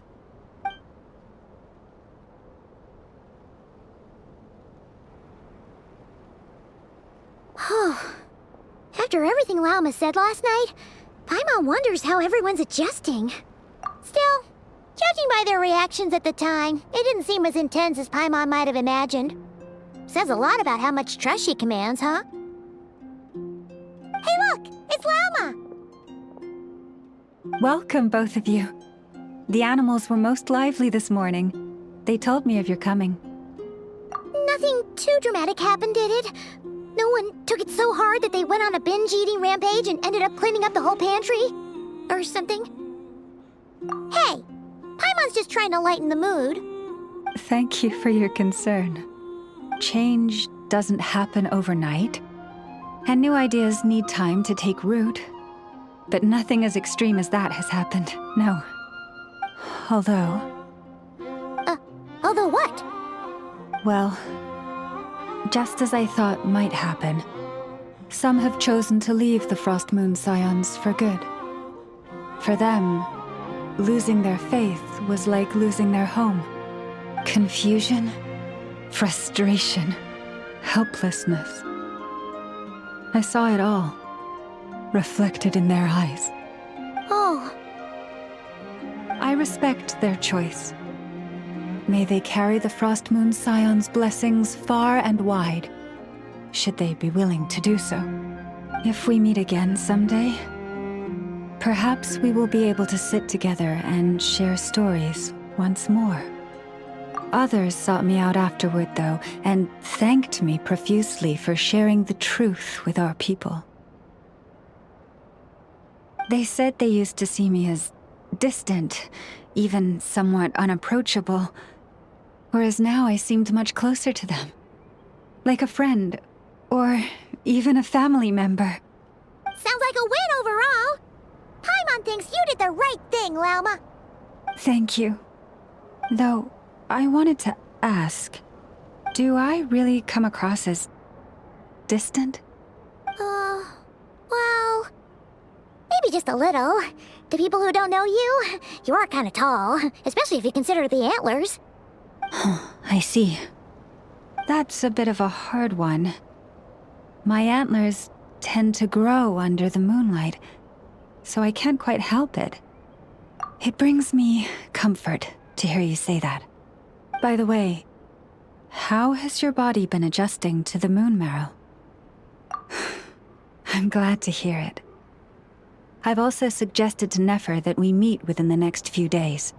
We need to figure out how to counter this new manifestation of the Wild Hunt. But for now, let's just relax. I want to enjoy this feeling a little longer of finally living on the bright side of the moon.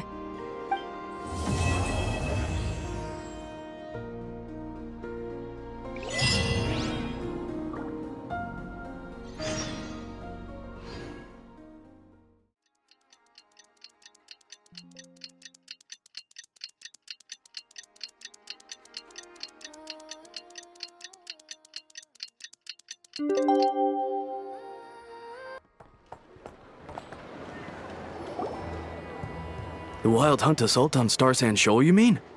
Huge wave. First I've ever seen of that size. Good thing it was so brief. No, I mean there's been another to the north of Nasha Town. What? How many does that make in the last couple of days now? What are the Lightkeepers playing at? Can't be helped. There are only a handful stationed on our side in the first place, and the cannon hasn't been fixed yet either. They've been strained to breaking point for a while now, I'll bet.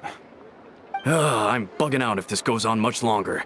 And here you all told me this was a good place to do business. Fool me once, I say. Hey now, this could be our big break.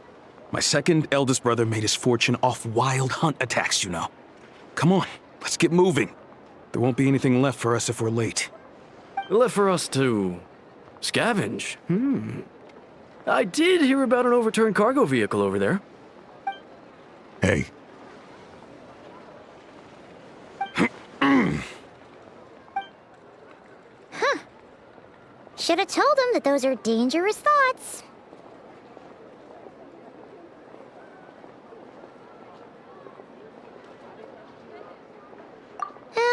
Guess you're right. Even if we solve this Wild Hunt problem, they'd probably just jump headfirst into some new danger if they thought they could earn some quick mora. will have you know that when it comes to staying out of trouble, greed and cowardice make the perfect match.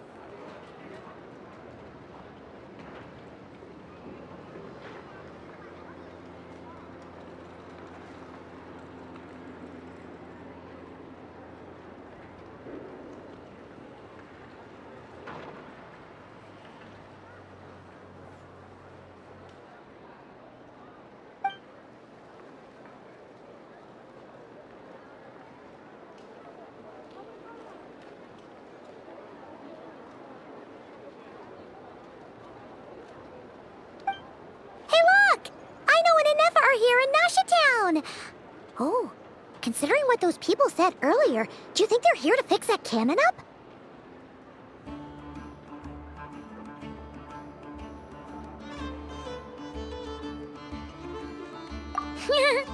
Dying to know something, aren't you? You totally zoned out just now.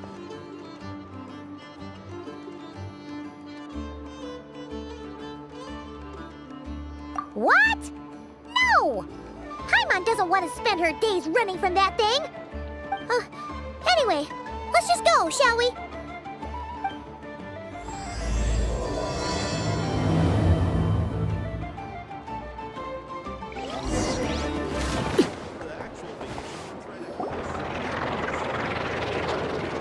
Ah, familiar faces identified. Our good friends, the Traveler and Paimon. Whoa, free manual labor detected. Those evaluations could not be more different. This is Sosi, Sergeant Major of the nearby Lightkeepers. He's stationed here in this town. Wait, that means... He is Flynn's superior, as far as position is considered. A pleasure to meet you all. This is the Traveler and Paimon, friends of ours. They're experienced adventurers who are new to Nodcry. Hi there! Indeed. The sooner we can get it firing again, the quicker we can ease our current predicament. 2 more wild hunt incursions have come sweeping in at different locations after the last one at Star Sand Shoal. Our manpower is already stretched as it is. This is more than we can handle. Hasn't Flint's gone back to your HQ to ask for reinforcements? When will they arrive? Huh. Has he now? Yeah. That's what he said he was gonna do anyway. He hasn't contacted me about that yet. As per standing orders, he should be leading a team to root out the wild hunt. But I haven't received any reports for a while now. Well, he does act outside the remit of his orders sometimes. I'm a superior, yes, but I wouldn't say I have much control over his actions. So, he made the call for backup on his own initiative? Hard to say. Contacting HQ is a tricky business. I should know, I've tried.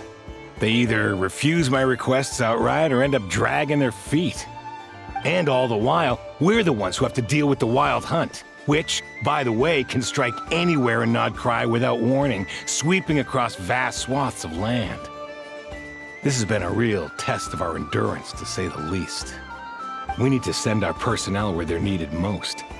A single missive will not do much to change HQ's attitude, I fear. Flynn's understands this well enough, I'm sure.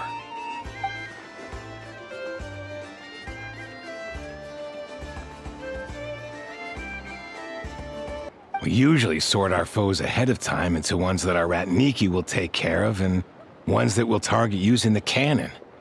I finished the preliminary dispatch work already, but this cannon... Okay. Hurry up, I know. Fix this, I know. You fix it if you're in such a hurry. That, or bring me some snacks. This is tiring work over here. Could you at least tell me how long we'll be delayed? We're way past our scheduled firing time.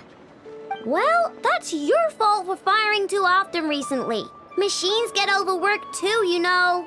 You could try thinking about their feelings for once, maybe. Sorry, what? A machine's feelings? In layman's terms, this refers to wear and tear. As such, a machine is more liable to fail the unhappier it becomes. The exact probability here would be... All right. I'm not good at this stuff, I know that. But let me stress that we Lightkeepers are the primary financial backer of this cannon. And our backing does cover the fees for subsequent repair and maintenance. And I'd say that was a good deal for you. You should thank the Krumkake Craft Shop. That means me, by the way, for making you such a huge and powerful weapon for such a measly price. Do you even know how much it would have cost you if you bought all the parts legit and fresh off the assembly line? Reminder, your future snack budget will have to be halved without the long-term commission payment, I know. Calculating a viable and cheaper option. Lavender melon candy. What? No! Absolutely not! Let me think, all right? It should take maybe 3 more hours? Wouldn't this place be crawling with more monsters than there are fungi and Sumeru by then? That might not be the concern you think it is. The monsters of the Wild Hunt are only active in the immediate vicinity of its attacks. They will not spread any further, on their own initiative at least. We Lightkeepers will also keep an eye on those areas, both to monitor the monsters and to prevent people from entering the cannon's blast radius. That said, I'm afraid I can't wait 3 hours before dispatching manpower to the locations that the cannon won't be firing on. And here's where my need for manual labor comes in. There are some checks I haven't finished yet, but with your help, I can get the repairs done sooner. Wait, but we don't know a thing about this stuff. How much help will we be? You'll be fine, trust me. Just take this. Oh, and this. Whoa! This book is so heavy! And what is this?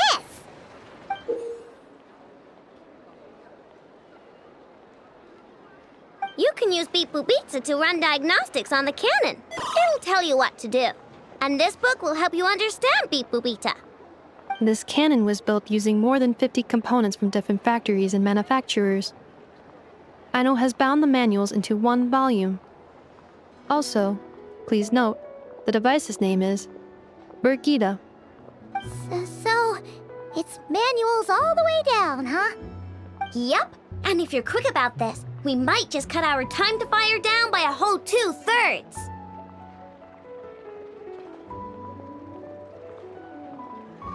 I'll go with you. Nice! So you'll check the outside and Anefa inside. Come find me in the control room once you're done. Cool? Cool. Instructions received. Please go about your work seriously as well, Aino. No snacking while I'm away. Hey! A little snacking will also improve my efficiency by 2/3.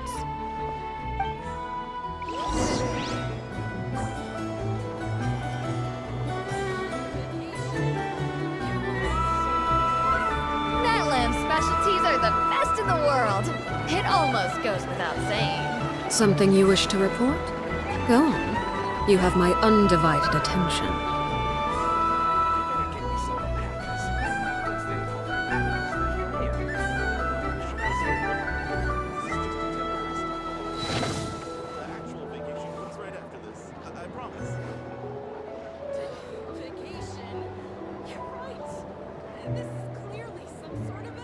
Specialties are the best in the world.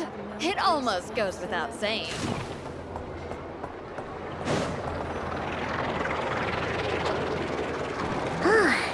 Aino's explanations for things that don't interest her are a bit meh, aren't they?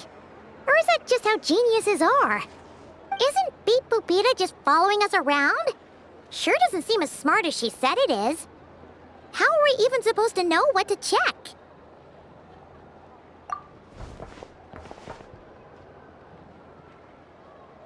I've watched Anefa perform routine repairs before. It seems some sort of maintenance port must first be found, and then this small robot will automatically interface with it. Ah, so you're in the know. Nice.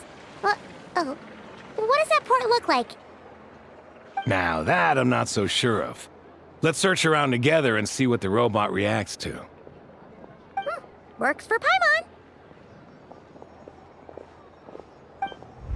Is this it? Probably not. Or this one? Oh, ew! Stinks of machine oil.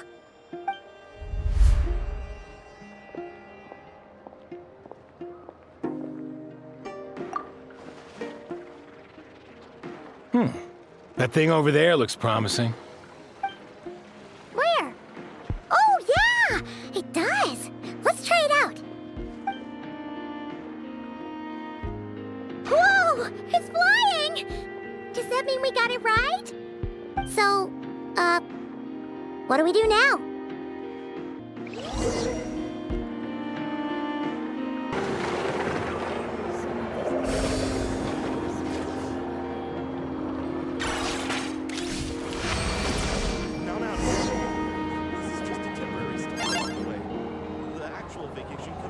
Wow, what do you know? I know what's right. We got this working without understanding a thing Beep Boopita said. Still, it's impressive how you figured things out right away. Paimon's up next, along with this stupidly heavy book. Ugh, let's see. Should be just like checking a dictionary, right? The matching result for this symbol is... check passed. All systems normal. Wait, is that it? Well, as they say, no news is good news. Yeah, guess you're right. Just feels like we did all this stuff for nothing, that's all. On to the next spot, then.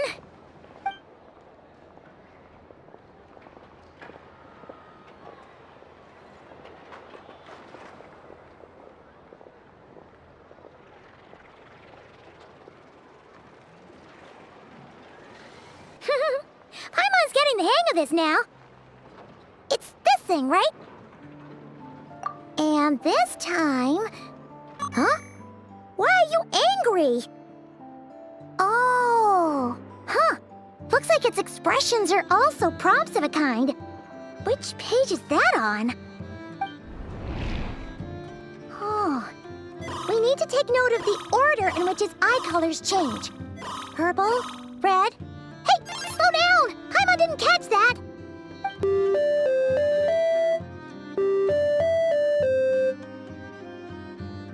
What? So now we've got musical prompts too? Weren't you only supposed to be a beep-boop machine? All right, one final stop. This was quite a trip, huh? Agreed. I must say, you two have a talent for maintenance work. A bit shaky at points, but not bad for your first job. Good eye. Paimon's the real deal when she deals for real, you know. Really, I'd have liked to share the load, but you were really getting into it, and I didn't want to interrupt. Ugh, couldn't you have mentioned that earlier?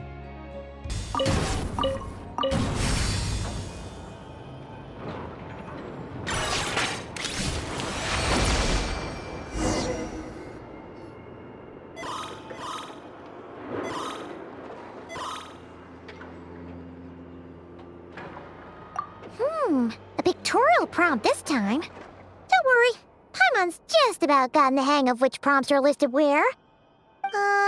We gotta take note of the flashing patterns.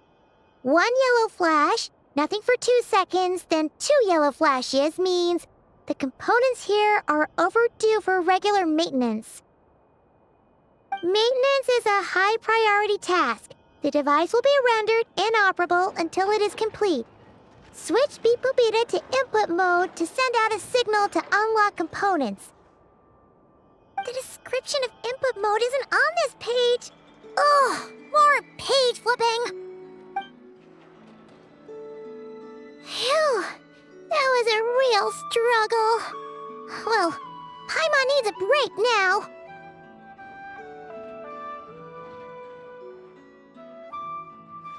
Yeah, good work indeed. But it seems this input mode requires some additional work to operate.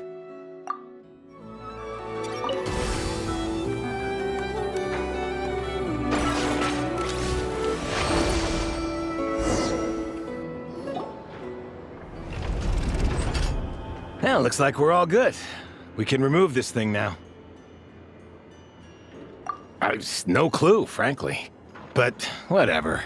I got a feeling we've all given up trying to figure this cannon out. I'll go get the replacement component. We should be done once we pop it in here. What do you think? Maintenance work's easier than running errands, wouldn't you say? That's for sure. We're counting on you, Sosie.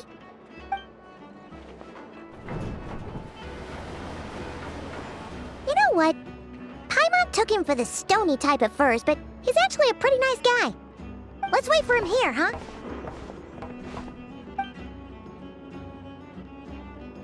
Are your tasks complete? Yep. Sosie's gone to get the replacement component. We'll be done here once we put it on. Allow me to check against the recorded data. Yes. This component is approaching its replacement deadline. The cannon will generate immense recoil when fired. If this is not controlled, the firing platform will become misaligned. This part is designed to anchor the cannon and ensure accuracy when aiming. Huh.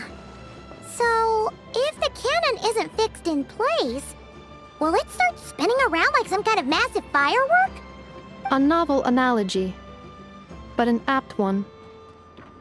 The large-scale damage that might follow would be undesirable by anybody's standards. This component is currently easily damaged. The materials are not up to par, and there are still some design flaws.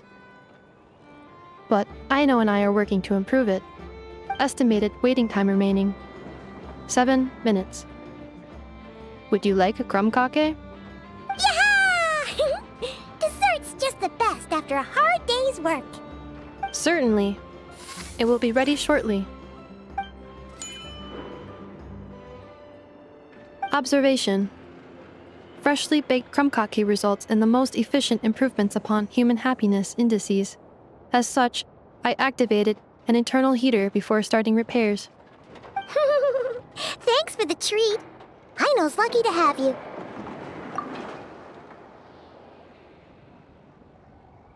Thanks! Things went great over here, too. So, as we agreed, I'll have the cannon up and firing in no time. Understood. I will inform the inhabitants of Nasha Town and have them make preparations for the shock and noise that will inevitably ensue. And I'll inform the Ratniki stationed around Wild Hunt anomalies to make sure they fall back in a timely fashion. Thanks for your kind assistance. I better make a move. Ratniki from other sites should have sent reports back here, and I'll need to sort them out promptly. Righty then. See ya! Bet this huge cannon's a real sight when it fires. That is correct. A huge crowd tends to gather on its own accord on such occasions. Pure, bright energy rays have never failed to inspire obsessed admirers. If you are interested, you can come back later to behold it in all of its glory. Sure. We did help fix it after all. It'd be weird if we didn't want to see it in action.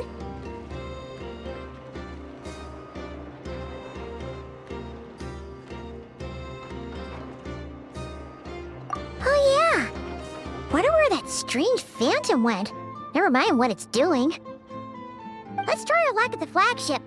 See you later, guys! Just be sure not to miss my masterpiece in action. Is it just Paimon, or are there more people here now? Oh, just as well, since we're sniffing for intel and all. And maybe, just maybe, let's get some of their berries and fried meat too, huh? We still haven't had it yet. Oh, come on. Why so uptight? Excuse me, are you guests? If you wish to return to your room while the banquet is on, please use the side door. No, we're not heading back to our room. Are we not allowed in here right now? That is correct. Only those invited to the banquet may enter. Our goal is to ensure that our regulars can enjoy peace of mind and comfort, so that they can speak freely with one another. familiar with our ways already, I see. But here in Notcry, channels hold equal value to Mora. I am but a lowly employee, so you'll have to forgive my inability to help in this matter. It's fine. Can't be easy being you. Looks like we'll have to switch channels then. Never, right? The Curatorium does seem to already have an amazing intel network up and running. But if we ask her straight up, she'll likely squeeze us for all we're worth.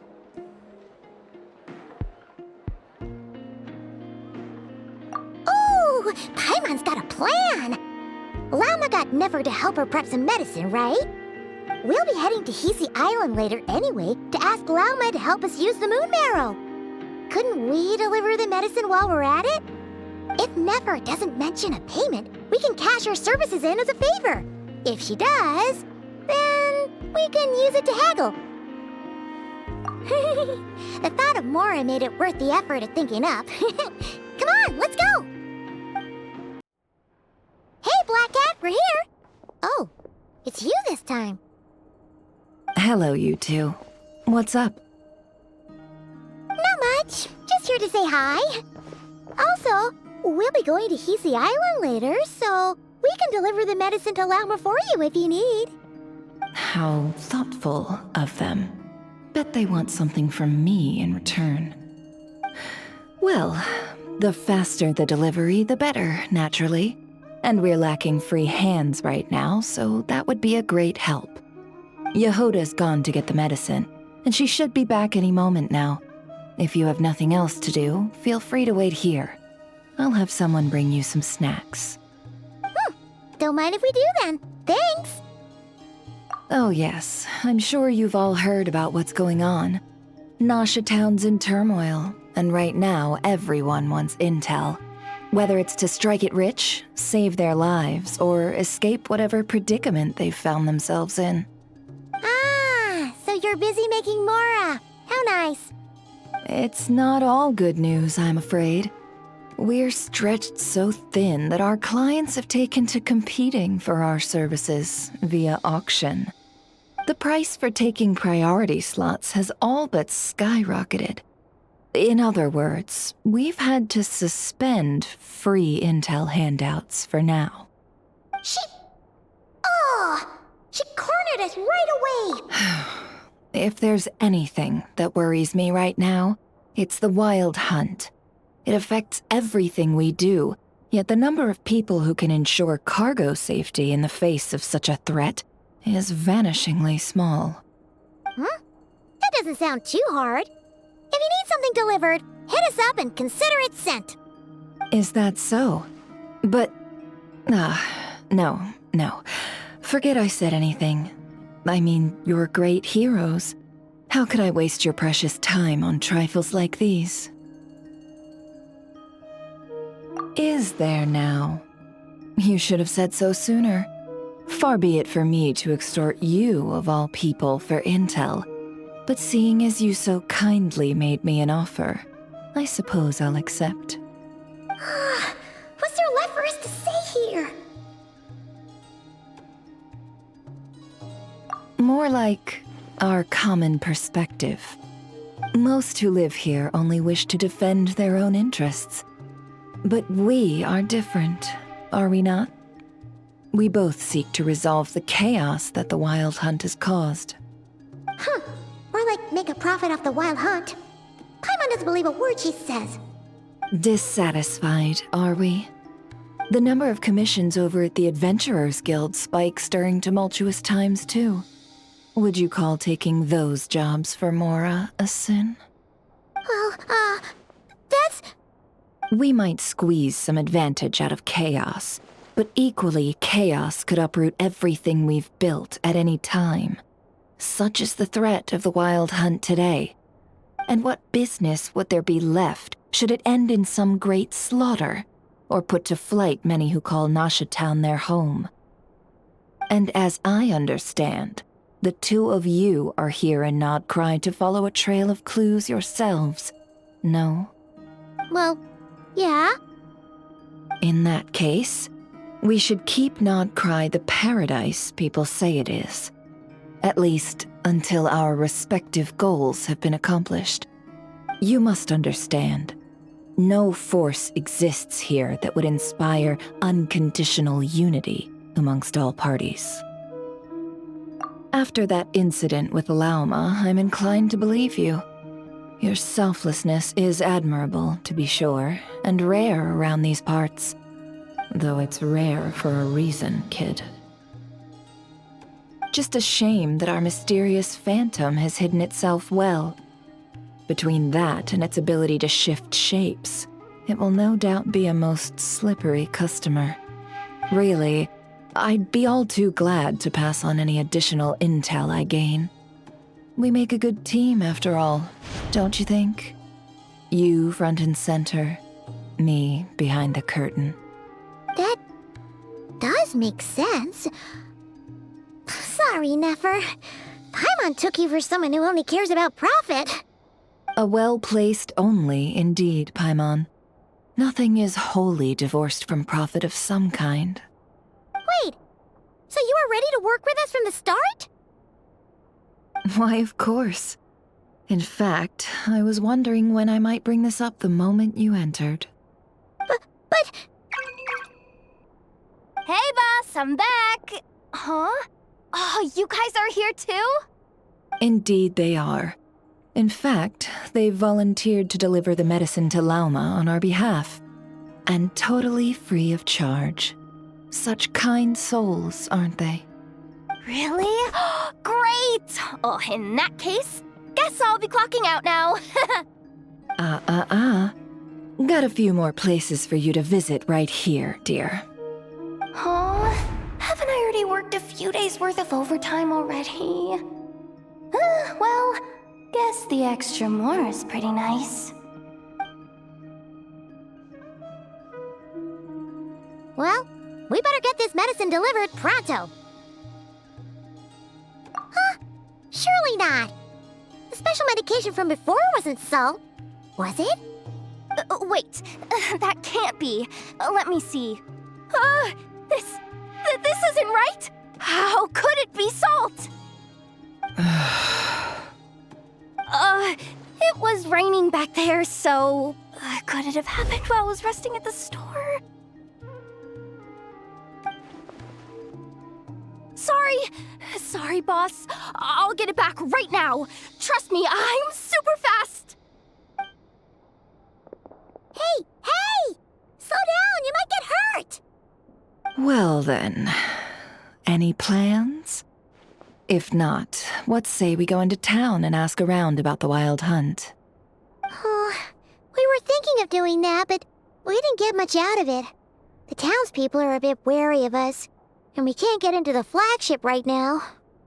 Ah, yes, the banquet is on today. Perfect timing. That's where we'll go. Huh? Can you get us an invitation? Oh, come now. What are we, sticklers for the rules? Transfixed!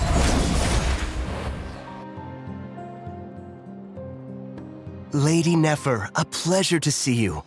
Oh, and our guests from earlier, I see. That's right. My apologies. Consider it my fault for not having explained the banquet's rules to them beforehand. Oh no, it was no trouble at all. Please, do come in. Yeah, sure, thanks. Not even an invitation check? Oh, Paimon didn't realize Nefer was such a big shot. Guess channels really do take you places.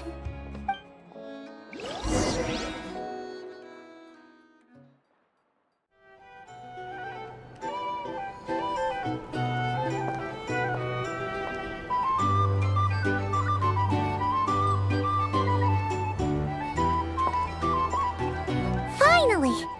Now, what do we...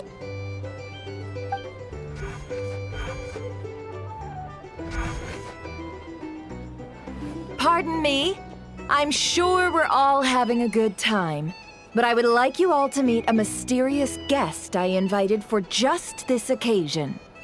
I give you tonight's special guest, a renowned mixologist from Mondstadt. Are you serious? Nice to meet you all. I'm sure that no more needs to be said about Mondstadt's wine industry. After all, we are all connoisseurs of fine drink here. The special drinks menu is being set before you as we speak.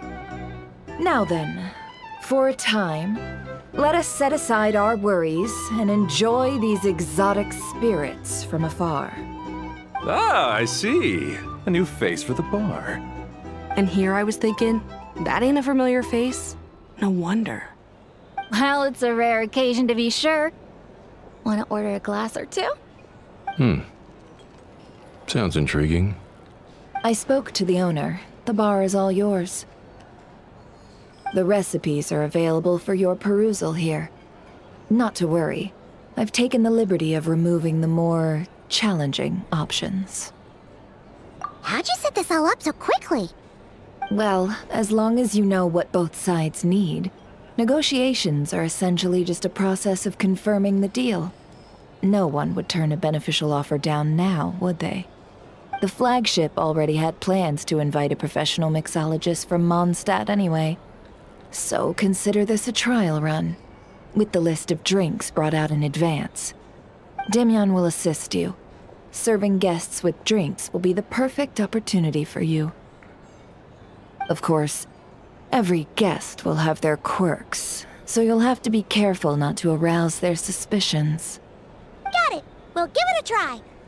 In the meantime, I'll go mingle with some of the guests who pique my interest. There'll be a little event during the banquet's second half, by the way. See you then.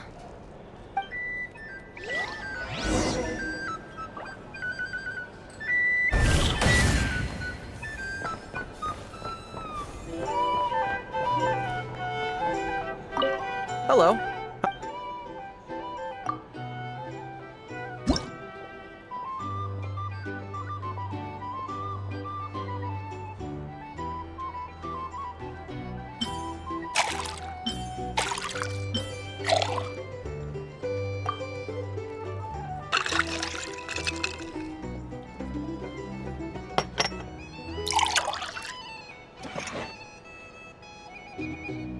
Good work. Now then, get the drink to the guest. Wouldn't want to keep them waiting.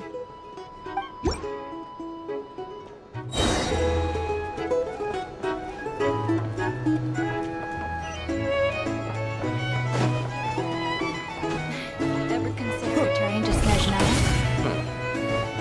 Would I be killing myself with fright here? Thanks.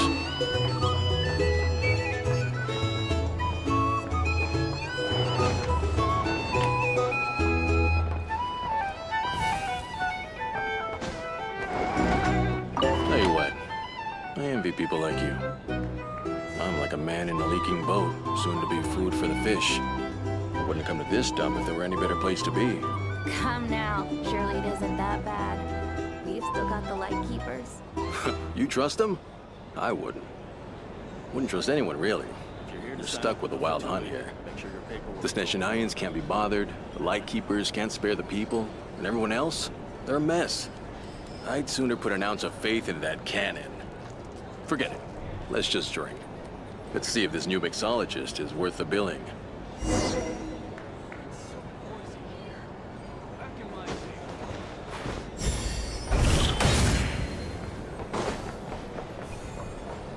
Hello. How may I assist?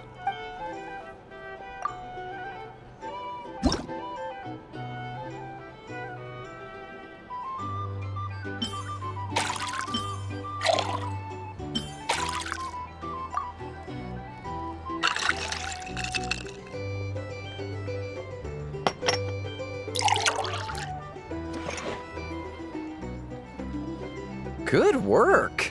Now then. I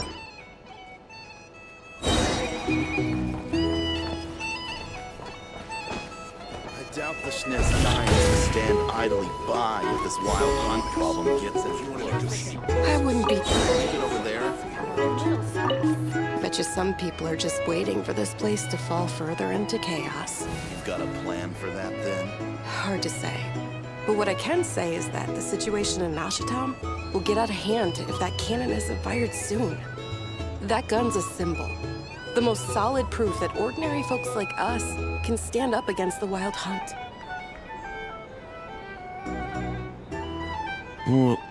Wait. What are you angling for exactly?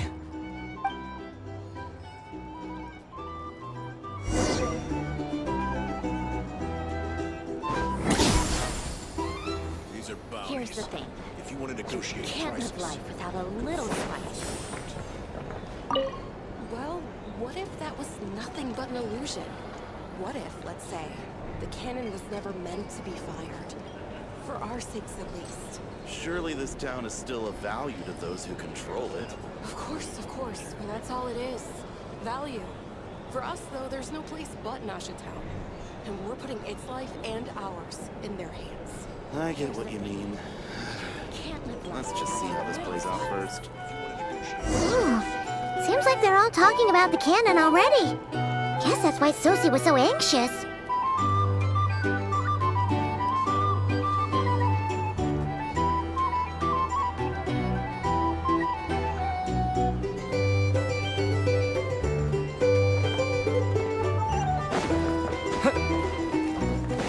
Hello.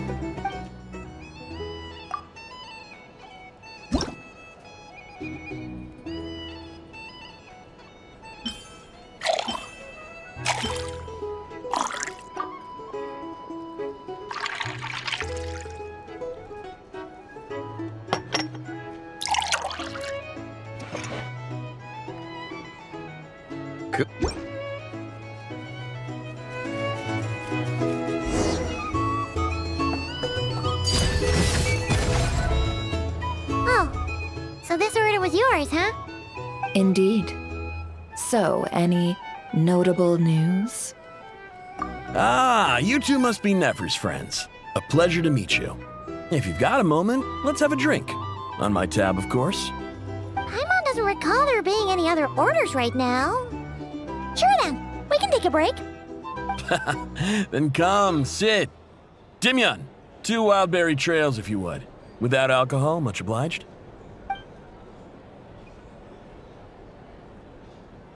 Hints is the name. I help out at the Rossum workshop in town. They usually put me in charge of making and repairing simple machines. Paimon's name is Paimon. Pleased to meet you. Ah, yes, I've heard.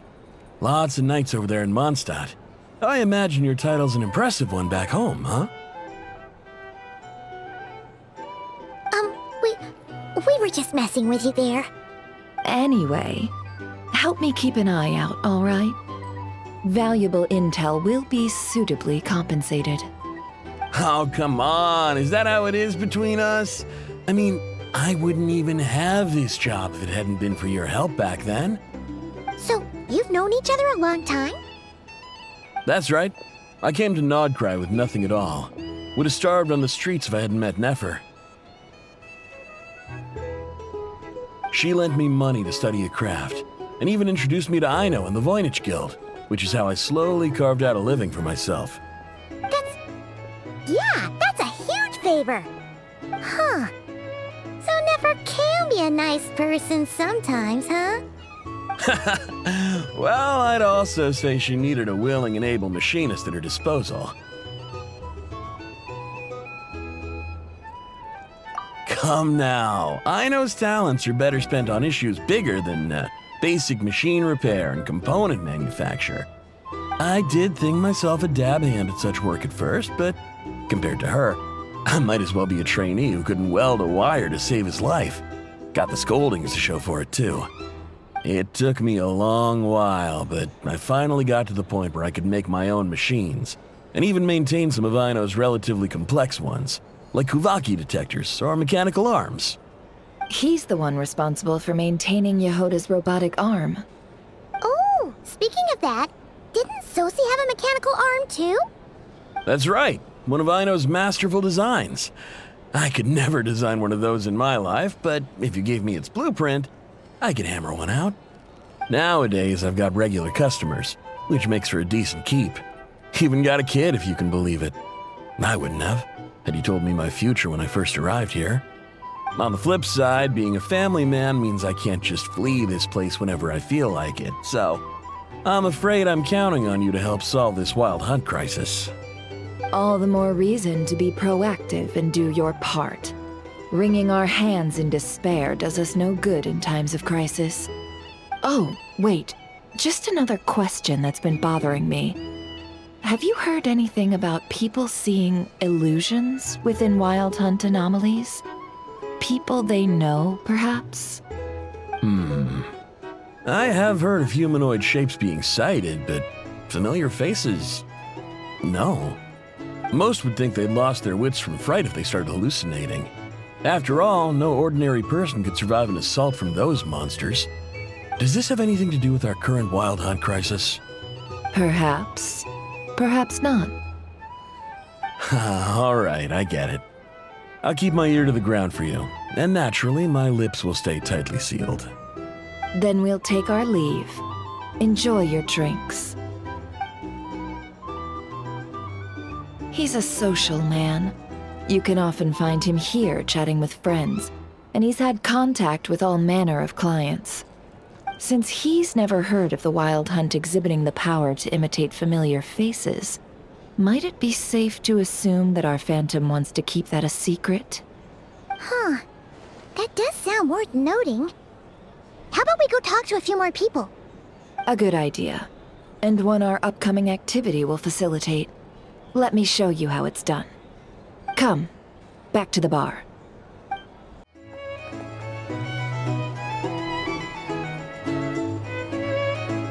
Thank you for waiting, everyone. The roulette showdown is ready to begin. Finally! Come on, let's go try our hand.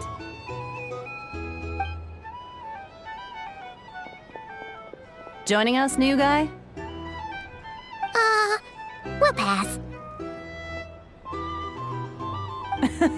No, you won't. The one who'll be mixing the roulette special has to take part. Those are the rules. But...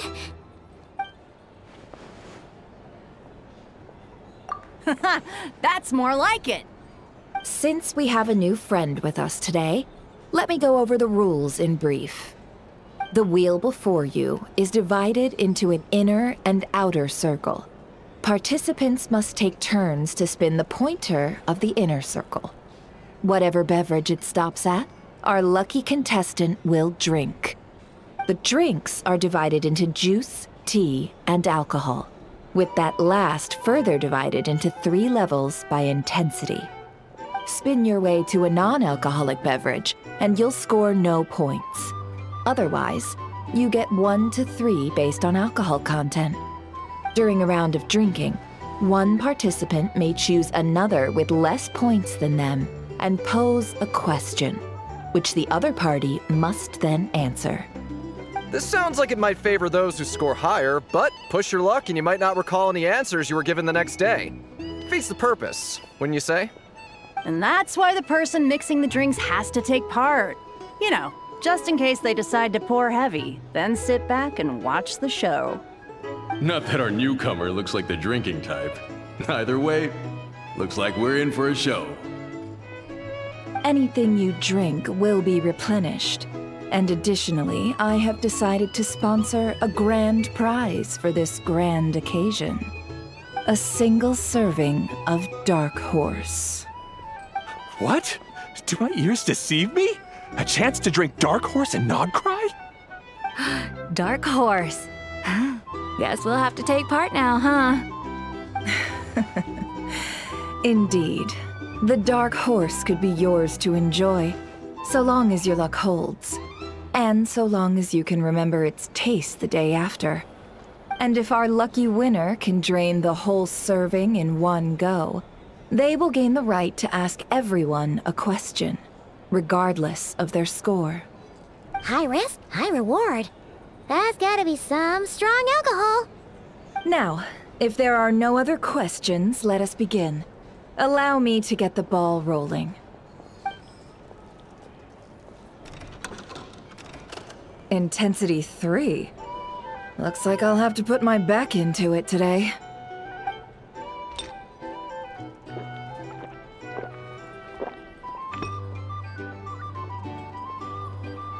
Let's go! Wow, this is kind of intense. Oh, my turn. All right, man, fess up. You've been making a killing lately. Where's it all been coming from? Hey, bro. I heard you met up with some big shot from the Voynich Guild. Mind introducing me sometime? Ugh. A normal drink, huh? Must be my lucky day. We've reached the final round of the roulette showdown. Let's see who gets the last laugh. I gotta say, you monsters really know your alcohol. These recipes are super good. Teach me, would ya?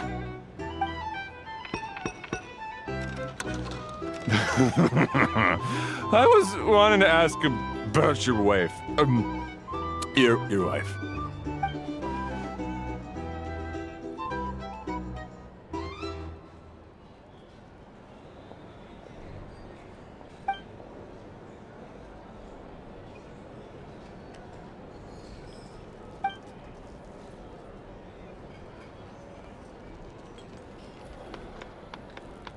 You're up.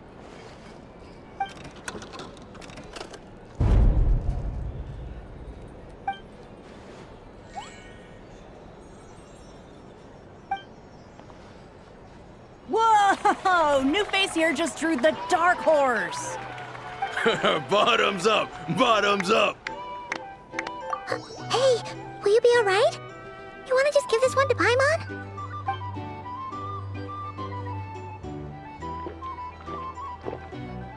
Whoa! He actually downed it in one gulp. Nice job! No wonder you monstaters have such a reputation. Me? Well, what do you think? Monsters, of course. Absolutely. If there was something else, I didn't stop to see it. Just took off as fast as I could. Oh, and guess who showed up just as I'd gotten out of there? Those good-for-nothing rat Niki, that's who. If my luck had been just a little worse, they'd have found nothing but my corpse. Or whatever was left of it anyway. Either way, there's nothing in there you'd want to see.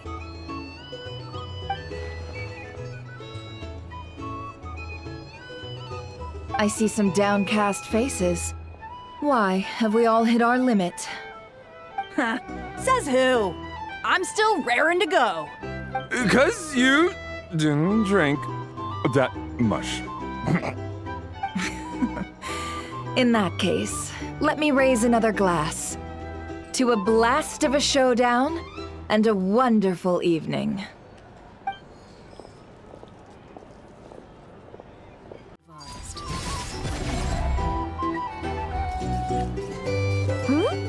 Are they playing cards? Paimon spies some elemental dice. Same as usual then? One die, 100,000 mora.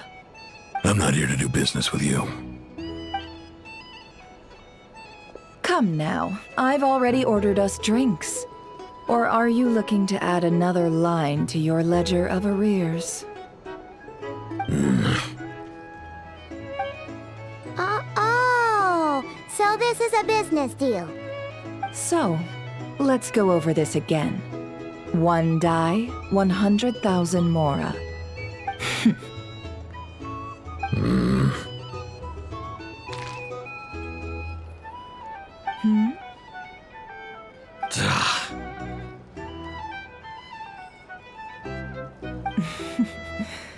Then we have a deal.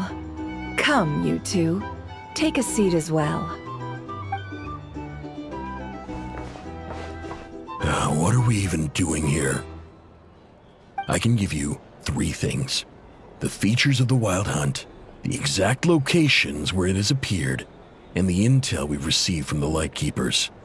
The Wild Hunt is in fact a phenomenon linked to abyssal power. Fog and monsters follow in its wake. posing a lethal danger to ordinary people. On the flip side, these monsters cannot leave the fog, so the disaster cannot spread quickly. We already know all that.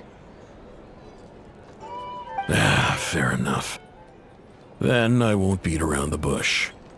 Here's a map of current wild hunt anomalies that I snagged from the Lightkeepers, including the locations they'll soon be bombarding. That's a lot. We've never seen anything like this either. That's why everyone's so worked up. That's not enough. 4 dice. Cool it, all right?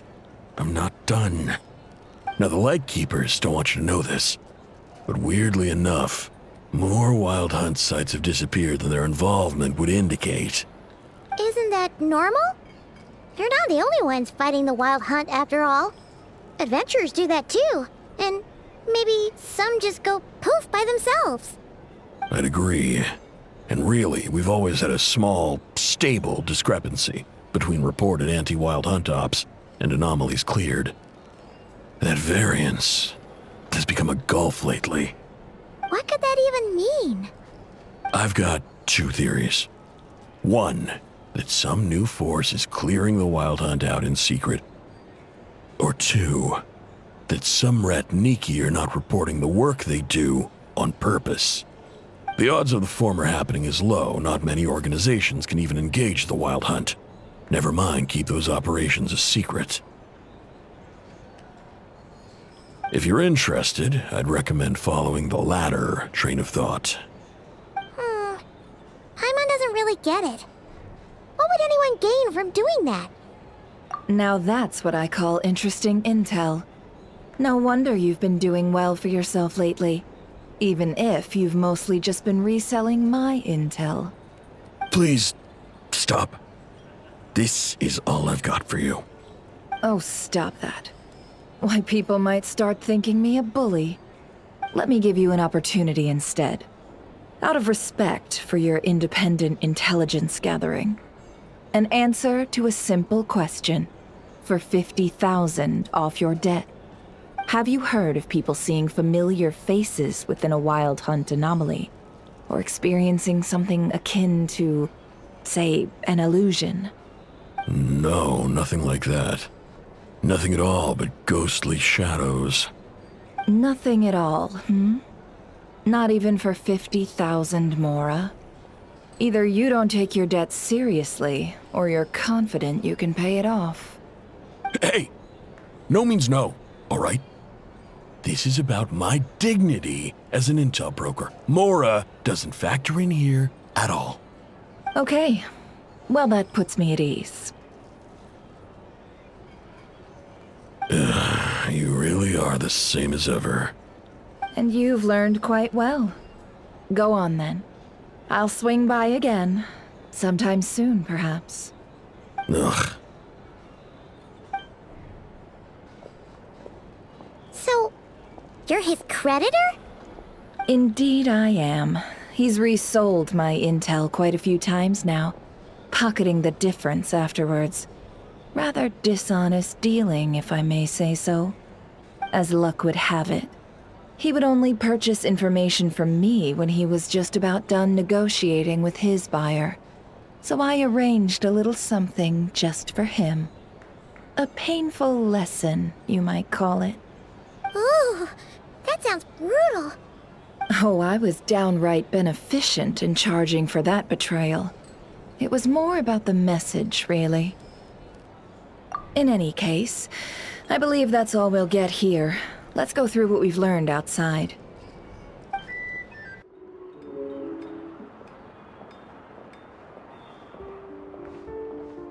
Most of our intel seems quite dispersed, so let's try piecing it all together. Well, first, no one else has seen that weird phantom, apart from our encounter on Star Sand Shoal. Indeed. And we have that from multiple accounts, so each statement corroborates the others. What in Tivat could that phantom be planning? Agreed.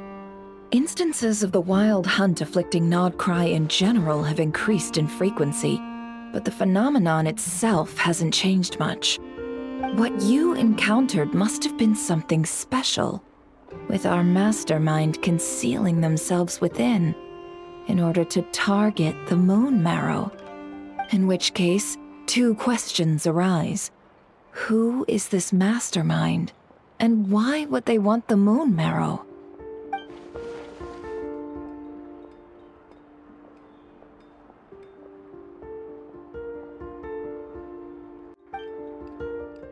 I'll continue investigating along these two lines. We can reconvene again if any progress is made. I'm back! Luckily, the store owner kept the medicine bottle I left on the table safe for me. Here you go. Huh. Thanks a bunch, Yehoda. Take a break. You've earned it. Oh no, I've got work to do later. And anyway, isn't the cannon about to go off? I was watching it the whole way back, praying it wouldn't fire. Not until I got back, you know? Again, lucky me. Huh. So you're interested in that big gun? Of course. I mean, just think about it. Something that size is bound to be comprised of thousands, even tens of thousands of parts, fused in such a way that it can operate smoothly and fire off a supergiant, super strong beam!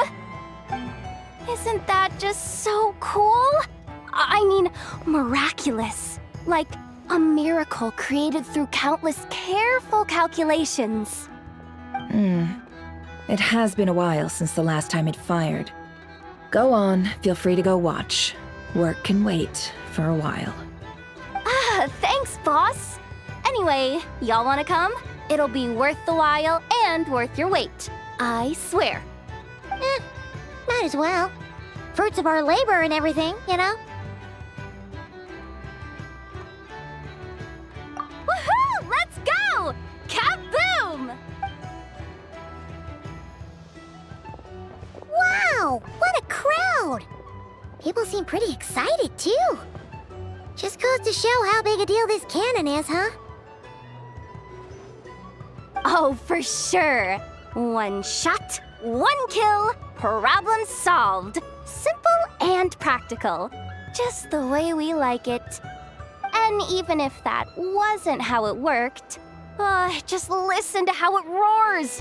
If that isn't power, I don't know what is. If only I had that kind of strength. Hey, don't think like that. Your skills and smarts have been a big help to us, too. Really? They think that?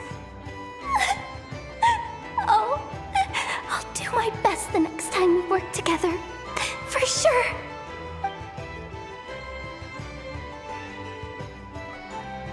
Hey, look! It's starting!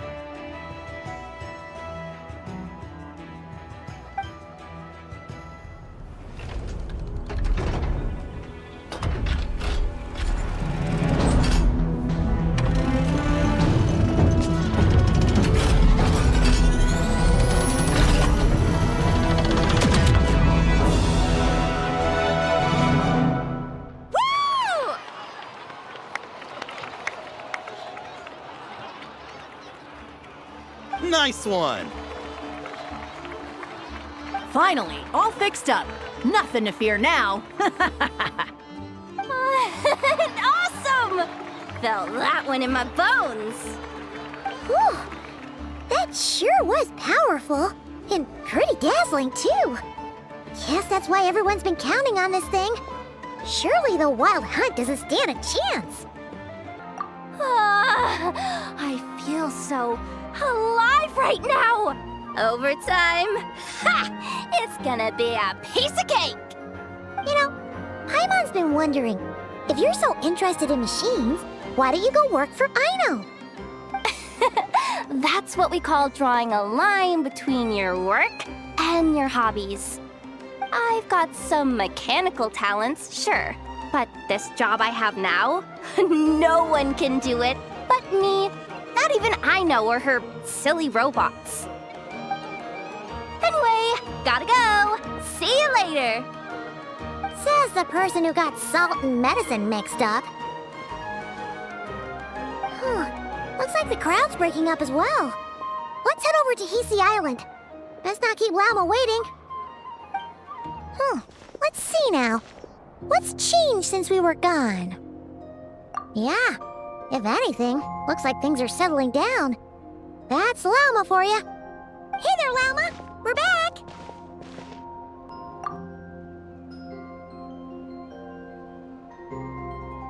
The cleanup work has been much more complicated than I expected.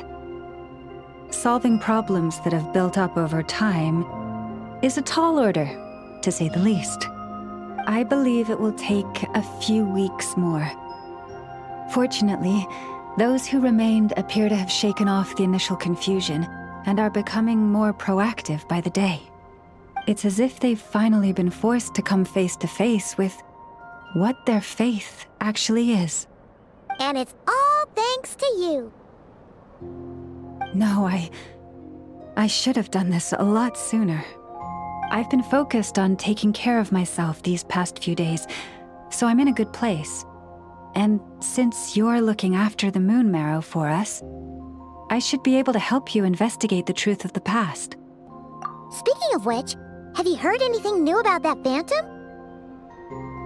I've tried asking around, but to no avail. What about you? We haven't made much progress either. But here's what we've got.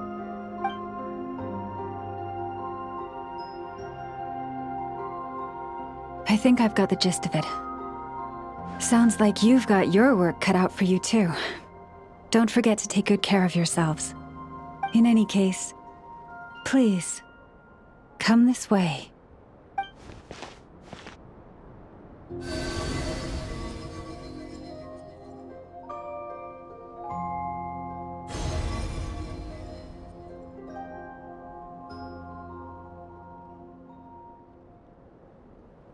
What do you see?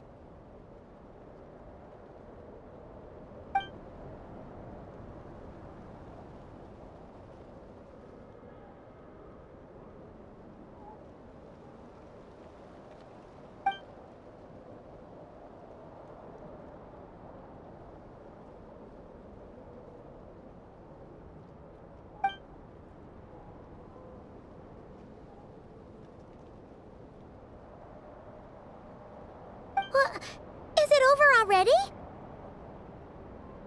This appears to have occurred a long, long time ago.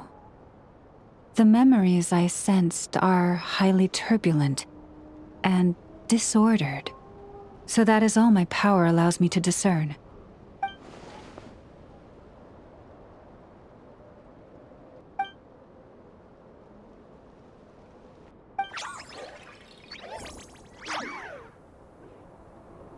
Huh? What's the matter?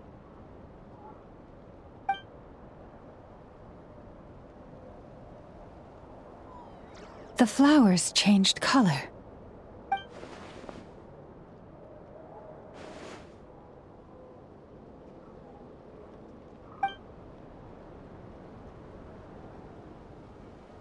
Yeah, we should go see her and see if we can help her in some way. I'll leave that in your hands then. Oh wait, here you go. This is the medicine you asked the Curatorium of Secrets to help prepare earlier. Thanks for coming all this way with it. You've been a huge help. Also, if I may, I have a feeling that Kuthar might be able to help you get a more detailed glimpse at the memories about your spaceship. Oh, that's true. She's the Kutara after all. But we best check if she's doing okay first. See you later then.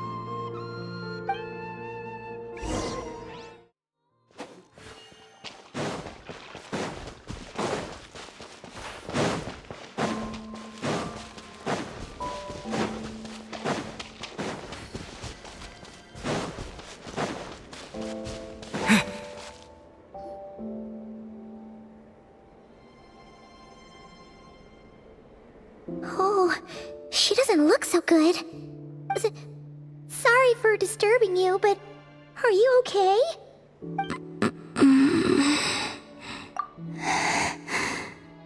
Dizzy. It's like I'm returning to the moon. is it?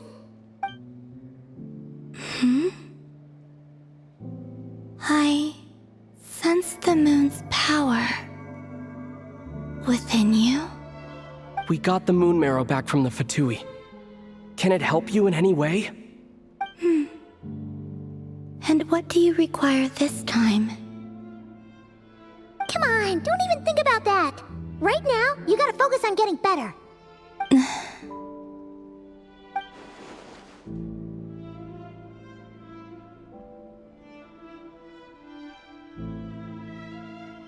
I might need your assistance in the future. Oh. Very well. Give me your hand.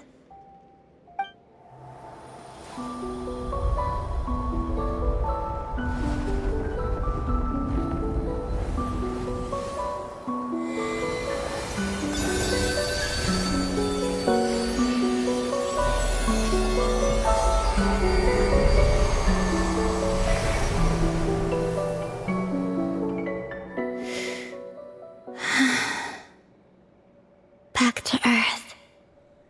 My thanks. Your feet never left the ground. But anyway, feeling any better?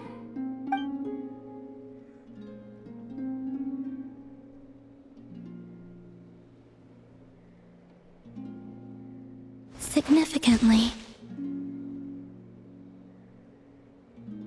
The moon within your body, it is as silent as a reflection in the water. Fascinating. I merely drew forth a ray of its light from the water. Enough to keep me tethered to the ground for now. I think I sense some other changes as well. That is the moon goddess's favor. All things I come into contact with will bear this mark. It is harmless, and will fade over time. Speaking of which, do you want to be the Moon Marrow's custodian, now that you've got your power back? It's supposed to be something that belongs to a god in any case, right? It is the remains of Arya, goddess of the eternal moon. So it does have to do with... Wait, what? Did you not know this already? Llama just said it was different from the other fragments, and that she could sense divine power within it. And she is correct. When I drew that ray of moonlight from the marrow, I also drew some memories from within. That is how I know that it belongs to the goddess of the eternal moon. But Llama also saw the past by using the moon marrow. Why didn't she see that?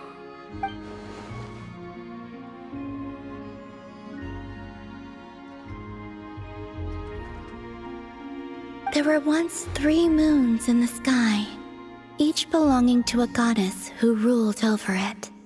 But after the War of Funerary Flame, all 3 lay slain, and 2 of the 3 moons were shattered during the conflict. After Arya's death, her power coalesced into this moon marrow. The iridescent moon's remains have never been found. And while the Frost Moon's goddess died herself, her moon was never broken. As the prophecy stated, this moon would birth a new deity sooner or later. The entity the Frost Moon Scions call the Kutar. I can sense that my power belongs to the Frost Moon, but it lies beyond the false sky, too distant from me. Forget controlling it. Sensing it alone requires immense effort. Oh wait, let Paimon count this up. We have the Eternal Moon's marrow with us. No one can find the iridescent moons. Does that mean you have the Frost Moon's marrow inside you then? No. It can only form after the moon goddess is dead. Consider it a form of energy core. You may as well ask if there are rocks on the moon. Oh, so you're saying that you represent the Frost Moon's power, right? Yes. Now, a god with a gnosis is named an Archon. Since you bear the moon marrow, does that make you a moon goddess? You do not wish to become one? That's not really the problem here? Also, why are you so eager to pass that title on to someone else? Anyway, never mind this becoming a moon goddess stuff for now. We're asking if we should return this moon marrow to you. I do not desire it. Huh? Nor does it desire to come to me. And what does that mean? When I came into contact with its power, I sensed a kind of rejection. I can only guess that this is because I, too, am a moon goddess. 2 moons will not rise at the same time, let alone consume one another. Guess it's stuck with me for now, then. You sure that's gonna be okay? Glauma did say that you've hidden its power well, but the damselette sensed it just fine. And it's the wild hunt we're dealing with here, not some run-of-the-mill enemy. If it detects the marrow... The wild hunt? You speak of that phenomenon as if you were describing a person. Well, it sure looks like there's a person behind it all. Someone with a super clear goal, too. They've been after the moon marrow non-stop. That seems to ring a bell. Huh? Does it really? My colleagues used to mention someone, back when I was still with the Fatui. He hailed from Conria, gaining abyssal power during the Cataclysm, and he had a consuming fixation on the moons. Conria? Well, we don't know if the phantom we saw has anything to do with that, but the details kinda match. What was his name? I only know what others called him. The Rehir of Solnari. Huh. There was that title too, yes. Wait a second. Dane mentioned him, didn't he? Does that mean that our enemy is Rerir, one of the 5? If that was the case, surely he'd be stronger than this, though. I have heard that he disappeared not long after the Cataclysm. But when I asked my colleagues where he went, they replied, "Do you really not know?" Why would they say that? The tale of his final fate has it that he fell into the moon's reflection, from which there can be no return. Wait, hold up, pause. There's just too much information. I felt the same. They seemed to think that I should be the one who would know everything about the moons. But as I said, my prologue lies beyond the false skies. I do not even remember my name. Oh. Either way, following his departure, the wild hunt situation worsened drastically, and it has since become a byword for abyssal disaster. The present phenomenon may have inherited the same title, but it far surpasses its past incarnation in both scale and lethality. Oh, to think that we're up against one of the infamous 5 sinners. That's way too much for us to handle. That incident on Star Sand Shoal must have been luck then. Or maybe he wasn't giving it his all. And even then, he still defeated Marionette. Oh?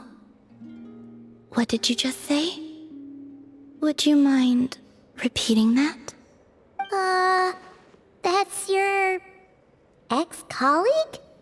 So, we were on Star Sand Shoal together, and she was beaten by the Wild Hunt, too. Did you just laugh? No. She totally did.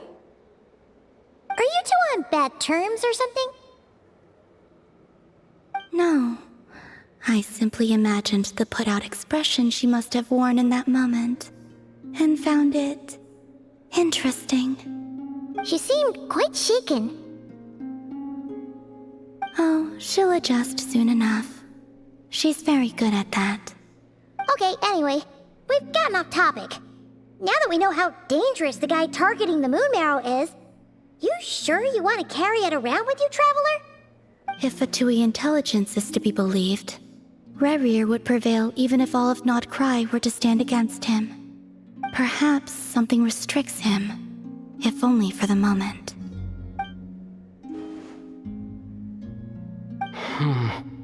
Before I decide, there's a favor I'd like to ask you, Columbina. What do you need? Do you think you'd be able to show me what happened when my sister and I arrived in Nodcry? I mean, when our spaceship first landed. Sure. That was quick. As I said, this to me is but a single ray of moonlight. Nothing to it. Give me your hand, and ready yourself.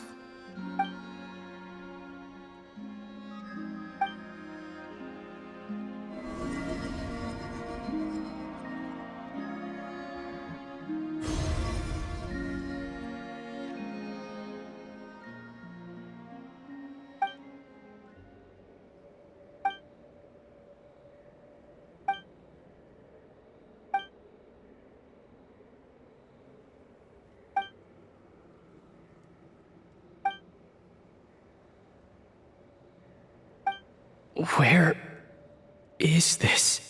Aether, come on, we have to leave this place. What? Hey, are you okay? Our spaceship.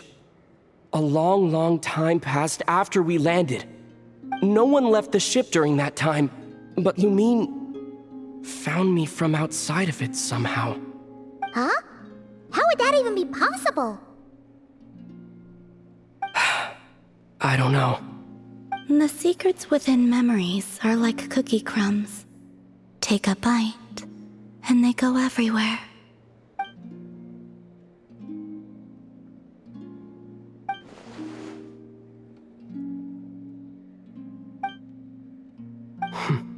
All right. I'll keep the moon marrow with me. Well, if you say so. Paimon can't stop you, but still. Ooh. Will you need my help? I could help you conceal the marrow. You could? Oh, that'd be great. Detecting it within you is already no easy task. But I can teach you to further conceal its presence using Kuvaki. Like this.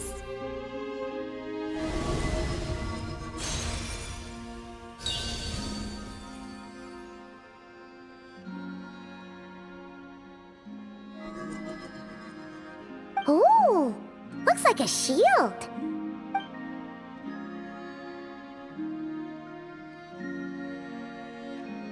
Can you sense it? Now, try to maintain it. You learn quickly. Huh. Looks pretty sturdy. Could probably be used in self-defense in a pinch, huh? Are you always here, Columbina? It's kind of dangerous out there, sure, but have you, like, taken a walk outside or something? I dislike strangers. Slightly better. Yeah, the Frostmoon Scions have changed since you last saw them. Who knows? You might actually like them.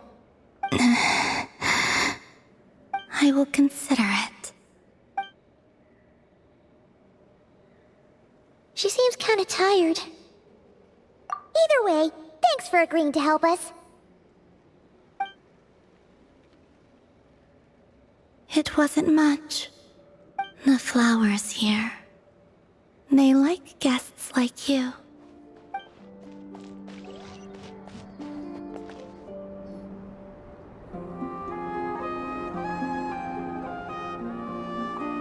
The Raker of Solnari. I've never heard that name before. Let's keep this news confidential for the time being. It would only cause even more panic amongst the people of Nodcry. But if this Rarir is as you describe, he will be a truly formidable opponent if we try to take him on by our strength alone. Yeah, things might be okay if everyone was willing to work together, but right now... Exactly. Whatever the case, let's start by telling those we can get to join up about the crisis. As it happens, we have our own reasons to protect Nodcry, but even if we didn't, we'd never leave people in the lurch. That ain't our style. Thank you. The Frost Moon Scions will stand with you to prevent this crisis as best we can. In addition, I believe that the relationships between the various factions in this land are not cast in stone. The winds of change are blowing, and we Scions have nowhere to run. Our faith, our sect, all of it is here. Whether our foe is the Fatui or this Raker, we must stand our ground and remain true to ourselves, even to the last. Let's see. Speaking of allies, the Krumkake craft shop is the closest by, right? Enough is sure to help us.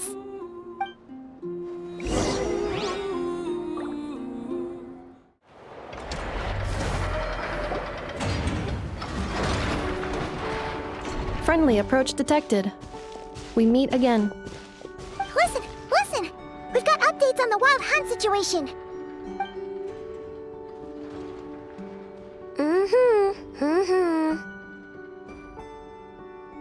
Threat level exceeds expectations.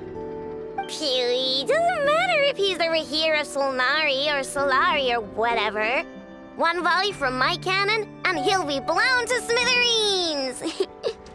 You were there when we fired it, right? If that isn't the kind of firepower that helps you sleep at night, I don't know what is! True, but the cannon only works against shambling monsters, right? What if Rarir's super fast? Well, we'll just get an effort to go grab him and tie him down. You're not taking this seriously at all, are you? Anyways, firepower is not a concern. See those canisters over there? That's all concentrated Kuvaki, which we'll be shipping to Nasha Town. More than enough ammo in there to blast that Fatui research facility to bits in a single shot. You sure have been looking forward to this battle, huh? Of course! This is gonna be the shot that shocks the world! All of... Sure, travel... I know. There remains intel left unshared. Oh, right. Yeah. Since you're investigating the Wild Hunt, something pretty weird's happened in Nasha Town. Should probably watch out for that once you're back. Remember that Sosi guy? The Ratnik in charge of firing the cannon? He's been found dead in their organization's offices. Wait, what? Didn't we just see him, like, half a day ago? Yeah, it's still new news. So not many people are in the know. We were only informed because we'd worked together closely. And even then, only just now. I'll send Anafa over to Nashi Town with some flowers later. Oh, he seemed like a good guy. Didn't put on any airs despite being a superior officer either. The data concurs. This gentleman appears to have been one of the most accomplished amongst the Lightkeeper's sergeant majors. His character has also received commendation. Most would have lacked the motivation to fatally attack him. Oh, that makes it even worse. Hey, what do you mean, actually? Either way, I'm not clued in on the details. Only Ratniki have been allowed on site to investigate the scene. You'll have to find some way in if you want to check it out for yourselves. Got it. Let's go then. You coming along, Anefa? My tasks are incomplete. The last few batches of ammunition must be randomly inspected. You go ahead. All right. We'll see you later.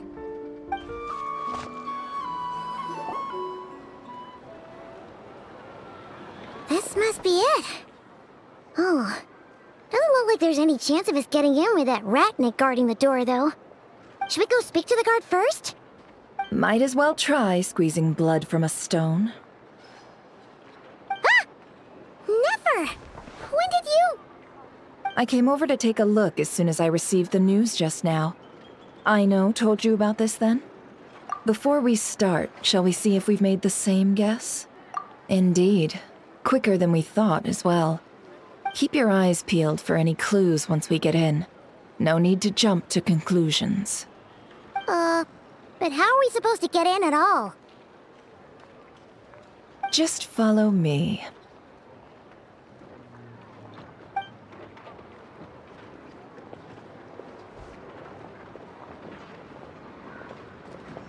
I'm sorry, but we're not open to guests right now. Sorry about that. They're here to investigate. All of them? The paperwork checks out. All right then. Enter.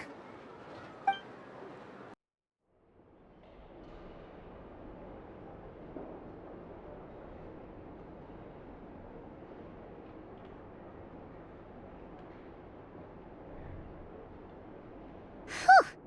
Paimon might have said this before, Nefer, but you sure do come prepared. Shishich, my old friend. Fill us in, if you would. Greetings. If you would allow me. The murder happened not long ago. The Sergeant Major was killed by a single piercing strike from a polearm. We have performed a preliminary sweep of the crime scene to facilitate investigation. No obvious signs of a violent struggle. No damaged doors or windows. The culprit must have used some other means to enter the room unopposed before performing the deed. Entering unopposed?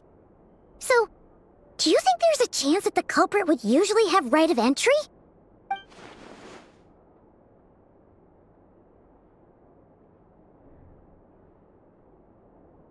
At the moment, the most valuable lead we have is based on an eyewitness report from a nearby resident. Specifically, that Flint's was seen entering and leaving this place in the time period when the crime most likely occurred. Flint's? We have tried to contact him, but he has not replied. Very odd indeed. So, he's the prime suspect right now, right? To be honest, I'm not particularly inclined to believe that this was an inside job. Flint's can come across a bit eccentric, but he does well in missions on the whole. He also had no disagreements with the Sergeant Major that we know of. So he lacks the motive to commit such a terrible crime. But neither the eyewitness report nor the nature of the fatal wound itself are in his favor. So we are looking for him at present. Looks like there's not much else to dig up here. Let's go outside and discuss what we've seen.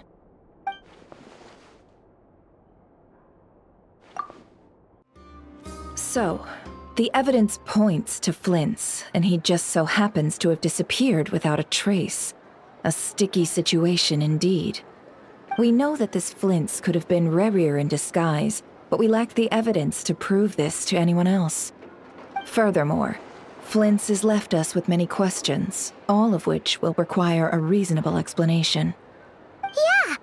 He said he would report back to headquarters, but it seems he hasn't gone at all. What could he be doing?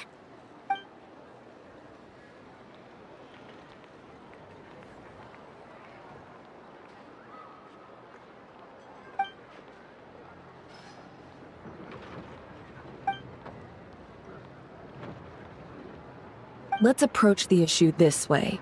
First, we must determine our culprit. Was it Flint's or Rerir in disguise? Yeah!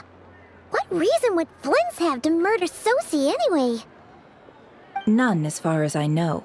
And even if he had a motive, it would have been easier to do so out in the wild, rather than in Nasha Town. Yeah! They would have often gone out on missions together. Plenty of chances there. Yes, but there's one thing worth noting here. Remember the intel we got back at the tavern? No one has ever seen a phantom that can take the form of other humans within the Wild Hunt. This means that he has been hesitant to abuse this ability, or allow it to become common knowledge, likely so that he could act in secret under other guises. But no matter what, barring identities comes with risks, right? What if you bump into the person you're imitating along the way? Precisely. In other words, his goal must have been worth the risk, similar to how he came in disguise to obtain the moon marrow. He likely knew then that the real Flint's would not appear and get in his way during this time. We'd have to ask Flint's ourselves, I'm afraid. But we shouldn't jump to any conclusions here. We can't discount the possibility that he might actually be the murderer himself. Not yet, at least. And there are other, less likely scenarios. For instance, Rerir may have already killed Flint's long ago, and been living as him for some time now. Yes, that is our ticket to a breakthrough. Then we've got to find him before the Lightkeepers do, or we might never see him again. Steady now. Our friend should be back soon. We've tracked him down to a beach north of Nasha Town. The Wild Hunt is present too, so we're putting a force together. I'll have you know that this is top secret information I'm leaking here. Don't worry, you'll receive a top-class reward in return. The beach is all yours. I'll stay and slow the Lightkeepers down. Things might go south if you bump into one another. Oh, right! Before we go, should we reveal Rarier's secret? Since he's trying to keep it all hush-hush, why don't we just pull the curtains on his little trick? That'll teach him to sneak around pretending to be other people. Hey! Why are you laughing? Oh, I was just imagining how satisfying that would feel. But I'm afraid this revelation would only stir up more chaos. Setting aside the matter of evidence, some may trust Flint's on our account, whereas others would suspect him on account of his behavior. Tossing him into a swirling tumult of public opinion like that might just give Rarier more opportunities to capitalize on. And think about it. Once people learn that he can masquerade as those they trust, would they continue to welcome friends into their homes with such open hearts?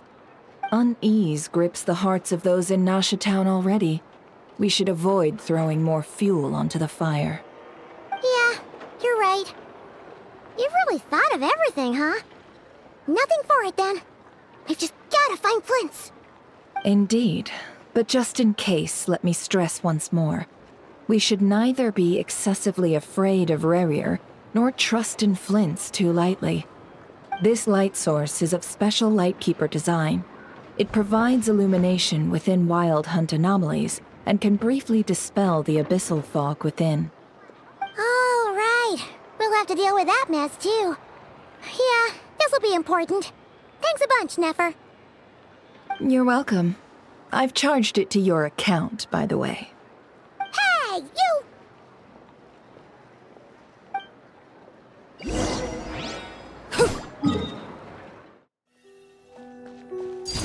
Laid bare. Whoa! Is that...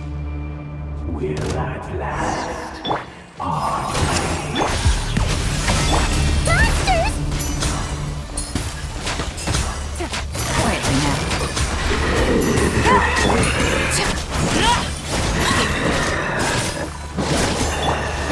Lolly! East Papa! Get him!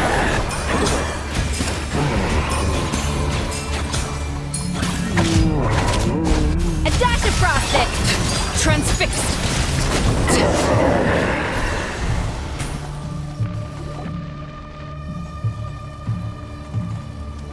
This monster was lurking near the lamp. That must have been a planned ambush. We're not falling for that again. There's something inside it. Some small device. Huh? Why isn't it giving off light anymore? Is it broken? Oh, we better take it with us.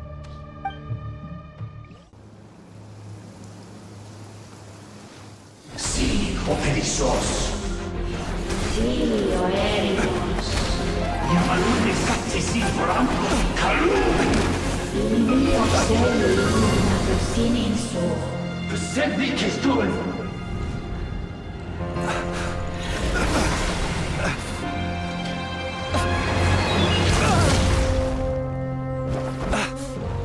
Hand it over.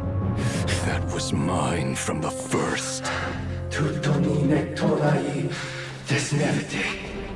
You're a fool. You again.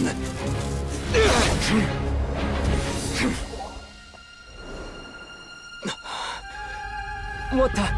It's stronger than before.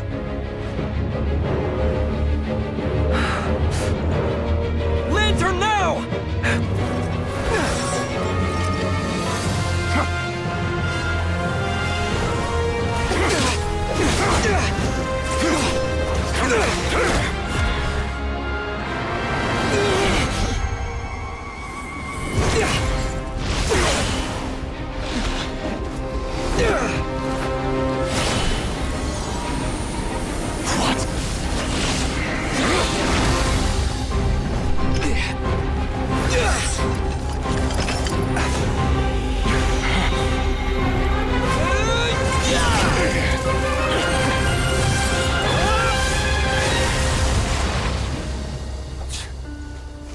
It escaped again.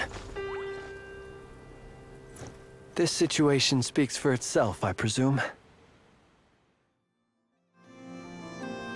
So, you were tangling with Rara out here all by yourself. So, that vile phantom hiding inside the Wild Hunt has a name of his own. Yeah, you don't look so good.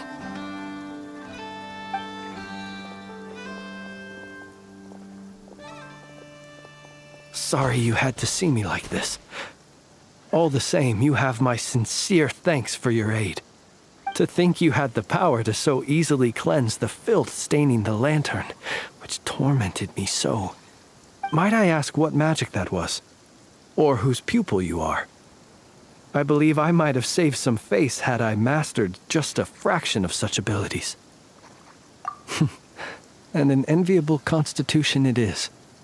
A pity that such abilities cannot be acquired. Why did abyssal power just burst out of your lantern anyway? That is a long story. Many moons ago, when on Wild Hunt clearance duty, I shattered one of its cores only for a special crystalline object to fall out. I sensed a power surging within it that was at once familiar yet strangely illusory. I freely confess to being an avid collector of ancient gems, coins, and other curios. And curiosity it was that had me store this crystal inside my lantern. Afterwards, I wound up collecting a few more such crystals quite by accident, and discovered that they could merge into a single piece without my prompting. Though my understanding ends there. It was only recently that they began slowly emitting abyssal energy, which could neither be dispelled nor weakened. Is that what Rara claimed belonged to him? That must be what he's after then! I concur. And here's the kicker. Before he was exceedingly weak. In fact, I've already beaten him several times, though I could not destroy him completely. But I noticed while engaging him that the crystal fragment would restrict my powers. As such, it occurred to me that I should hide it rather than tangle with him any longer. Alas, he has proved most fixated upon this fragment. And for some reason, his strength has grown by leaps and bounds since I last encountered him. And where, might I ask, would it be safe? Or do you think it wiser I threw it away? Were our places switched, would you discard it, knowing that its perilous might was beyond your ability to counteract, yet capable of causing greater harm should it lie beyond your grasp? Yeah, throwing it away would mean giving the bad guy what he wants. But exposing yourself to its corrosion and growing weaker by the day, that sounds super dangerous too. Only those who shoulder risks are qualified to welcome in the turning of the tide. Those who flee when troubles come are nothing more than deserters. Though I shan't deny that I have your fortuitous arrival and most outstanding assistance to thank for my continued ability to speak such platitudes. Either way, it seems this fragment is now utterly still. That must have made it useless to Rerir. I doubt he would have retreated so readily otherwise. I imagine this wasn't the only reason you came looking for me, though? Well, no, but...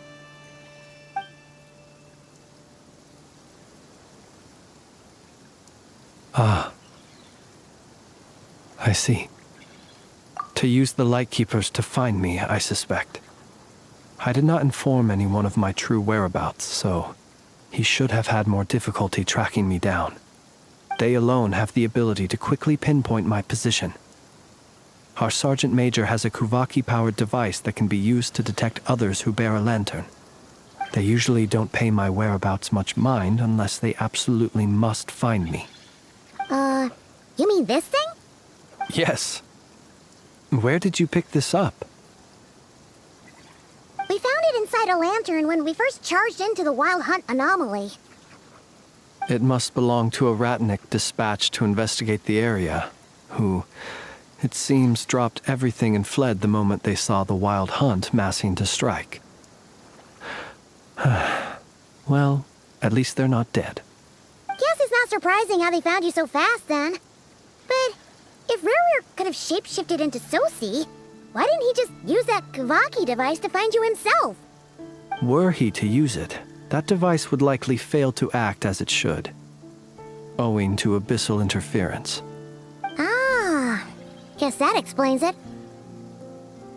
So not only is this Rarir ruthless, but a purveyor of dirty tricks too. You might not be familiar with Sergeant Major Sosi, but he put his heart and soul into every mission.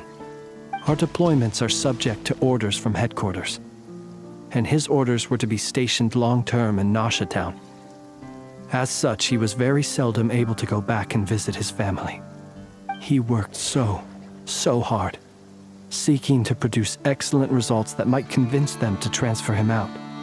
Oh. But every year they would say, "Wait a little longer. Wait a little longer." He often wondered if it was because he was lacking somehow.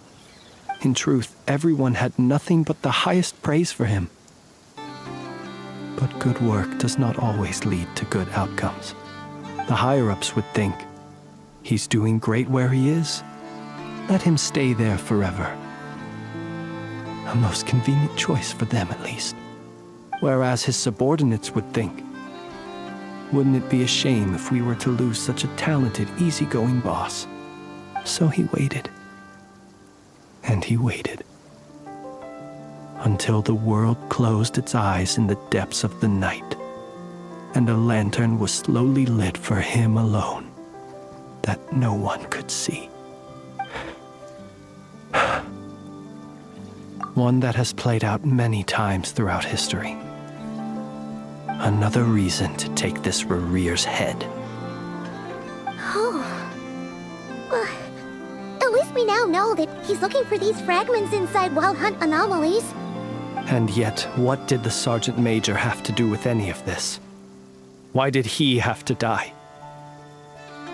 Could Rarer be angry that the cannon Sosi set up to fire destroyed the fragments he wanted to collect? Could you take me to the scene of the crime? We shall just have to exercise some discretion then. Come on. Let us be on our way.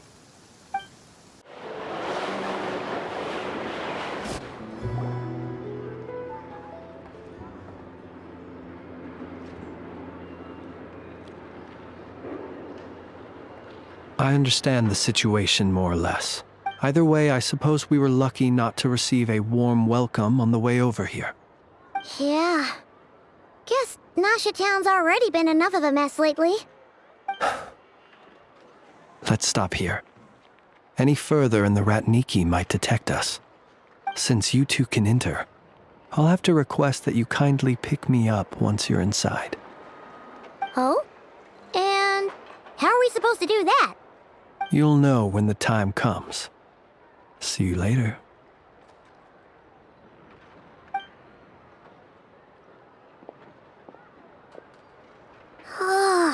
Still acting all mysterious. But he seemed pretty confident, so guess we've got to trust him.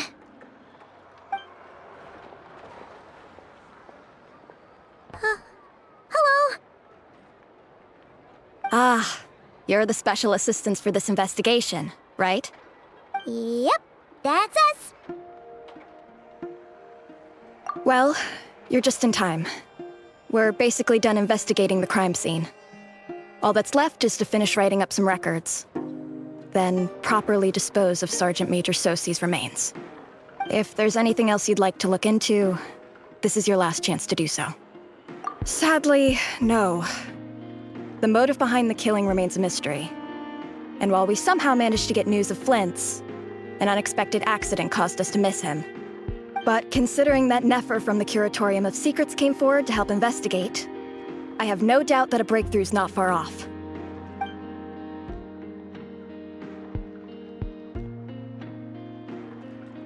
We'll do our part too. All right, we're going in. See you later. Phew, we're in. Thanks to Nefer's reputation, once again.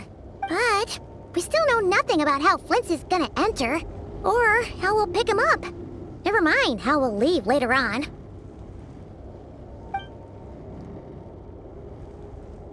Something the matter? Huh. It looks like Flint's lantern, but where is he exactly?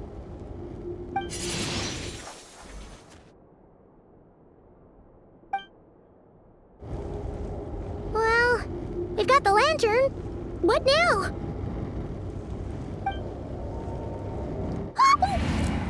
Oh, Paimon almost screamed out loud. You never said you could do magic like that. This lantern may have a rather peculiar shape, but so long as it doesn't glow, it won't stand out in the dark. I calculated that you would have already entered, so I chose a spot visible from the window before using light to send you a signal. As I thought, you're both sharp-eyed and on the ball.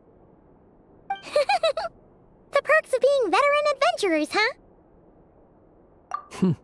Your composure is more impressive still. You're right. That required a little trick of my own. But let us leave such trivial topics for a more relaxed moment. Our time is limited after all.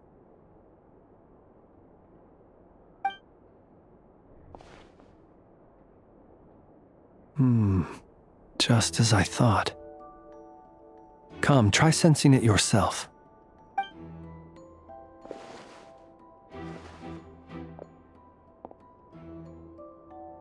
Identical powers must flow from the same source. It was the wild hunt, then, that took my form and killed the Sergeant Major. But why do this? To sow chaos by depriving the Lightkeepers of one of their commanders? If the Wild Hunt's true form is powerful enough to stand against the world as you claim, I fear not even the full force of Lightkeepers could stand against him, let alone the handful of us stationed in Nashatown. He would have no reason whatsoever to pick quarrels with individual ants. Let's look again more closely. We must leave no stone unturned. Well, that makes things simpler. In that case, allow me to disturb the fallen. May the ghost flame guide your spirit. May you rest in peace.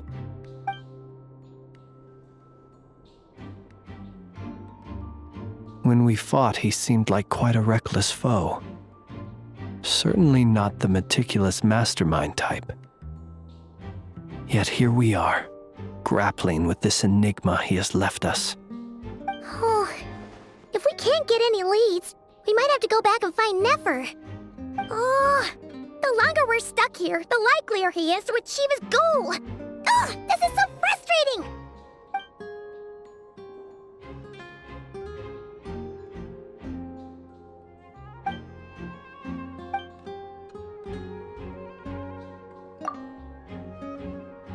You mean this?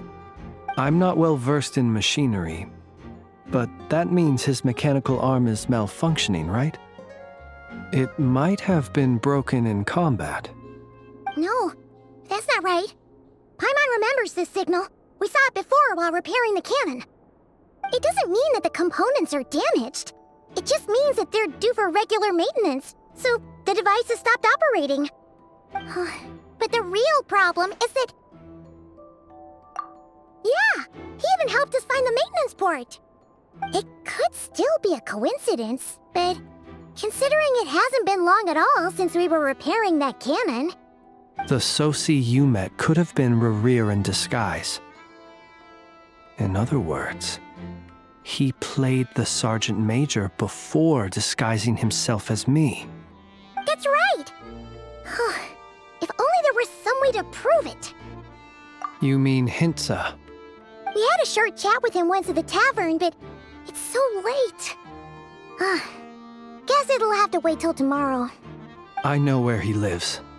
The situation is critical, so let us now take up the role of uninvited guests ourselves. Ah, yes. And one more thing. Remember to pick me up by the window.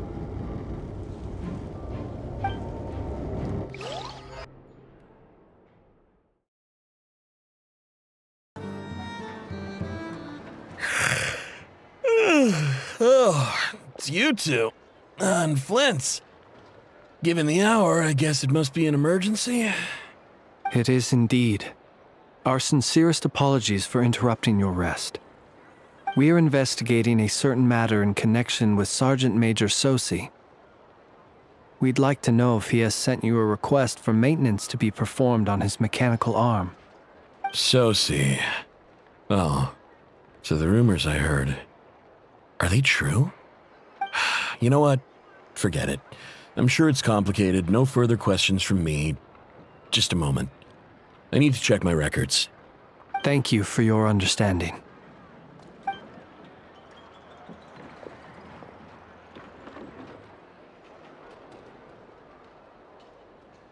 Got it. 8 days ago, he came to request a round of regular maintenance. But as it happened, I had run out of the required components. His mechanical arm is especially sophisticated, having been designed by Aino personally. The parts, too, could only be made by her. As such, they usually take several days to arrive. In fact, this time, he even asked me if we could push his request forward. And I understood, completely. Not being able to use your hand, that's rough for anyone. But even more so if your job involves fighting out in the wild. So I did my best to convince Aino to rush the job. And eventually, the parts arrived. 3 days ago, if I remember correctly. I sent word to the Lightkeepers immediately, but he never showed up. I assumed he was just out on some mission or other. What's with those faces? Everything all right? You've provided us with some very crucial information, Hintsa. You have our thanks. We can't make everything public yet, but once our investigation is complete, I will return to thank you and provide an explanation on behalf of all the Lightkeepers. No worries. Just glad I could help. Thanks. Good night. Good night. Hope the investigation goes well.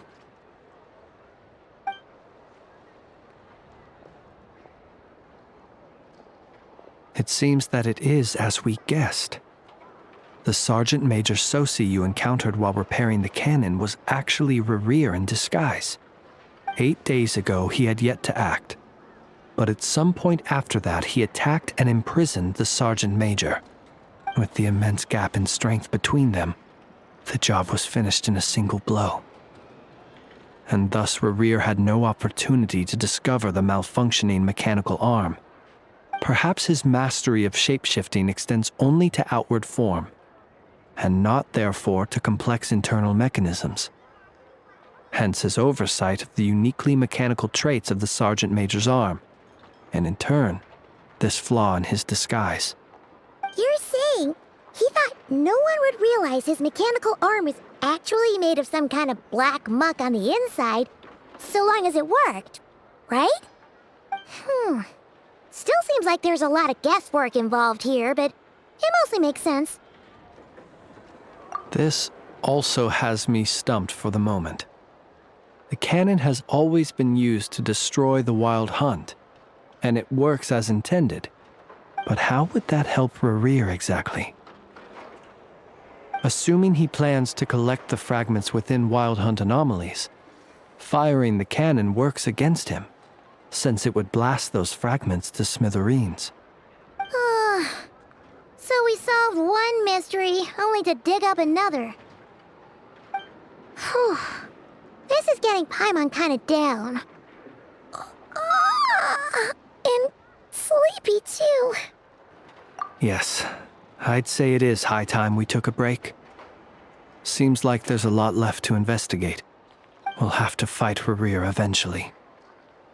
And we'll do a poor job if we're not well rested. Yeah, we should totally get some sleep first. A reasonable suggestion. I have no doubt that my quarters have been turned inside out by now, at any rate. My colleagues have never failed to live up to my expectations of their discourtesy. Well, guess we'll just have to pick you up as usual. That would be good, yes. Feel free to put the room costs on my tab.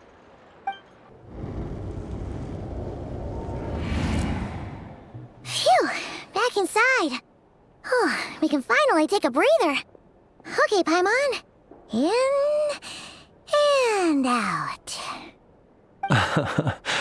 I suppose we could all take a moment to unwind. As I recall, our first meeting took place not far from here. Ah, the nostalgia. Had you already sensed the unique power within my lantern at that time? I see. Words truly do fail to capture your superlative insight. Fortunate then that abyssal energy was only leaking from the fragment in minuscule amounts when we first met. Or I might have been in for a real interrogation. Yeah, hard to say how that would have played out. We've had a whole bunch of unpleasant run-ins with the Abyss.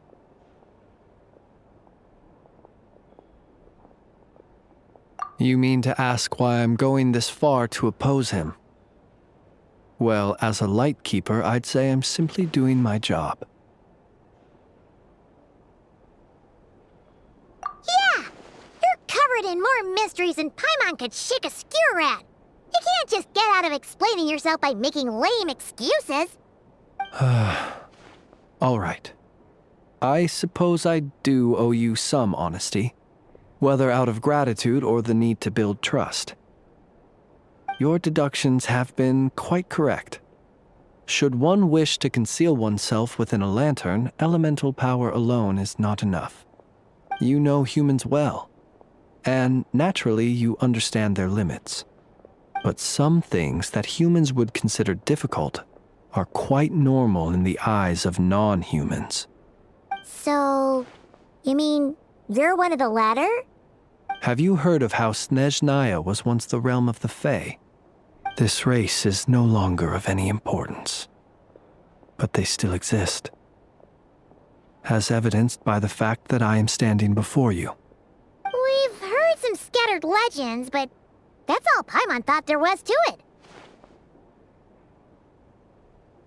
I once turned my heart toward humanity, and thus did I experience loss. I once labored and did much, and put an end to my tale with my own hands. When you realize you are floating in the middle of a vast ocean, you cannot help but feel that swimming in any direction would be equally meaningless. Would it not be better, then, to simply sink?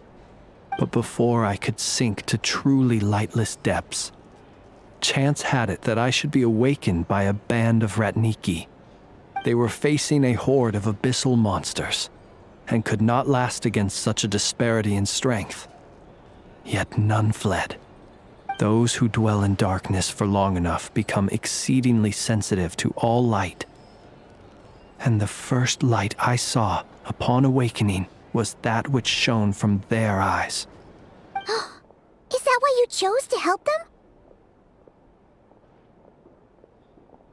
Perhaps I was moved by their valor. Perhaps I simply saw my past self in them, and was moved to action for the first time in a long, long while.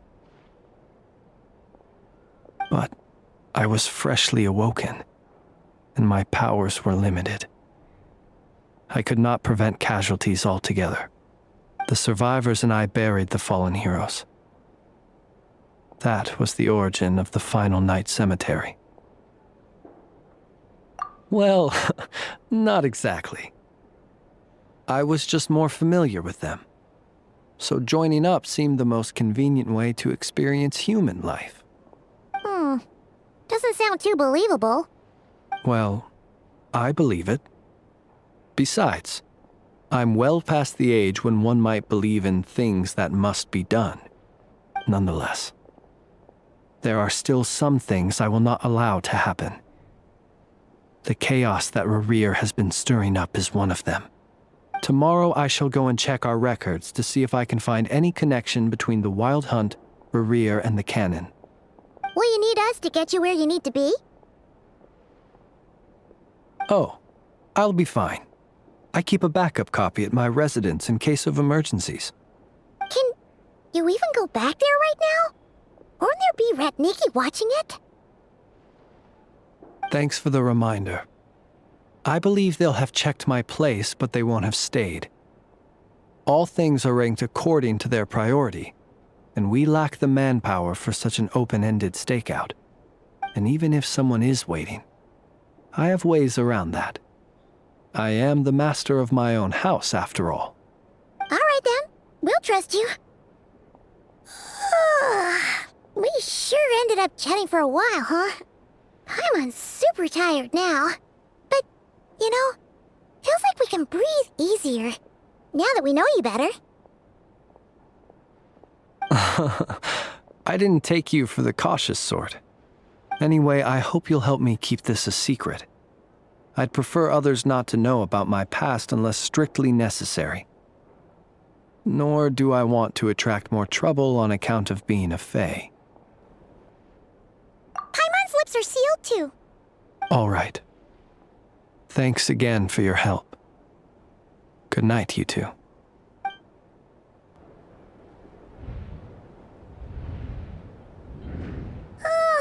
So much noise. What's going on this time?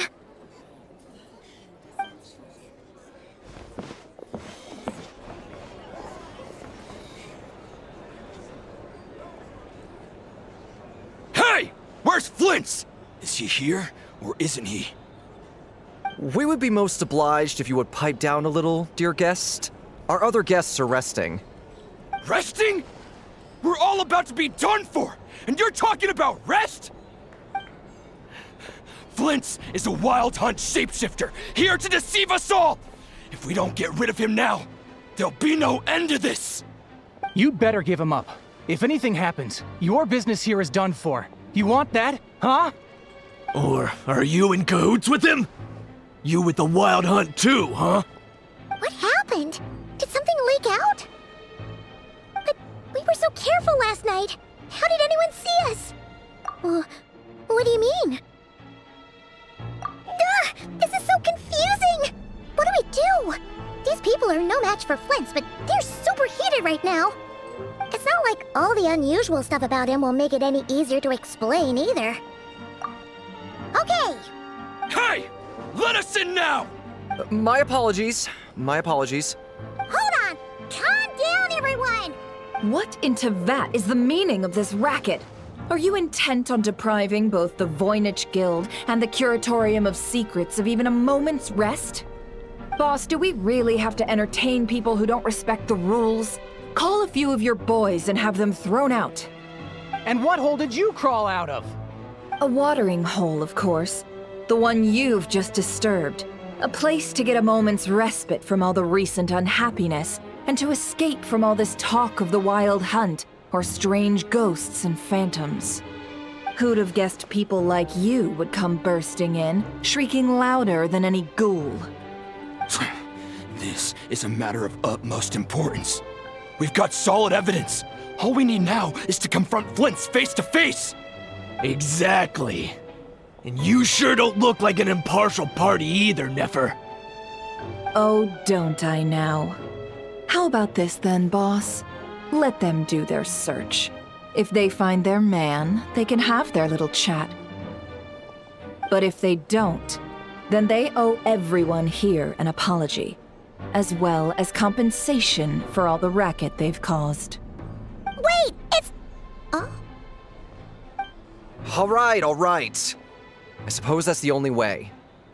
Oh, all right then. Well, I'd say that sounds like an impartial proposal. What say you? Or are you suddenly unsure of yourselves? Come on, everyone! Move it!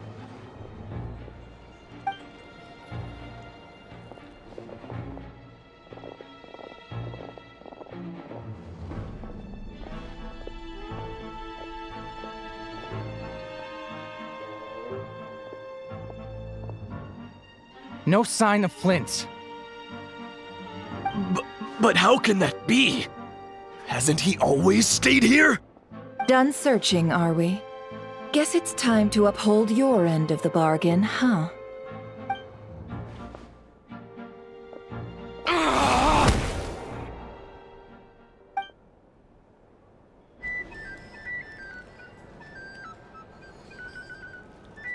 So, Paimon, you've been waiting to ask me something, haven't you? here? My inside man with the Light Keepers informed me that you paid the crime scene a late-night visit. I surmise that you must have rendezvoused with Flint's and obtained some new information. Then, early this morning, a group of people gathered at the town gates, news spreading amongst them that the Wild Hunt could disguise itself by taking on familiar faces. Everyone started throwing out the names of possible suspects.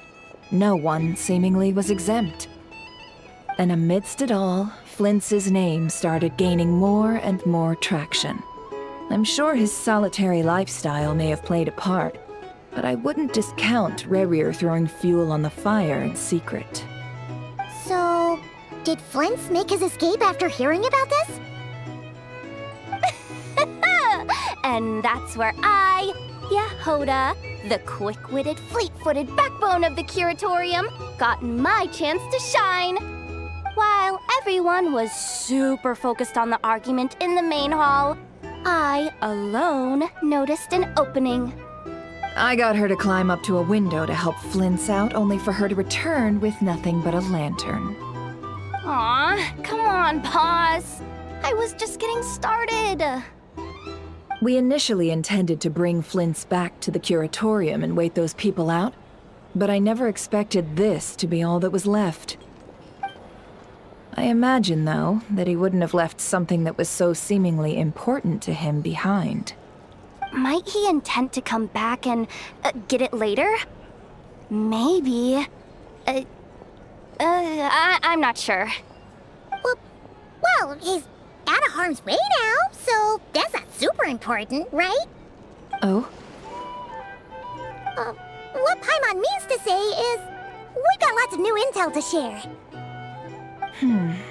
All right then. Yehoda, contact the others. We're going to need all hands on deck. Let's have this discussion over at my place.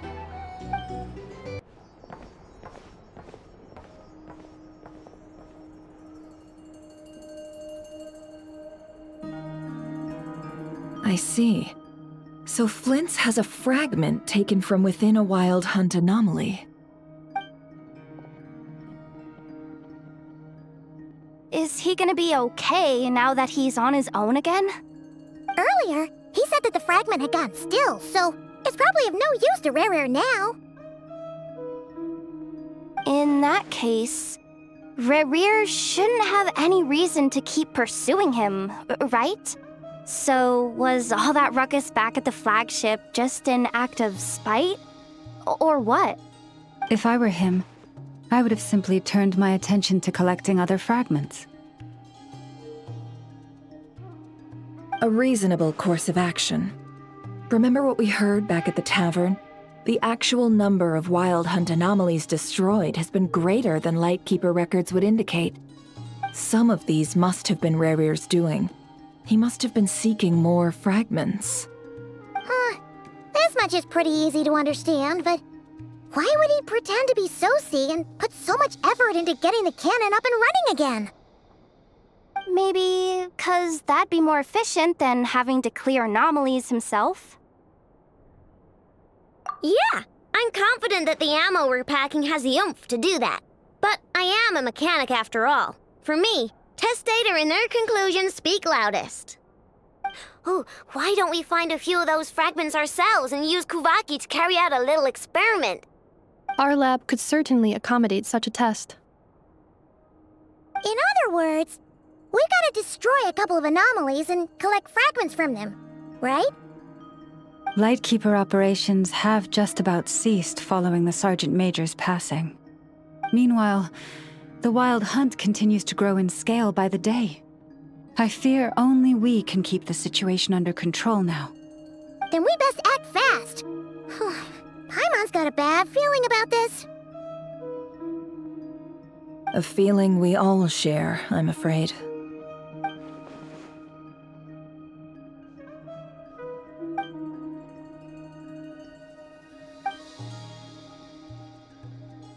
There are 3 Wild Hunt sites that must be dealt with urgently. But I believe... Works for me! Inefa and I will take our workshop assistants to deal with one of the sites. The Curatorium will handle another. and we Frostmoon Scions shall deal with the remaining one.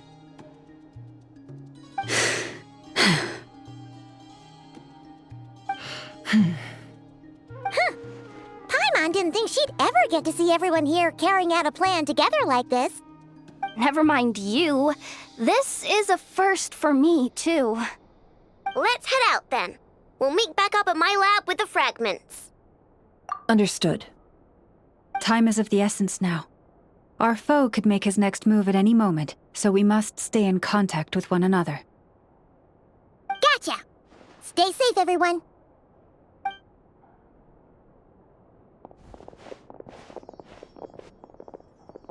Huh. Anyone seen the lantern? Has Flint's dropped by already?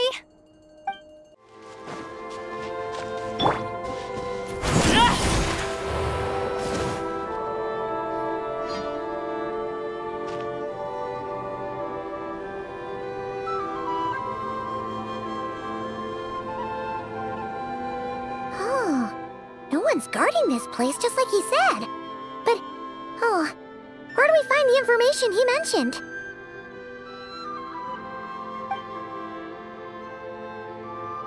This way. Let's move. We're running out of time.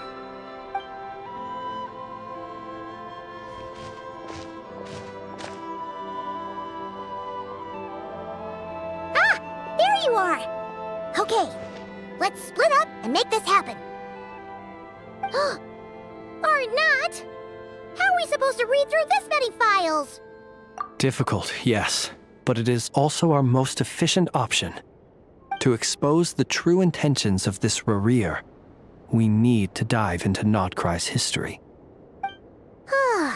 Hope we don't land on our heads then.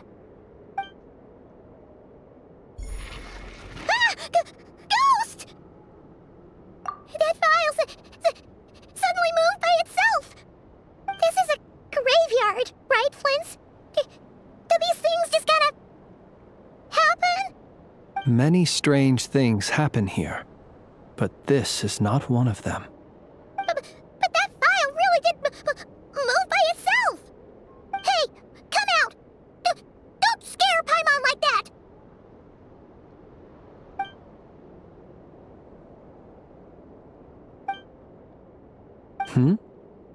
Wild Hunt Phenomenologue? Hey! Another file's moving! Are we being given hints? I feel no hostility. On the contrary, it seems we're being aided somehow. Really? Hey! Seriously, another one? Okay then. Paimon will read this one.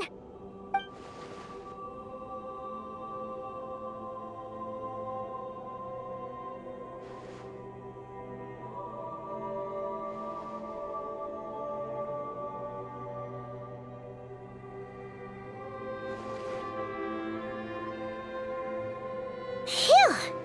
Finally finished. Oh, Paimon sure could use a long break from long words now. Hope she can remember it all. The material I've read through has all been about past Wild Hunt incidents of enormous scale. What about you? Paimon as well. Guess that makes 3 of us. Whatever this is, it seems to want us to notice something. Let's bring our files together and give them another look through. All right. Paimon will go fetch hers. All these incidents look pretty different. Wait. I've noticed something. Before the occurrence of these huge Wild Hunt events, a smaller scale one would erupt in the exact same location. And look. All these smaller scale Wild Hunt site reports share a common outcome. They'd be detected, but would go inactive before any forces could be sent to deal with them. They could then be sealed directly using a tide seal stone. But why? Some of these records are too old. I doubt he had regained the ability to act freely yet, or we would have met long ago. And here's another similarity. Kuvaki and nearby soil completely drained. Could this be important somehow? Kuvaki and the Wild Hunt are mutually opposed forces. We Lightkeepers previously believed that these small Wild Hunt sites would temporarily go inactive due to being neutralized by the Kuvaki present in the soil. But now that we've synthesized all this data, there is a key issue this hypothesis cannot explain. Indeed, despite the name, I would not call a Tideseal Stone's sealing powers watertight exactly. But for it to fail and— Paimon feels like she's almost got it.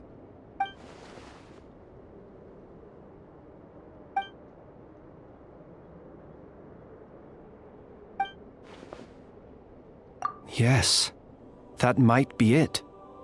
It could be that when Kuvaki and Abyssal energies meet, the stronger side will suppress the weaker one. And while Kuvaki can indeed destroy small-scale Wild Hunt anomalies, should Rerir be strong enough, the Kuvaki might be his for the taking instead. Paimon kinda gets where we're going with this. What are you referring to? Oh, we had a real close encounter with the Abyss in Netland. It's a force that tries to taint everything. It's hard to explain in detail, but basically, your reasoning makes sense. Was there a gap between him pretending to be Sergeant Major Sosi and the cannon being fired? There was. Aino needed to make some adjustments after we finished those repairs. Rerir, disguised as Sosi, left at that point, leaving him more than enough time to shapeshift into you, return to the Lightkeeper's office and set up the crime scene, before heading over to the cannon's target area and absorbing the Kuvaki. It all makes sense. And all that just for the fragment I had with me. It begs the question, what makes it so special that he needs it so badly?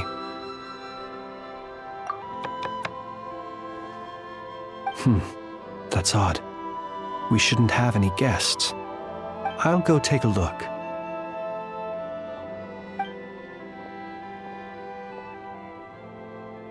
Ah, it's an ibis. It's carrying a letter! Ooh, Lauma must have sent it. She can speak to little animals. Let's see here. Situation urgent. The cannon began operating shortly after we left Nasha Town and is preparing to fire. It is locked on to Star Sand Shoal. Please return to Nasha Town and assist with all haste. Lauma. That's gotta be Rerir's doing. But why is he using the cannon again? Didn't he already fire it once before? No time for speculation. He's already made his preparations. If you recall, his body was incomplete when we last met. If this bombardment continues to increase his strength, he might regain his complete form. What should we do? There's no way we're getting back to Nasha Town in time. Let's go to the cannon's target site. That's where we should find Rerir, and that's where we'll stop him. One moment. Just let me get this news to Lauma. Nasha Town is in their hands now. Go! Fly! Not a moment to lose!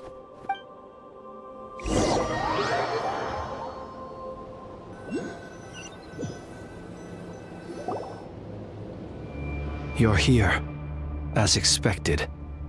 Humans, you never change. Always trying to use powers you neither comprehend nor control. But it is also thanks to you that I found a way to return. You've messed with the cannon again, huh? Sorry, but this round's not gonna go your way. Such faith in your companions. But will the inhabitants of Nasha Town understand why they wish to stop the cannon? I think not. When all they see is the Wild Hunt surging up everywhere they look, the cannon must seem like their only lifeline. This is the truth I have revealed to them. They did this all of their own volition. The zealous worship of power leads only to annihilation of equally zealous proportions. True power does not heed the commands of the weak. You were waiting for us to leave Nasha Town then. Of course. I imagine the one you call Aino would have managed to stop the cannon otherwise. Shame, then, that you proved one step too slow. In their folly, the townspeople will bar the path of all who seek to stop the cannon. And your kind-hearted, weak companions have not the stomach to deal with them. The cannon will not be stopped now. Well, sir, you look most pleased with yourself. In that case, before you put us out of our misery, I would like to ask you a question, if I may. See this fragment? It once haunted your dreams, but now it seems useless to you. What is it exactly? That is my corpse. Sorry, what? My body was once torn into countless pieces and hurled into the swirling chaos of time itself. But even so, my life and will were not extinguished. Every last fragment calls to me. Sooner or later, they shall welcome my return. What are you even saying? Huh. So the terror of the Wild Hunt was in fact caused by scattered pieces of your corpse. I guess they don't call you one of the 5 sinners for nothing. Serendipity guided the fragments to construct an incomplete version of myself, upon which I began collecting more within Wild Hunt sites across the land. But each time, the fragments I obtained were hardly worth mentioning, while that which you hold in your hand was my heart. So that's why it responded so strongly to you. Only by retrieving this most critical piece could I gain mastery over the turbulent Kuvaki energies and be fully reborn. Hence, you fired that first shot, hoping to regain enough power to seize the fragment from me. Are you completely crazy? Weren't you afraid of dying? Dying? Such power has no hope of killing me. It may destroy my form over and over, yet always I rebuild it. It may smash my flesh and crush my bones thousands of times and more, but that is of no consequence to me. What truly infuriates me, however, is how you've destroyed my heart. All that suffering, everything I endured, and all for nothing. I've adapted to the strength and flow of this Kuvaki. The next cannon shot will multiply my strength. It will not be a full restoration, no. But it will be more than enough to destroy any in this world who stand in my way. Still, I suspect the Kuvaki will have rendered you down to nutrients for my consumption well before you have the time to kneel before me. Traveler! Behind you! Look at that light!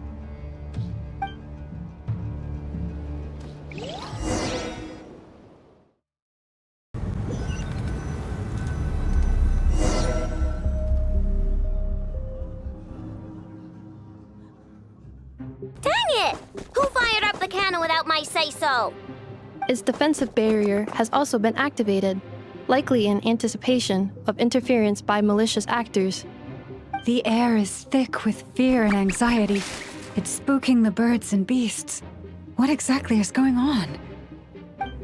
You're here. Looks like this was all part of Rarir's plan. Not only did he plant seeds of suspicion in people's hearts, seems he's now igniting them. Yehoda's gone in to scout out the situation. She'll be back any minute. I'm back! I'm back! Oh, it's bad out there. Rumors flying everywhere you turn. Something about the Wild Hunt preparing to spawn a wave of monsters, the likes of which we've never seen before. But that's not even the worst of it. Lots of folks don't even believe the cannon can prevent this crisis, so they're getting ready to make a run for it. Others are trying to make a quick buck out of this whole mess. How could they still be thinking about Mora when such a catastrophe is imminent? Unprecedented danger brings unprecedented opportunities in its wake. A chaotic situation can bury much wrongdoing. Even those who flee without reserve put themselves at the mercy of the divine. Is it any wonder, then, that some will aim to profit? After all, a gamble that might rewrite one's entire life is hard to come by. Even so. Well, seeing as you disapprove of their actions so strongly, Lady Moonchanter, I suggest that you be the one to handle them. Not like that's the only major problem on our plate right now. Affirmative. We must quell the chaos in Nasha Town as soon as possible. Also, the unexpected activation of the cannon entails a high risk of incorrect operation. This must be stopped in a timely manner. Well, about that, people have been talking about how someone might come to stop the cannon. They've decided they won't let anyone in. What? I made that thing! They can't just take it from me! Let me over there! What are they gonna do? Stop me? They might, if Rerir has already formulated some countermeasure. For example, he might have spread a rumor that the Wild Hunt would take your form.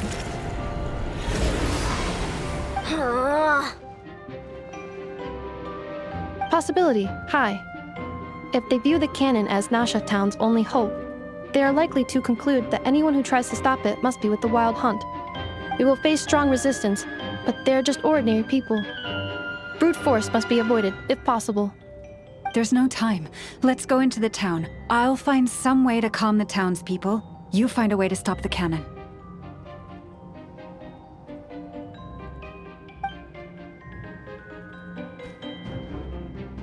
Oh, you're back. And you have a letter? The Traveler won't make it back in time. So they're heading straight over to Star Sand Shoal instead. Wait, what? Isn't that the cannon's target? Why would he go there? Assessing risk level. Maximum. So if we can't prevent the cannon from being fired... Then he's prepared for the worst.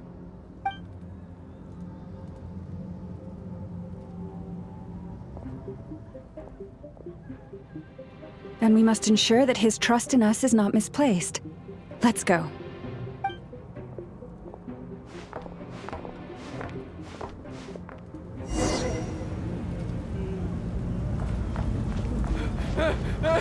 Someone help me!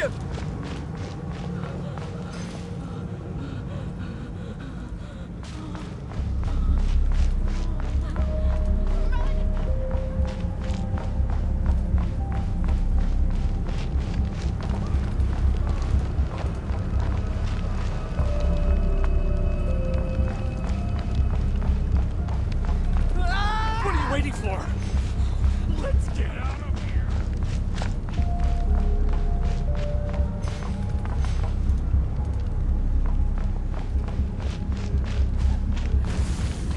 This place is burning too!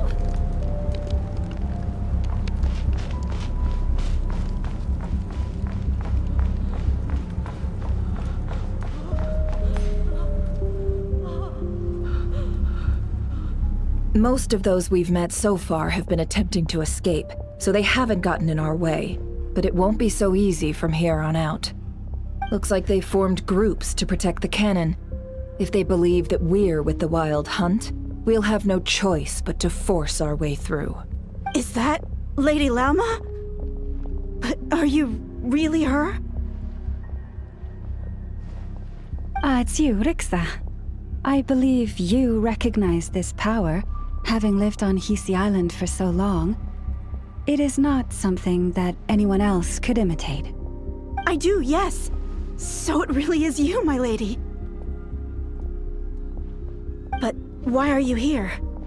Really, I believe you, but the others, well, they'll be on high alert.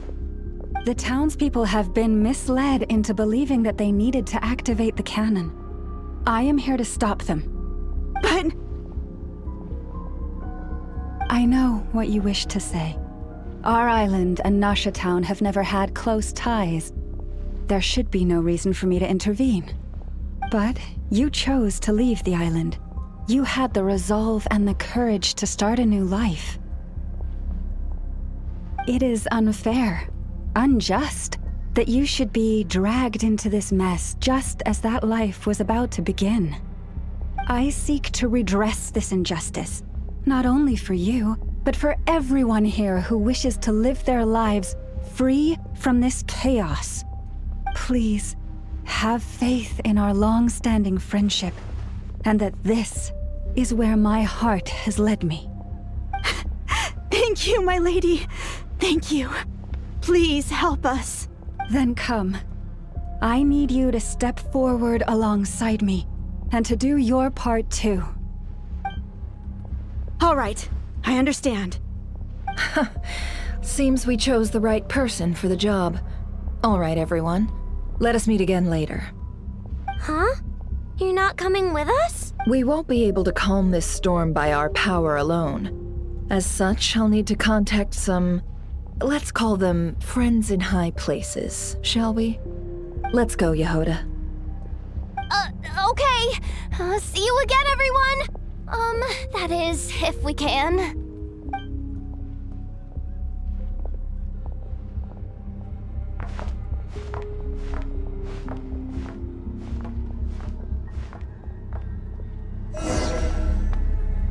Remember these words. The road shall be paved with truth, and we shall pave it ourselves. It's you, Lady Moonchanter. It's her. Everyone, it's her. You're right, my lady. At times like these, we must rely on ourselves. You're actually some abyssal creature, aren't you? Time to teach you a lesson you won't forget.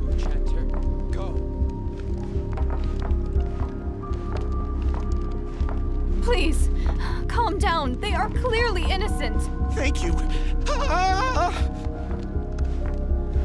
You mind your own business.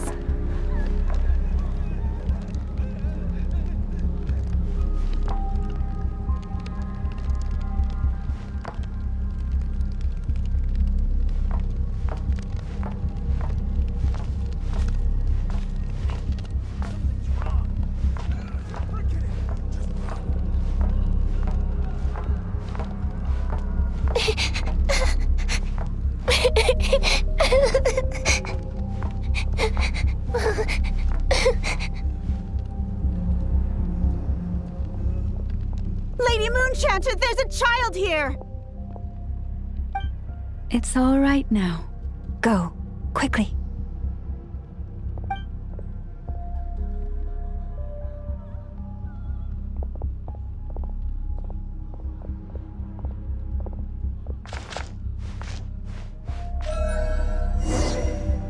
You wretched monsters! You're not getting anywhere near the cannon!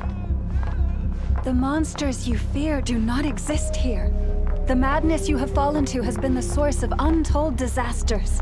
You think we had a choice?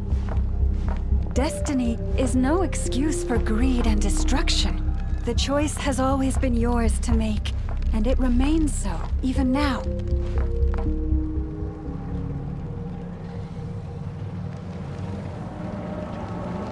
Thank you for bringing us here. We can quickly overcome the barrier by going upward from over there. The cannon is all yours now. Got it. Thanks, Lauma. Inefa, give her a crankake. Orders received and immediately deferred. Departure takes priority. Please, everyone, listen to me. I will not deny that we hold different beliefs. Otherwise, rifts will surely form, prized open by those who harbor ulterior motives. If your fear is born of helplessness, if you flee because you know not how to fight, Then follow me, you who are lost. I am no god, but so long as we hold our candles steady and unite beneath the same moonlight, no deception or rumors can be concealed from us. Let us resolve then to defend ourselves and to stand firm against the false illusions by which our foe seeks to beguile us.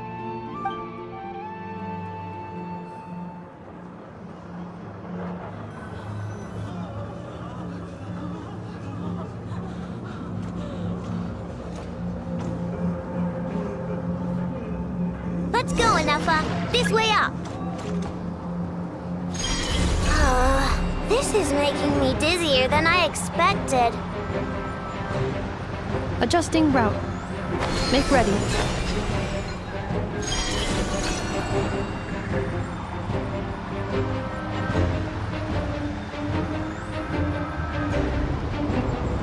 Out of the way, small fry.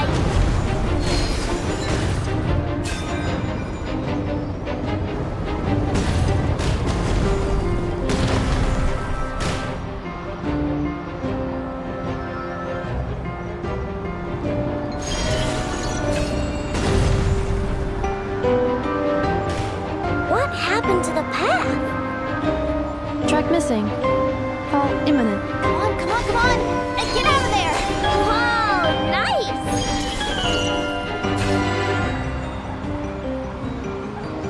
Preparing barrier breakthrough. Brace for impact.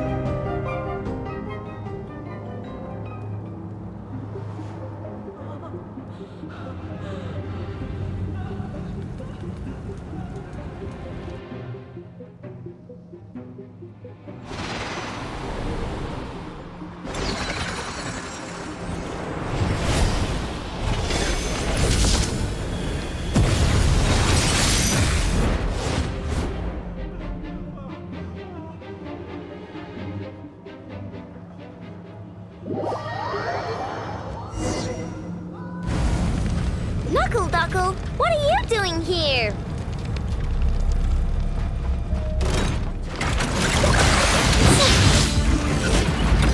Defensive mode engaged.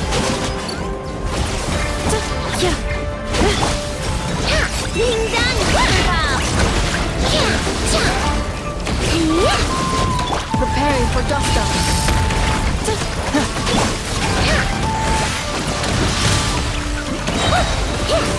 Look, the rainbow!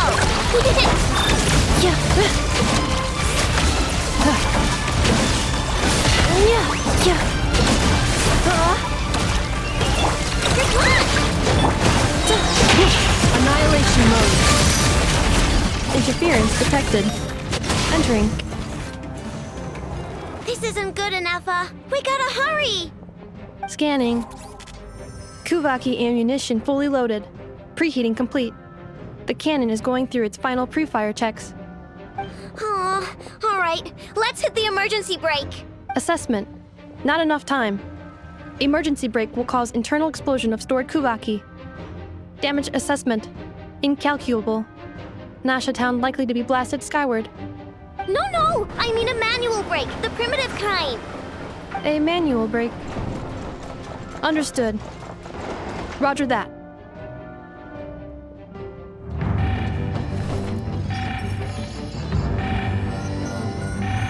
We are out of time.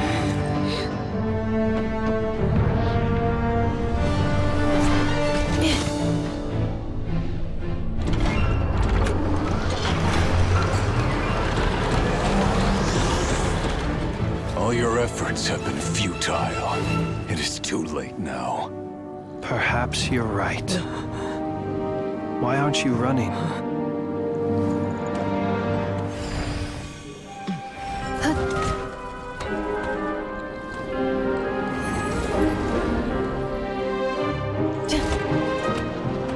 Sigisato passa sax, intili autoftos. In necritus necrus daptusi, canis omnes tu zonos tentusi. Osesticos palatin piratur resurcu, topia tua aetion veratum.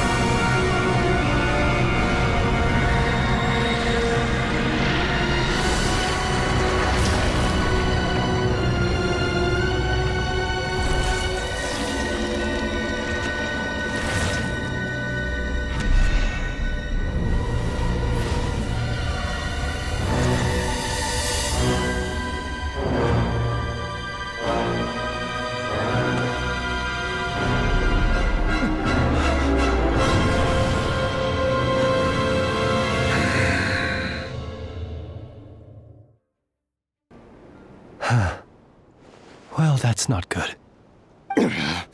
Sluggish. Torpid. This body is a disappointment. I can barely muster 10% of my original strength. You've ruined everything again. Let me guess. You didn't get a human body back, did you?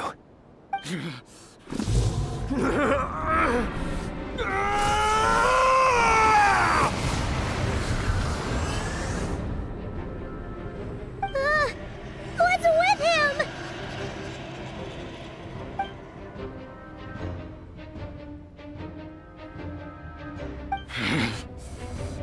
Verfnir. Rheindaughter. Flinders. Watch out! Whatever rationality he still had when he was searching for his body is gone. All that's left is the calamity you see before you. A monster fueled by nothing but his own obsession. Matters not. Having a heart. Being human. It's all irrelevant. Completely and utterly insignificant. You matter not. Does anything in this world. None of it matters to me!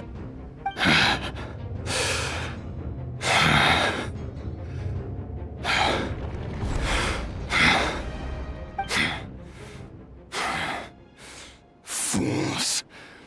Time to die!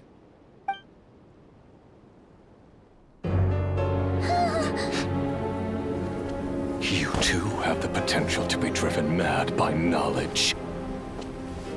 But the truths you seek are so insipid, how laughable that you should die for their sake.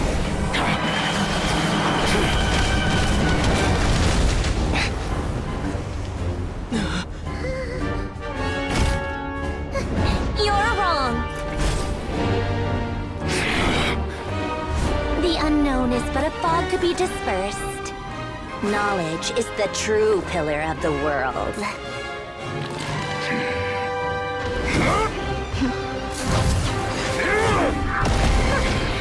You're not the only one who got stronger. Polonia!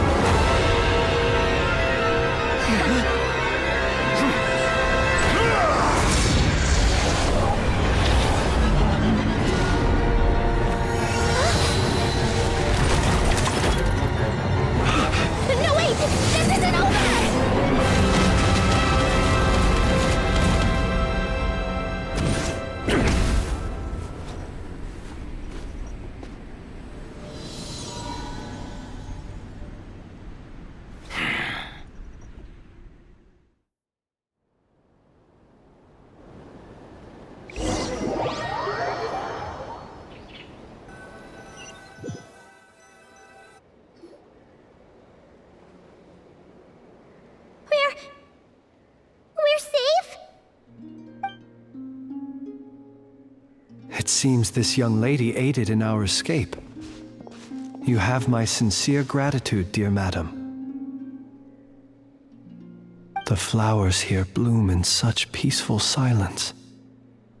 I imagine you would not have invited anyone here were it not an emergency. Oh? I take it that means you've been here before then. In that case, I count myself fortunate to be your associate. Columbina! What did you do that for? I studied his abilities inside out, equipped Polonia with comprehensive countermeasures. We were going to settle the score! But he still broke through, did he not? What? You expect a battle to be completely one-sided? I just didn't expect him to have no sense of honor whatsoever. Polonia would have been fine in a head-on clash, but battles just get chaotic. Oh, so you actually thought you could win. Have you been taking care of yourself lately? Your calculations seem to have deviated quite seriously. Perhaps you could try sleeping and rising earlier. Or you could adopt my previous recommendation and... Hey, listen here, Columbina! I tolerated your nonsense previously because we were colleagues. There's a Fatui warrant out on your head, and don't you forget that. Don't make me fight you right here and now. Oh, I was just a little concerned about you, that's all. Just like that time when you weren't making any progress with your research.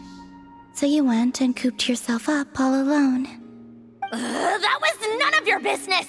And don't you ever drag me out to one of your freaky hovels again! Come on, Polonia! We're leaving!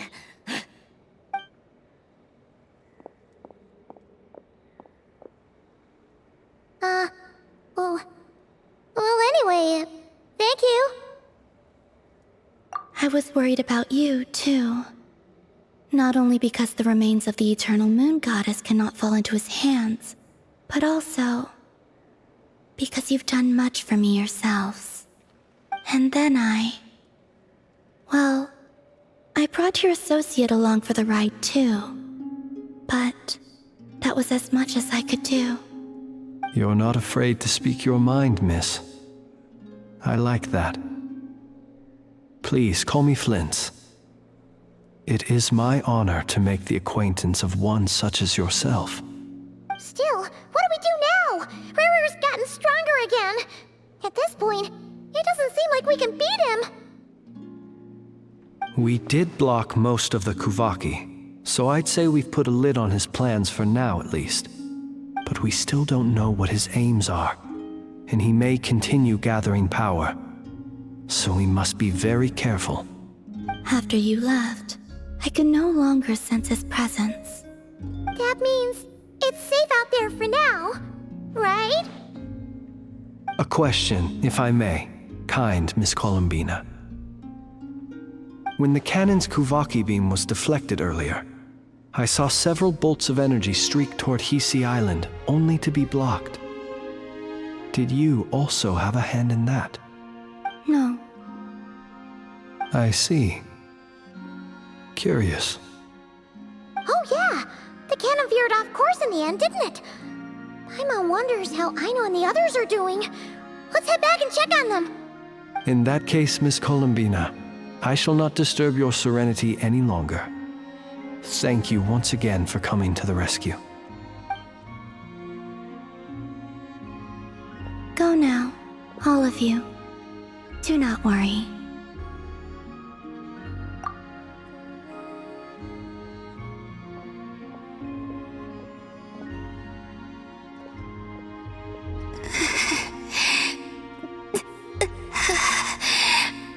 My strength still isn't returning.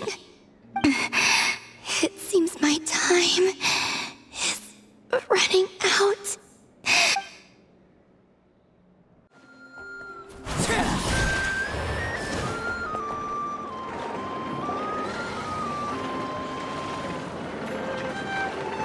Fortunately, we were able to minimize the harm. Only a few townspeople were hurt. But the Reikir of Solnari has now gained a complete form, while we still know nothing about his goals. It seems we have done something akin to releasing a vicious cuckoosaur into the wild. I'm sorry. Is no one here familiar with cuckoosaurs? Paimon knows what you mean, but that analogy seems more than slightly understated. He said that this world means nothing to him, so it is possible that he doesn't have a reason to fight us at the moment. If his objective had been revenge alone, we would likely have no recourse. Is there, still time for me to tender my resignation? Just kidding, just kidding. Don't worry, boss. I know there's no running now. So my cannon, my pride and joy was a hindrance rather than a help. You know what? I'm gonna dismantle it right now. That's right. And it still works on normal wild hunt anomalies. Don't let this get you down, I know. Flints, we'll need you to attend to the aftermath with the Lightkeepers. Don't worry, I've explained everything to them. You're in the clear. My thanks. For that and for everything else I hear you did to help us arrive at the truth. Had you been willing to show yourself in public more often, you would not have been so easy to isolate, you know. Point taken. I will give that some thought. I suppose that's one way I'd benefit from replacing Sergeant Major Sosi. You mean you're being promoted? Was Paimon the only one who didn't get that? Well, if you've got a moment, would you like to come with me?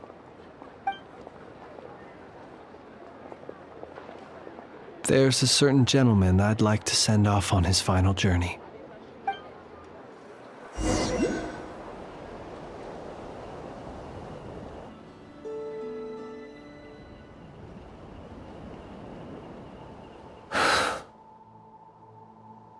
This man was like a lighthouse. Here he lived as if it were a mere matter of course, and brought light and grace to those around him. But people, once used to illumination, are apt to ignore the lantern's presence. Slowly, gradually, he came to think as such himself. I have achieved too little. I must do better. There is more work to be done. Perhaps his end was tragic. But I remain proud of the way in which he illuminated the path for others. Every shadow born of the light shall remember it. Oh, poor guy.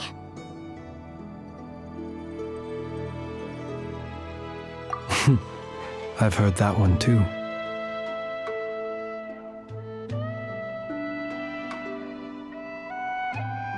Is that so? Well, you're right. It may seem that our efforts were in vain, that Rerir achieved his goals, but we will pursue him to the last, even if the outcome is not what we wish for. It is not dissimilar to the role of a graveyard keeper. We do not seek to bring the dead back to life, only to grant them peace. Oh, what are you two talking about? Care to explain? Okay. Either way, the Lantern Fae is not playing the leading role in these final rites. Lightbearer, with your blood you have paved the road to glory and justice. Even as we hurry on, bruised and battered though we may be, stay a while and look back upon the world and all its love and hatred, until it closes its eyes in the depths of night, and a lantern lit for you alone flickers softly into life. Thank you for everything, Sergeant Major Sosi.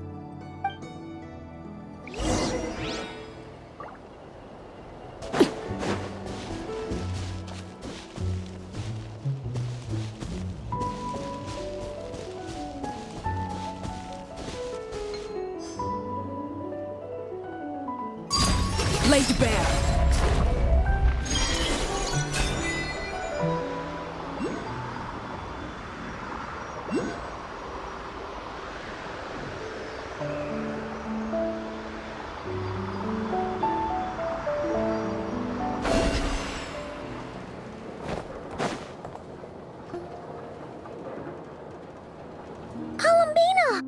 What are you doing here? Was it not you who recommended such walkabouts to me? Yeah, but aren't you afraid the Fatui will see you? Zandrone seems uninterested in my capture, and the others are unlikely to risk making contact at all. They have more troublesome affairs to deal with.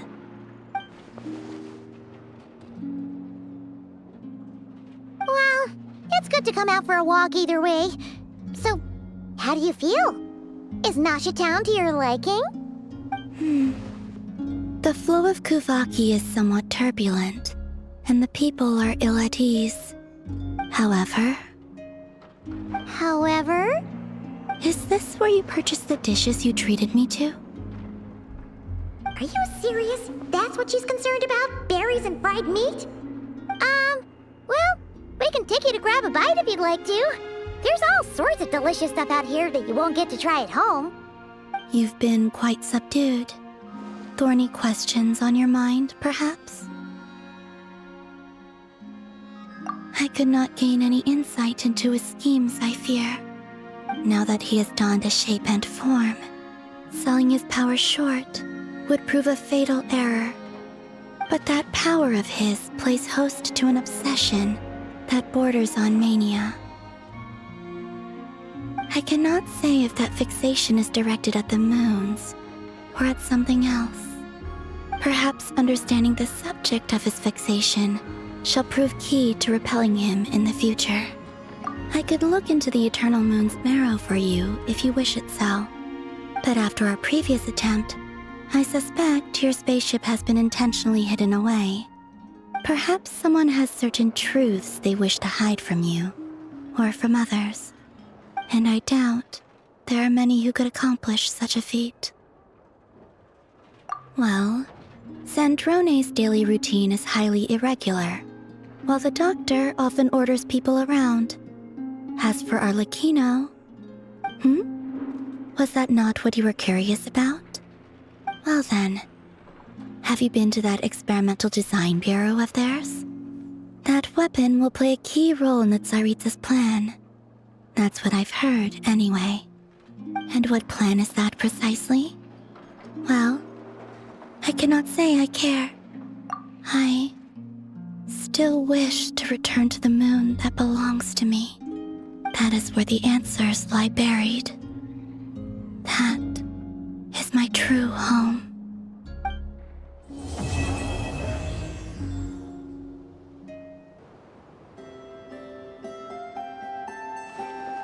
Interesting.